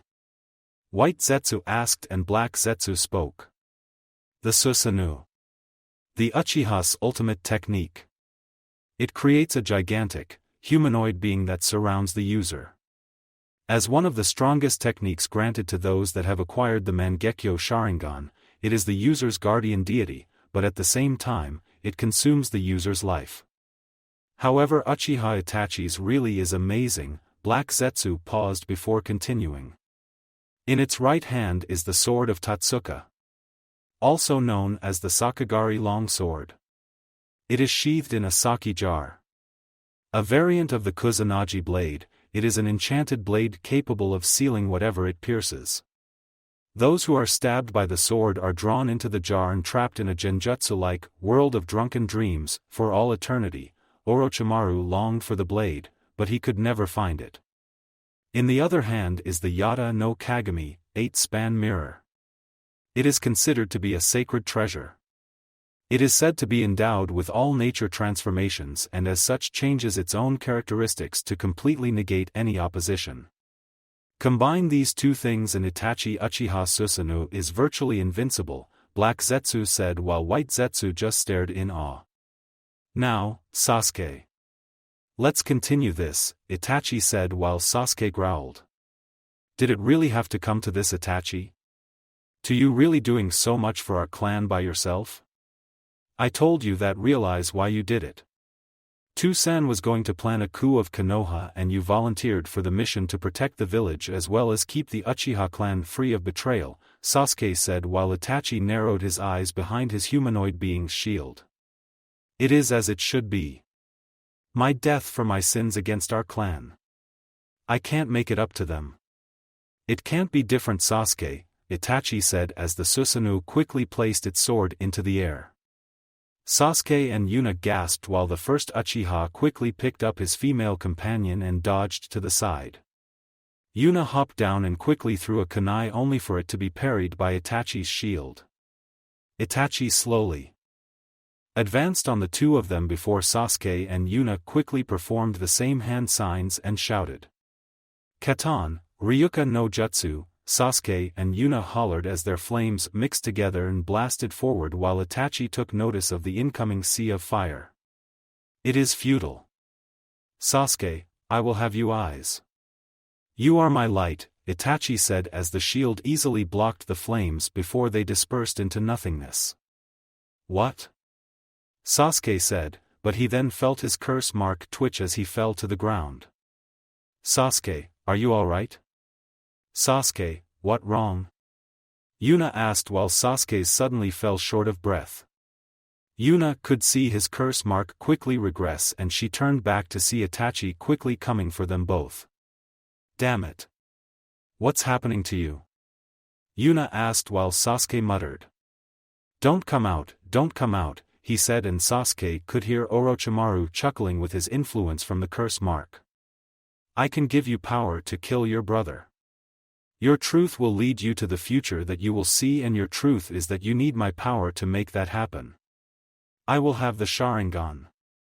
Orochimaru shouted as Yuna and Itachi noticed a large spray of white serpents blast Sasuke's curse mark. Yuna gasped and quickly stepped back while Itachi glared up at the eight-headed serpent as they each hissed violently at him. Orochimaru's Yamata no Jutsu, eight-headed serpent technique, Itachi said to himself while Yuna felt back from the shock. That, and the fact that her legs were wobbly from too much use of her honshu at once. It wasn't as big as her Shiki-OS so that wasn't going well for her. Not to mention with the fact that her eyes just got a little blurry. The white snakes quickly charged against Itachi's Susanoo before Itachi gave his commands to the Guardian. It quickly sliced one head off easily before the snakes bashed against Itachi's Guardian. The blow was heavy as it knocked the Susanoo back a little while Itachi coughed, his mouth slowly seeping blood from his overuse of his powers. Itachi struggled to concentrate while the Guardian sliced off another head. The snakes were two easy targets against the Guardian as the head popped off. Sasuke! Yuna shouted as she tried to stand, but she couldn't stop her legs from shaking. She looked up and she was surprised to see all, but one of the 8 serpent heads were cut off and slammed against the ground. Zetsu just stared up in shock of what he was looking at while the last snake hissed violently. It then quickly opened its mouth as Yuna and Itachi noticed something begin to surface. A pale man with his slender body and slender arms. So it finally emerges? Itachi muttered to himself while Yuna and Itachi heard chuckling. They each saw Orochimaru laugh while he opened his mouth as he pulled out the Kusanagi blade and cackled while White Zetsu grimaced. There he goes pulling shit out of his mouth as usual. So disgusting, White Zetsu said while Black Zetsu looked out at Orochimaru. This is the result when Uchiha Sasuke pushed out more chakra than he had at the moment, causing the influence of Orochimaru's chakra to surface. He never could stay dead, Black Zetsu said while Orochimaru snickered. Thank you Itachi Uchiha. I have finally escaped from this child's body and now I will take him for my own. You cannot stop me. I have also learned something interesting from little Uchiha. So Uchiha Shirsue's Sharingan is once again available to me? I will take it and when I transplant her eyes with Sasuke, I will be unstoppable. Orochimaru said while Itachi quickly looked up. The Susanoo brought its sword back and then stabbed Orochimaru across the chest, getting a gasp from him while Yuna looked shocked. However, both raised their eyebrows as they heard Orochimaru snicker. Do you really believe that such a puny attack would be able to? Orochimaru gasped as he felt his essence pulled away, while Itachi allowed for a small smirk to come across his face as the sake jar tied to the Susanu's side opened and quickly began to seal Orochimaru, as well as the white serpent, away into the bottle, while the skin quickly began to peel of Sasuke's body. The young Uchiha panted heavily while Yuna just watched in fascination before she noticed a small white snake fall to the ground. It quickly tried to slither away before Yuna stabbed it with a kunai. "We've had enough of you," she said as its blood stained the ground. The body was sealed away and the large heads dispersed while the sake jar closed. Sasuke panted and he turned to see Yuna huffing. Both glanced to each other before they turned to see Itachi still standing. "Now, Sasuke, your eyes are mine," Itachi said as he walked towards Sasuke, but he didn't get far as he coughed up blood while it washed over his hands. Sasuke and Yuna noticed the Susanoo quickly begin to fade while Sasuke grabbed his sword. "Yuna now," Sasuke said as he jumped into the air. Yuna shook her legs, and quickly tried to follow after her lover/cousin as Sasuke jumped into the air. "Katan, Gokakyu no Jutsu," Yuna shouted as she launched a fireball at Itachi. "Uchiha no Honran, Kiritsumasu, Uchiha Rebellion, Disciplined Will," Sasuke shouted as his sword suddenly lit up in Raiton as he slammed it into Itachi's shield. However, Yuna and Sasuke were easily pushed back as the shield protected Itachi from the blast, while at the same time sending Sasuke and his sword flying through the air and slamming to the ground with a groan. Yuna landed also as she placed a hand to her chest. She noticed Itachi ignore her as he made his way for Sasuke. Yuna held out her hand while she struggled to form just one cube if she could muster. Jin Tun, Yuna was out of breath as the cube formed, but it quickly dispersed from her lack of a power source while she felt herself fade in and out of consciousness. "It is useless, Uchiha Sasuke, Uchiha Yuna. Itachi's shield cannot be broken through by such conventional means. It really is the best guardian that one can have," Black Zetsu said while White Zetsu looked on. "Then, that means that Itachi's won, right?" he asked, but he didn't get a response. Sasuke sucked his teeth before he went into his pouch and pulled out an explosion kunai. He flung them all forward as they slammed against the shield and exploded one after the other. "Why, Itachi? Why did you have to change so much? Why don't you want to be forgiven? Why can't you just admit that I know the truth and don't want to see this happen? I've learned, Itachi, I've learned that I can't do everything on my own. You can't either. Stop being a damn coward." Sasuke grunted out, and it was only then that he noticed Itachi's was in front of him. Sasuke stepped back to something solid and noticed a wall. He looked back as he noticed Itachi hold his hand out. "My light. I need it. I must have it. Just a little more," Itachi said as his fingers were inches from Sasuke's face. As Sasuke looked on, he noticed Itachi suddenly smile. "I'm sorry, Sasuke, there might not be a second time," Itachi said as his Susanoo began to fade. His hand reached out, but Itachi was surprised when Sasuke dodged the hand, and instead of a kunai or weapon, Itachi noticed Sasuke jab him in the head. "You always said later, or next time. You also said there might not be another time, but I will make you keep this promise. Itachi, I hate you. Not for killing our clan, but for pushing this responsibility on me. I'm not going to let you die. You're going to atone for what you've done. Do you know why?" Sasuke asked, and with his remaining strength Itachi focused his hearing. "Sasuke. Itachi. Yuna." Sasuke and Itachi looked back, and so did Yuna as they saw Mikoto, Suigetsu, Jugo and Karen running for their location. Sasuke gave a short snort while Itachi widened his blurry eyes. "Ka-san, you're alive. So it's true. This is not an Edo Tensei." "I do not understand," Itachi said while Sasuke stared at him evenly. "You will understand. Just give me a few days, and in that time you will know what I mean," Sasuke said while Itachi just fell forward. He expected to hit the wall in front of him, but he just found warm as he felt his mother wrap her arms around his head. That's enough, Itachi. Just have a short rest. I promise you will be back, Mikoto said while Itachi's hands fell limp. Ka-san, I'm sorry, for everything that I did against our clan. For the village or not, I still love you all, Itachi said while Sasuke helped Yuna to her feet. She just jabbed Itachi in the shoulder as he turned his head. I have to look after Shirshir's friends, or what kind of sister would I be? Yuna asked while Itachi chuckled. Thank you, Sasuke. Ka-san, I'm sleepy, Itachi said while Mikoto smiled. Sasuke frowned as Itachi closed his eyes. Then rest, but don't rest for too long. You still have things that you must do, Mikoto said, and Itachi nodded as his body slumped to the ground with Mikoto just caressing his hair. Suigetsu, Jugo and Karen looked down sadly while Yuna and Sasuke tried to hold each other up. Let's go.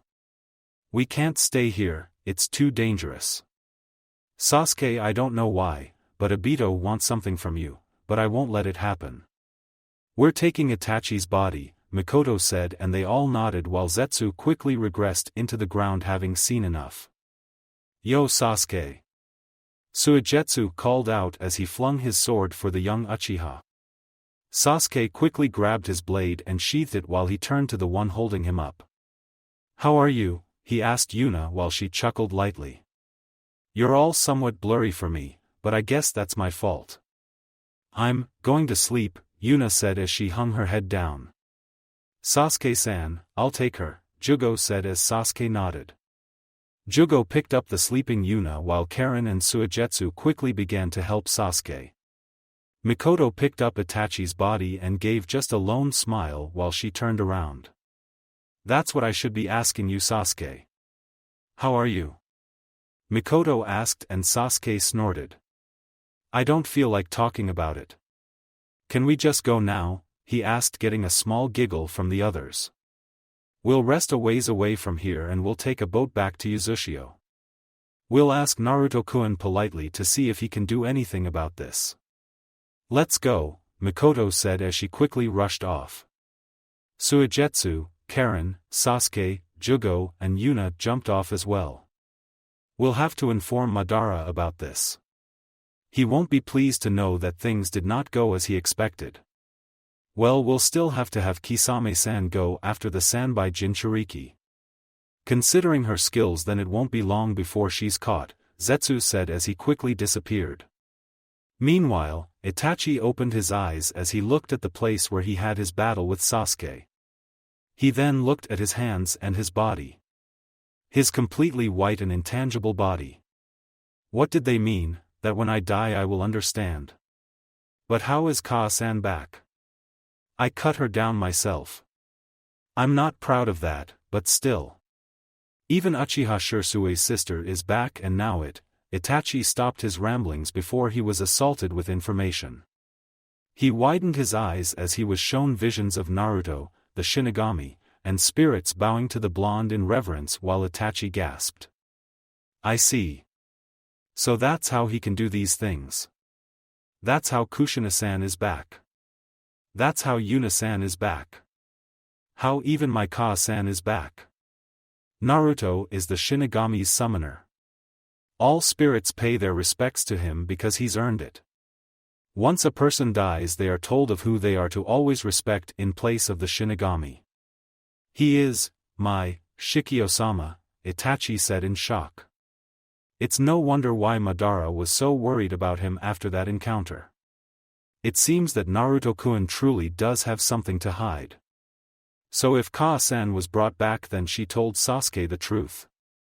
That means, they're going to take my body to him to ask for. Itachi stayed silent after that as his thoughts were racing, but once he got used to it he could see the thousands of spirits who were clapping at him. He raised an eyebrow while they spoke. Impressive fight, Nichan. You really gave those two a run for their money. Impressive, a man said while Itachi looked around to see the thousands of spirits clapping for him as well. He wasn't sure how to take that, so he just floated off. He didn't know where he would go, but he guessed that he would just have to be patient at the moment. Uzumaki compound. Kushina sighed as she came through the door, rubbing her temples, and sat on the couch, which happened to be where Yura was at the moment. Something wrong, Kushina-san? Yura asked while Kushina slowly nodded. The council has been adamant about me finding a suitor for the clan if Sochi dies, Kushina said while Yura blinked. But Nisama can't die, Yura said, and Kushina nodded to the explanation while she leaned her head back. That's the point. They don't know that, and Sochi is ready, my suitor. I haven't exactly made our relationship public, you know, Kushina replied, and Yura nodded. She could see where that was going fast while she continued to work on something else. Where is Fujike-san? Kushina asked, and Yura pointed out into the forest behind the Uzumaki compound. Far off, training underneath a waterfall. He calls it mental training. I just agreed and watched him go. Shur-san is treating Kamachi to lunch, and they're taking a break from this project that they were conducting in the basement. They never told me what it was, but I heard Kamachi quickly started showing an interest in our family's art, and she's quickly begun in her studies. They're keeping it a secret, whatever it is they're doing, Yura said while Kushina just nodded slightly. So long as they aren't doing anything truly dangerous. There are a lot of seals that were made by the clan that could potentially kill an individual if they didn't know what they were doing. They're both generally new to this. I'll talk with them about it later, Kushina said while Yura nodded with a small smile. Understand, Tayuya? Placing this certain seal to your flute will allow it to increase its range. However, I expect you to go over the human body chart if you plan on going through with this idea, Risa said as Kushina and Yura turned to Tayuya, grumbling at her mother while Risa just smiled. I already went over the fucking chart. Why do I have to do it again? Tayuya asked before she noticed her mother pluck her in the head. Because you need to memorize the correct patterns for what I'm going to show you with these seals. And stop your fucking cursing. Risa shouted as she bashed Tayuya over the head. Hey, fuck you, old hag. Tayuya returned while Risa growled. Both glared at each other while Kushina and Yura blinked. However, soon they noticed laughing as Risa ruffled Tayuya's hair. Come on, shorty. Let's train you in some Uzumaki taijutsu and then we'll be done for the day.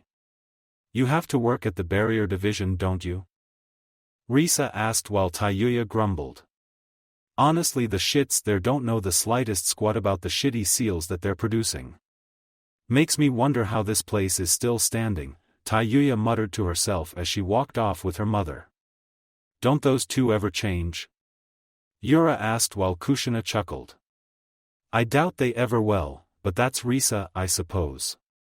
Though Tayuya-san seems to be quite happy with this life in contrast to what Sochi told me about her, Kushina said, getting Yura to slowly nod. Kushina looked over to what Yura was doing as she noticed on the table was a book on practicing brush strokes, which Yura seemed to be doing. So you're practicing? Why the sudden thing? I'm actually surprised that you haven't been called for a mission, Kushina said while Yura scratched her cheek. I would like to somewhat refine my writing, so I'm just trying some few things at the moment. As for missions, I actually have one that I will be going on later tonight. Apparently Konoha has some deliveries to make to the neighboring countries and I've been selected to carry the items. Apparently I'm also supposed to review the actions of Team Ebisu. Tsunade-sama has told me that they show an impressive record, so I'm supposed to file reports, Yura said while Kushina raised an eyebrow. Isn't that what their sensei is for? Kushina asked and Yura nodded. I'm also to make an evaluation of him as well, so Tsunade-sama told me not to say anything. They will just be my guards for the duration of the mission. I had the opportunity to meet them myself. They seem nice, though the one Konohamaru-san seems to really idolize Nisama. He kept telling me how I was lucky to have someone like Nisama for family, and I agree with him.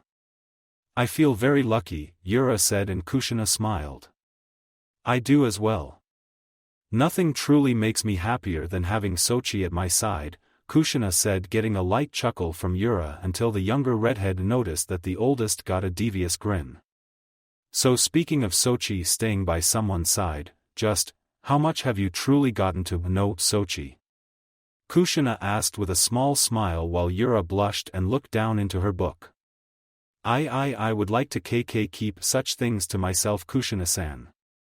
Nisama and I are just fine and in a healthy relationship, Yura said while Kushina raised an eyebrow. Most people would try to argue that last point, but whatever. However, I'm asking because Sochi told me of a particular incident between the two of you. I believe the waiter at the restaurant was knocking on the door while you were moaning just a little longer. Kushina asked as Yura buried her face in her book. And not one of my proudest moments where I can say that I could hold my composure, Yura said while Kushina snickered. I know what you mean, Databane. However, you know, it's coming, Kushina said, and Yura looked at the calendar and nodded. I know it is, Yura said while Kushina just gave a light chuckle of her pleasant voice. Suddenly both turned as they noticed the door open, showing Guren as she rubbed the back of her head and quickly discarded her Jonin outfit. Rough shift with the barrier division? Yura asked while Guren grumbled. That's not the worst of it, I tell you. Everyone is just so lazy there. I swear, but at least I'm done. I just came for a drink and some food, then I'm going back out to my hobby, Guren said while Yura smiled. Making crystals for jewelers? Yura asked, and Guren acknowledged the question with a short nod as she continued to walk up the stairs towards her room. She works hard, doesn't she?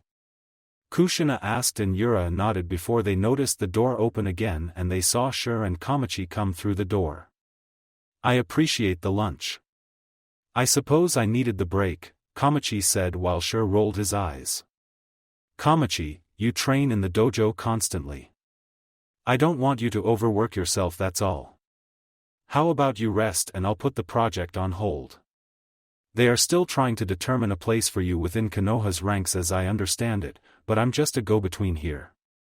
I honestly have no idea how long I am staying, but I'm enjoying my time here, Shur said while Kamachi blinked. If you believe that rest is necessary, then I will take a break, I suppose, Kamachi said, going into the kitchen to fix herself some tea. Shur sighed as he rubbed the back of his head. Shur-san, if you don't mind, I would like to see what this project is that you're working on, Kushina said, and Shur noticed her walking towards him. Hi Kushina-sama, it's something Kamachi and I have come up with as of 2 days ago. We're busy in getting things organized, but I did feel the need for your guidance in the matter, Shur said while Kushina patted him on the shoulder. Don't be so formal, Shur-san. As I said, we're all family here.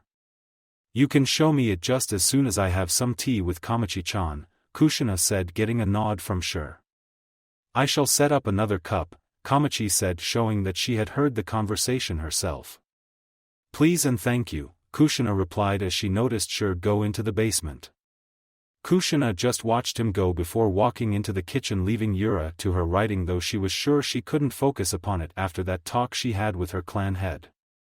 Meanwhile, Kushina was sitting with Kamachi at the table having their tea as Kamachi turned an eye to her possible aunt, relative, or whatever. She placed her hands on the table while got Kushina to turn to her. Are you okay? Kushina asked, and Kamachi touched her temples. I am not sure. I suppose I just require rest is all, Kamachi said while Kushina leaned forward. Well, in truth you aren't supposed to be working anyway, since neither Tsunade nor Shizun gave you the all-clear for training. You're just like Sochi and myself. Disrespecting medical reports in favor of training, Kushina said while Kamachi looked at her spot of tea. I am like Naruto-san. I don't see that, if I am to be honest. At nights I feel cold. Even when I know I shouldn't be, but then there is him. I sense lots of things from him. Maybe I just admire him. He's like the brother that I might have wanted when I was younger. Not knowing the things that I've probably seen in my life is unsettling. But when I see everyone talking, laughing, or training, then I wonder, what do I look like when I smile? What's my face like when I laugh? Do I even know how to laugh?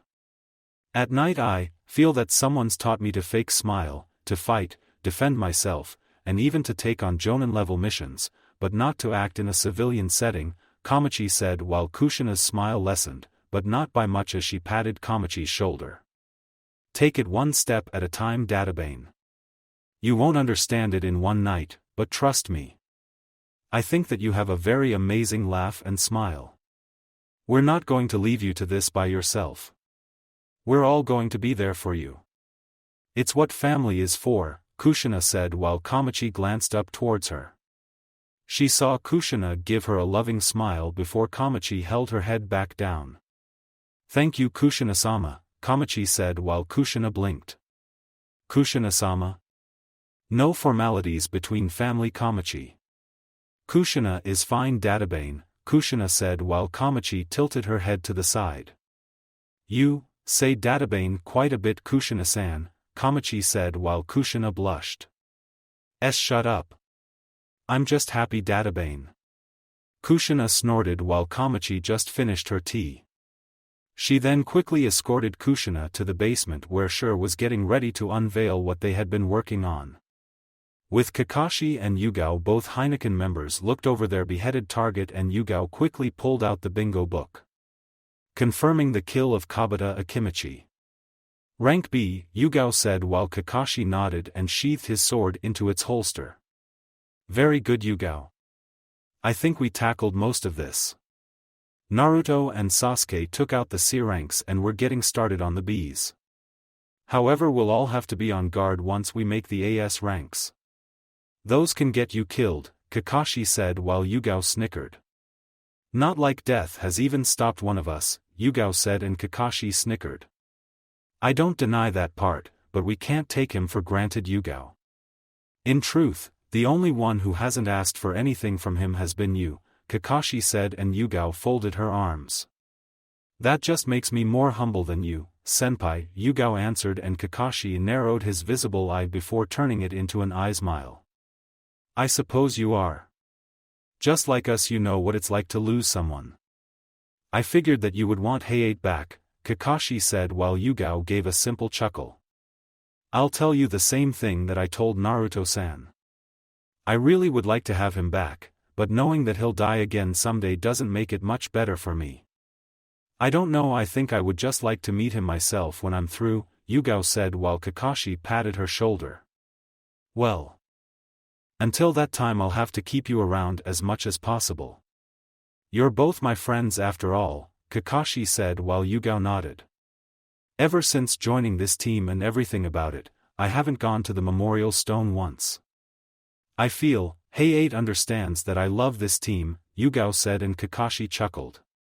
I haven't either. I still remember Sensei, but now I have Rin and, Kakashi suddenly stopped as he looked down at the grass while Yugao frowned. Have you and Rin-san thought about what you're going to do with him? He's angered the Shinigami for some reason and Naruto has responsibilities to his summon. He's giving both of you a chance to do something, but then again I never thought that Obito-san was one to be like this, Yugao said while Kakashi looked up at the sky. No, I guess he isn't. I haven't had the time to sit down with Rin and discuss everything like I want, so we don't have anything concrete. I'm just hoping that he'll listen to us before it's too late, Kakashi while Yugao quickly sealed the head in a scroll and gave it to Pakken while the dog just saluted them both and left.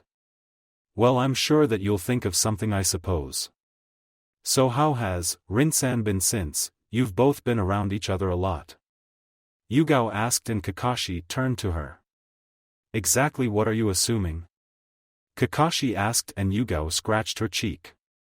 Well, that Rin-san's been maturing a lot in the few months and you both have spent a moderate amount of time together. I was just wondering if Kakashi-senpai was trying to rekindle some old flames, Yugao said while Kakashi's eyebrow twitched. Ma Yugao, I guess Rin-chan's just become a lot more grown up as a result. We're just friends, Kakashi said while Yugao nodded. Hi senpai. I'll take your word for it, Yugao said while Kakashi just smiled before they noticed a poof next to them. Both looked down as they noticed just a lone scroll. No animal, no markings, no nothing. Kakashi and Yugao knew what this meant, as it was always a way for Mikoto to summon for their aid or to send information. A scroll from Mikoto-san? I haven't heard from her in a while, Kakashi said as he picked up the scroll and unfurled it. Yugao blinked as she waited for Kakashi to tell her what was in it, and she saw Kakashi's hands tremble slightly. He then furled it back up and placed it in his pouch with a heavy sigh. They found Itachi. Unfortunately, he gave them a rough time and now they have his body. They're making their way back to Uzushio at the moment, Kakashi said while Yugao sighed. I see. So they're going back to see if Naruto can get any answers from him. It seems like something that he would do, Yugao said while Kakashi turned around. Once we're done for the day, I'll send this message to Kushina. We'll see what she thinks, but I have a feeling that Mikoto-san, Sasuke, and Yuna-san are going to be waiting a while. Naruto went to Kiri on a diplomatic mission along with Yuri, Yukimaru, Fuka-san and Jiraiya-sama. I doubt he'll be going to Uzushio for a little bit, Kakashi said while Yugao folded her arms. Well, he could just teleport himself there, right? He does have that technique that we almost got to fully see back in Kumo. I could make a quick stop there and then head to Konoha in the same day, which makes me wonder why he didn't just teleport himself to Kiri like last time with Kumo, Yugao said, and Kakashi chuckled. I doubt it's a technique that he wants everyone to know about. There has already been word of a second yellow flash, and I believe that I read reports of Iwa's unrest on that information. No doubt they would want something, Kakashi said while Yugao nodded. Well, Naruto-san can handle himself, I'm sure. Not many people are like him, Yugao said, and Kakashi agreed on that with her as the two quickly shot off through the woods to continue through the last few pages of Bees in the bingo book. With Naruto and company 2 days later, Naruto slept peacefully with Yuri and Yukimaru by his side while Fuka was humming to herself while reading a book. Jiraiya just seemed to be looking out at the endless sea that was in front of him. His thoughts had plagued him ever since he and Naruto had that talk. Jiraiya had hidden it well, but he had to hand it that Naruto's sensor abilities were really coming along, as the blonde had a feeling when people's chakra was disturbed. As expected of the Uzumaki. Fuka-san, wake up the brat. We're getting to land, Jiraiya said while Fuka smiled. You got it, Ero-Senin-kun, Fuka said as she quickly stood over Naruto and kissed him on the forehead. Naruto mumbled as he opened one eye to see Fuka smiling at him. Rise and shine, Naruto-kun. We're about to disembark to Kiri. Now we can go and meet our other cousin, Fuka said while Naruto nodded. All right then, Naruto said as Yuri and Yukimaru yawned themselves awake. Soon their ship quickly hit the docks as the planks were lowered.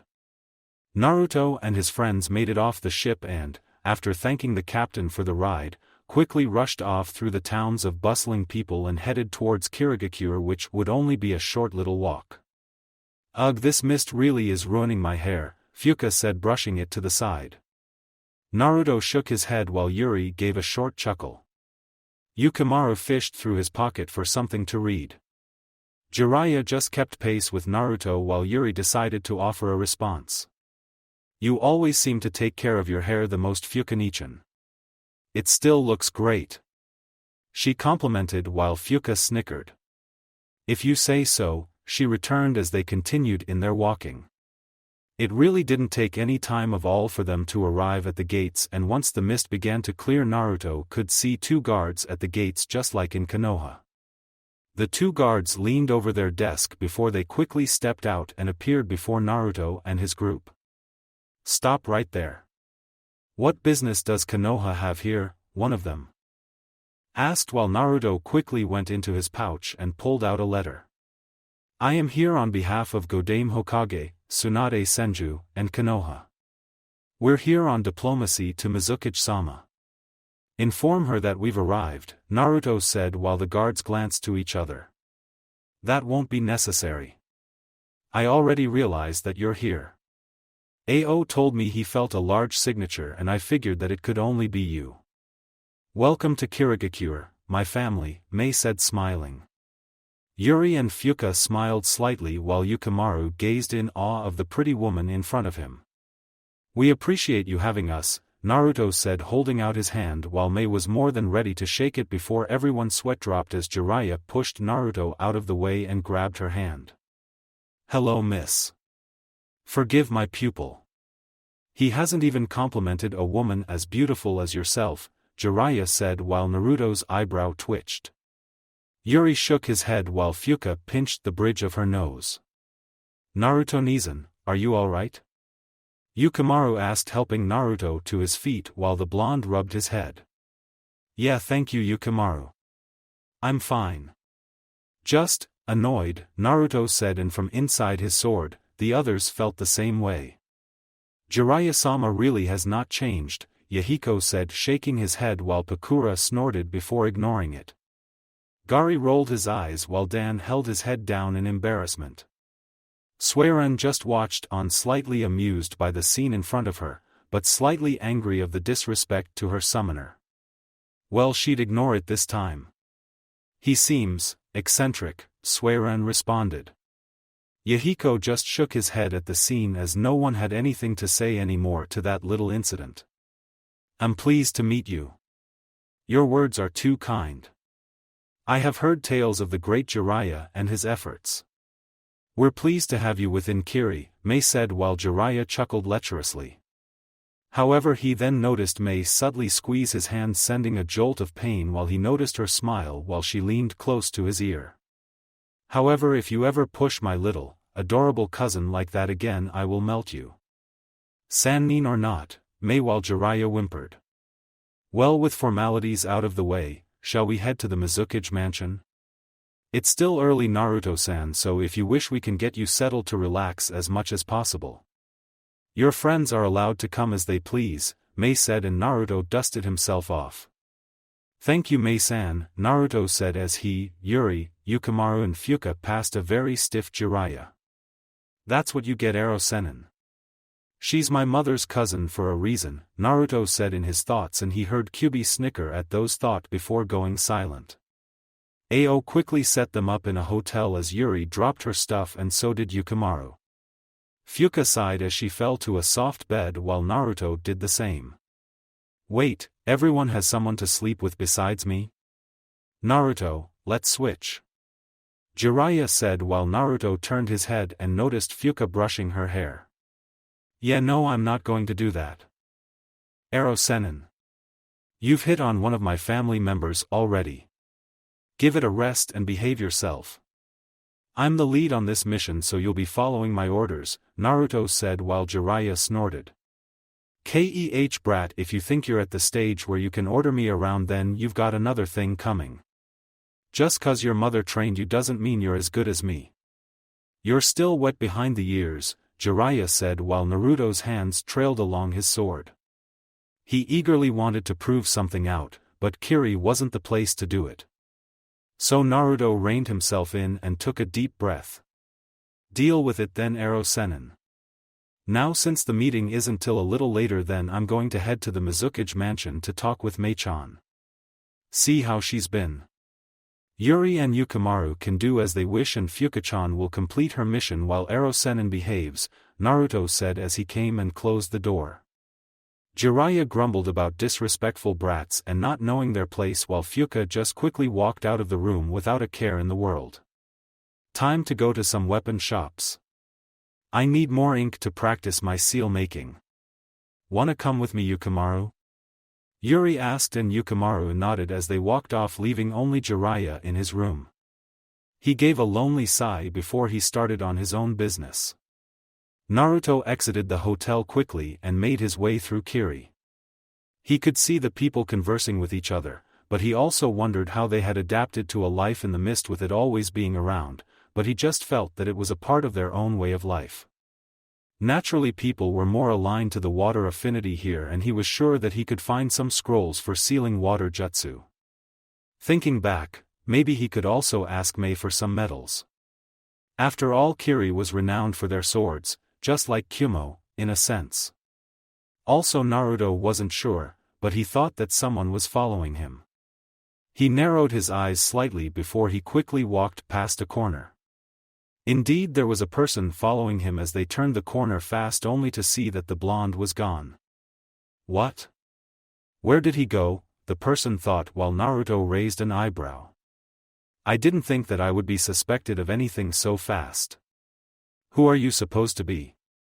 Naruto asked, getting a shock from the male, now that Naruto was able to see him, and get him to hastily turn around to see Naruto with his arms folded. How did you know I was following you? He asked while Naruto raised an eyebrow. You're not very subtle. Oh wait, by any chance are you Chojuro? Naruto asked while the blue-haired boy quickly straightened up. Hi, that is my name. Also, I didn't truly mean to follow you per se. I was just told by Mizukage-sama, if you were looking for her, then to join her in her office, Chojuro said while Naruto blinked. Well, that's where I was going anyway, but thanks anyway. Also, loosen up, buddy. You're so stiff, Naruto said as he patted Chojuro on his back. The team gulped before he and Naruto exited the alley and made their way towards the Mizukage mansion. So Naruto-san, it's become well known in Kiri that the Terumi clan was related to the Uzumaki clan through the marriage of the clan heads. Have you noticed the people? Chojuro asked, and as Naruto looked around he could see people looking at him with smiles, awe, and even some shock put in there. Now that you mention it, yeah, I do see that a lot now, Naruto said while Chojuro nodded. Once Mai-sama figured out about her family, then she, more than ever, wished to learn more of her history to the Uzumaki. I was just curious about your relation to her, Chojuro said while Naruto rubbed the back of his head. I would guess aunt, cousin, or something like that. Doesn't really matter to me. Family is family, Dadabayo, Naruto said while Chojuro slowly nodded. I see. Well, that is an interesting way of thinking, Chojuro said and Naruto as they came up to the Mizukage mansion. Naruto walked inside and Chojuro followed him. They both walked up the stairs and Naruto could feel a sense of familiarity between Kiri and Konoha since the two seemed to have nearly the same internal structure. Naruto and Chojuro turned to each other one last time while Naruto knocked on the door. Come in, he heard Mai say as he opened the door to see Mai patiently waiting for her cousin to come join her. I have brought Naruto-san, Mai-sama, Chojuro said, and just as he did, Naruto pouted. Though I was coming here myself, so we can just say that I brought myself, Naruto said, getting Chojuro and Mai to sweat drop. Thank you, Chojuro.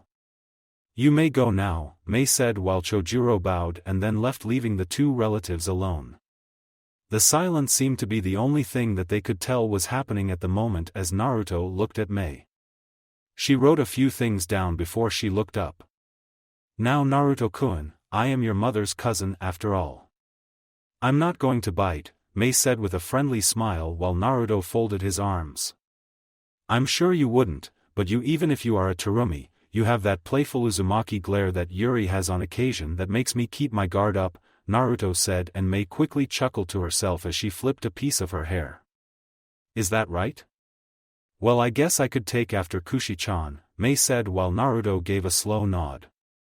But you obviously came here for a reason if you didn't need Chojuro to summon you. I also doubt this is about the meeting of diplomacy, so why don't you tell me why you're here, Mai insisted, and Naruto raised an eyebrow. But you summoned him to get me as well. There is something that you want to say as well, isn't there? Naruto asked, and Mai nodded to his question as she placed an ink pen to the ground. That is correct. However, I would like it if you went first, Mai said while Naruto slowly nodded. Alright then. I also want you to understand that I mean no disrespect to you or your village when I ask. This, Naruto paused while Mai raised an eyebrow before slowly nodding. How? No, let me rephrase that. What was Kiri's purpose in making Rin Noara the Sanbai Jinchuriki? Naruto asked. With Sasuke, I'm cutting the rope. Suigetsu shouted to everyone else while they nodded. Suigetsu quickly did just that and then hopped on while the ship quickly began to sail off into the distance. Jugo-san, could you please lay Itachi's body on the deck? Mikoto asked rather tiredly. Jugo bowed before he gently placed Itachi's lone body on the wooden ship while Sasuke and Yuna leaned against the side of the ship as they looked at the elder Uchiha's body. He just seemed to be sleeping or something like that. Sasuke rubbed his eyes while Yuna turned to him. Are you okay? She asked and Sasuke looked up at the sky. Not really, he replied. Yuna just laid her head on his shoulders while Sasuke looked out into the open sea. Mikoto Uchiha-san, Karen said, getting Mikoto's attention as she turned around. Yes? Mikoto asked while Karen quickly looked at Itachi's body and then looked back at Mikoto. I have my concerns of Akatsuki's intentions in this sudden matter. It is known by nearly all of us that Yuri-san is the Sanbai's latest host and somehow Akatsuki knows. I just wonder, Itachi-san said that it was his mission to retrieve the Sanbai Jinchuriki. Does that mean that his partner will be coming for her? Karen asked and Mikoto sighed. I do not know. I had heard from that masked man that he does plan to do something about the Jinchuriki. I don't know what it is, but it plans to be big, I suppose. However, when I see Itachi laying there, then I think of the struggle he had to put up with, Mikoto said. His struggle is not so amazing. He thinks he interrupted my plans, but he hasn't. He's only delayed what I have been preparing. I have planned for every contingency. Mikoto and Karen widened their eyes, as did Yuna. They all quickly turned their heads as they noticed Tobi standing on the top of the ship. How did he get here? We should be at least a while away from the land. This wasn't a coincidence. How did he find us? Karen is the best sensor we have on this makeshift team. She would have warned me, Mikoto thought while Tobi casted his glare at everyone. You just don't know when you aren't needed, Suigetsu called out, but Tobi paid him little mind. He looked at Itachi's body and narrowed his only visible Sharingan eye. Well, the only use I really had for him was his eyes. Anything else is useless to me. So I'll be taking them now. Let's just say that it's for all those times that I watched out for him, Tobi said, but suddenly he cursed as his mask bursted in black flames. Mikoto and everyone else gasped before they noticed Sasuke straining his eyes forward. Sasuke, Yuna and Mikoto nearly said in unison while Tobi suddenly fell off the top and to the back of the ship. Sasuke's eyes soon twitched before he covered them with his hands. Itachi, who had hovered over them to see what everyone was doing, gave just a small smile. Sasuke, I knew you could do it. If only I could hug you right now, Itachi said, floating above them. Not like he could do much else. He couldn't interfere with the living anymore. Sasuke, are you all right? Karen asked, quickly allowing her hands to glow green as she placed them over Sasuke's eyes. I see. So Itachi gave you a little precaution in case I came to you. Still as crafty as ever even in death, Tobi said while Mikoto snarled. How dare you make a mockery of my son? She growled out. Sasuke stood to his feet as did Yuna while Jugo and Suigetsu stayed close to Itachi's body. I make a mockery of him because he is a waste. Still caring about Konoha and its will of fire. There is no fire, or hope. There is only despair and darkness, Tobi said to them all. Jugo and Suigetsu frowned while Karen gritted her teeth. You really have had this consistent. You're the one who doesn't understand, Mikoto said, getting Tobi to smirk behind his mask. It makes no difference what you say to me. I will complete my plan and I will save this world from its own destruction. The death of those two Uzumaki will be the ending to it all, Tobi said. Mikoto frowned before she inched back to Itachi's body just as a precaution. There is still Raikage-sama's brother. You aren't bold enough to just go into Kumo that casually, are you? It's not something that will continue to happen, Mikoto said, and Tobi suddenly sat down on the top of the boat while placing his head in his left hand. The Hachibi Jinchuriki is by far of little consequence. He will be captured in due time. You prolong the inevitable. Now why don't you tell me the reason for your revival, Mikoto-san? I was sure that Itachi cut you down since I had been in the Uchiha compound to see your blood smeared across the floor, Toby said. Itachi held his head down at that, but nothing he said would be heard, so he just settled for listening. What my son did does not matter to me. It will not stop me from loving him dearly just as much as Sasuke. Also, you have no need to worry about why I'm around.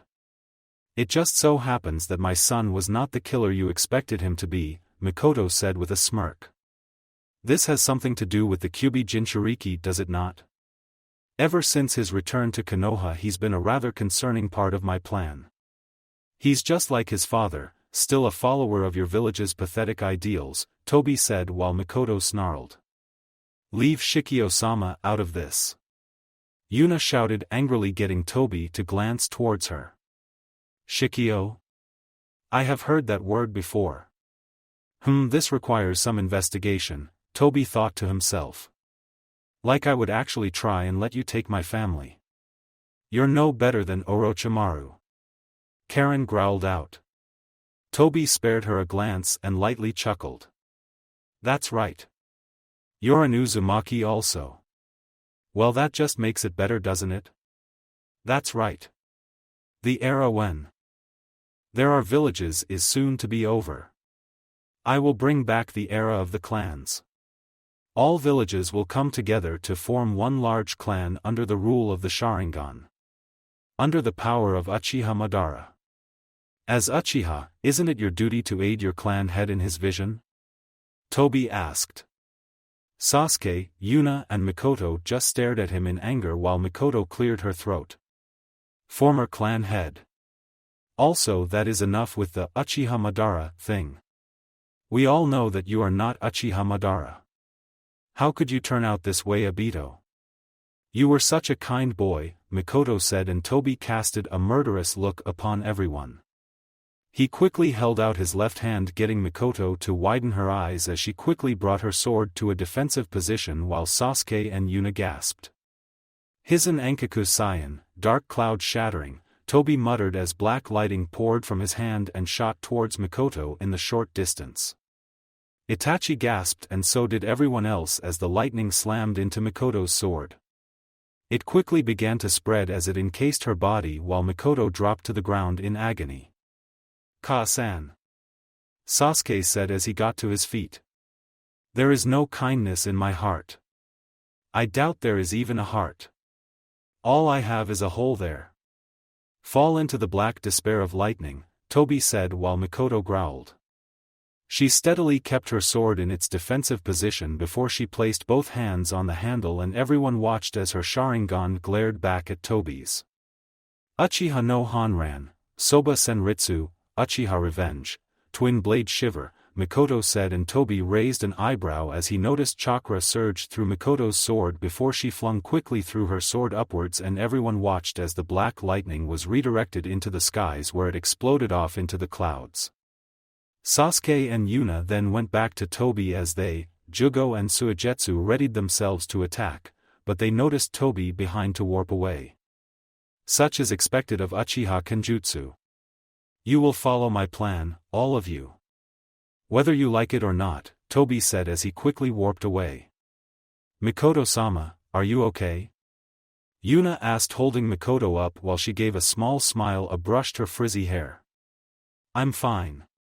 Just a little put off, Mikoto said while Karen quickly rolled up her sleeves. Mikoto-san, my chakra has healing properties. Please bite me, Karen said, and Mikoto raised an eyebrow before gently biting down. Karen gave a light grimace, but everyone watched as the chakra slowly began to heal whatever was wrong with Mikoto, bring her back to full health. When we get back, we're going to be having Zabuza-san, Haku-san and Rin-san form a barrier division. The island of Uzushio probably isn't so hard to find if Toby-san can find it himself, Mikoto said while Sasuke snarled. Shouldn't we just take care of him before he starts this? They're not going to stop until they have Yuri, Naruto, or Kyumo's Jinchuriki in their grasp. Judging by things, we're not looking well, Sasuke said, and Mikoto agreed. That is true, Sasuke, but we don't know where they are currently. For now we'll just have to play it by ear. Looking for them directly won't seem to have an immediate change on what we want to happen, so we'll just have to be on hold, Mikoto said, and everyone agreed before they heard a poof. Mikoto looked down and she noticed Katsuyu, or rather a smaller version of her.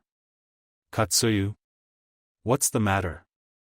Is there something that Tsunade wants? Mikoto asked, picking up the slug while the bluish-white slug nodded. Hi, this is a message from Kushina-san using me with Tsunade's permission.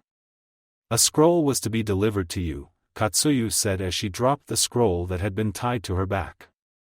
We appreciate it. Thank you, Mikoto said. Katsuyu gave a short bow before dispelling, allowing Mikoto to bend down and pick up the scroll.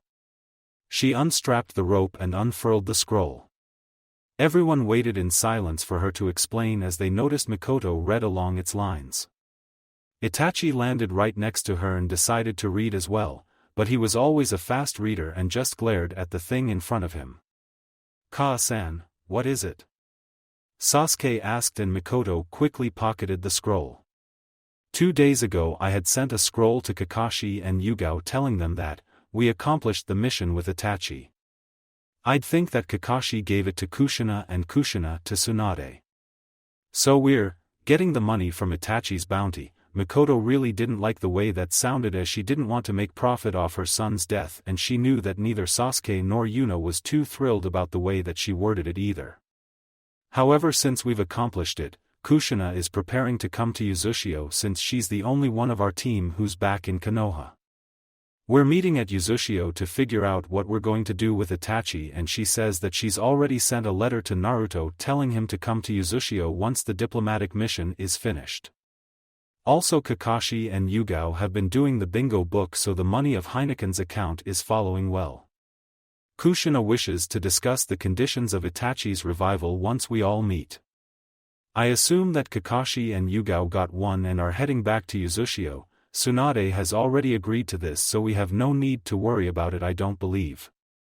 We'll just have to wait for Naruto and his entourage to finish what they're doing, Mikoto said, getting the others to nod as their ship continued to sail off into the distance. Thank you for watching. I hope you enjoyed it. Make sure to like and subscribe, and don't forget to share this video with your friends. Guys, make sure to help the author by visiting the link in the description. This is Fox Sage, and I'm signing off.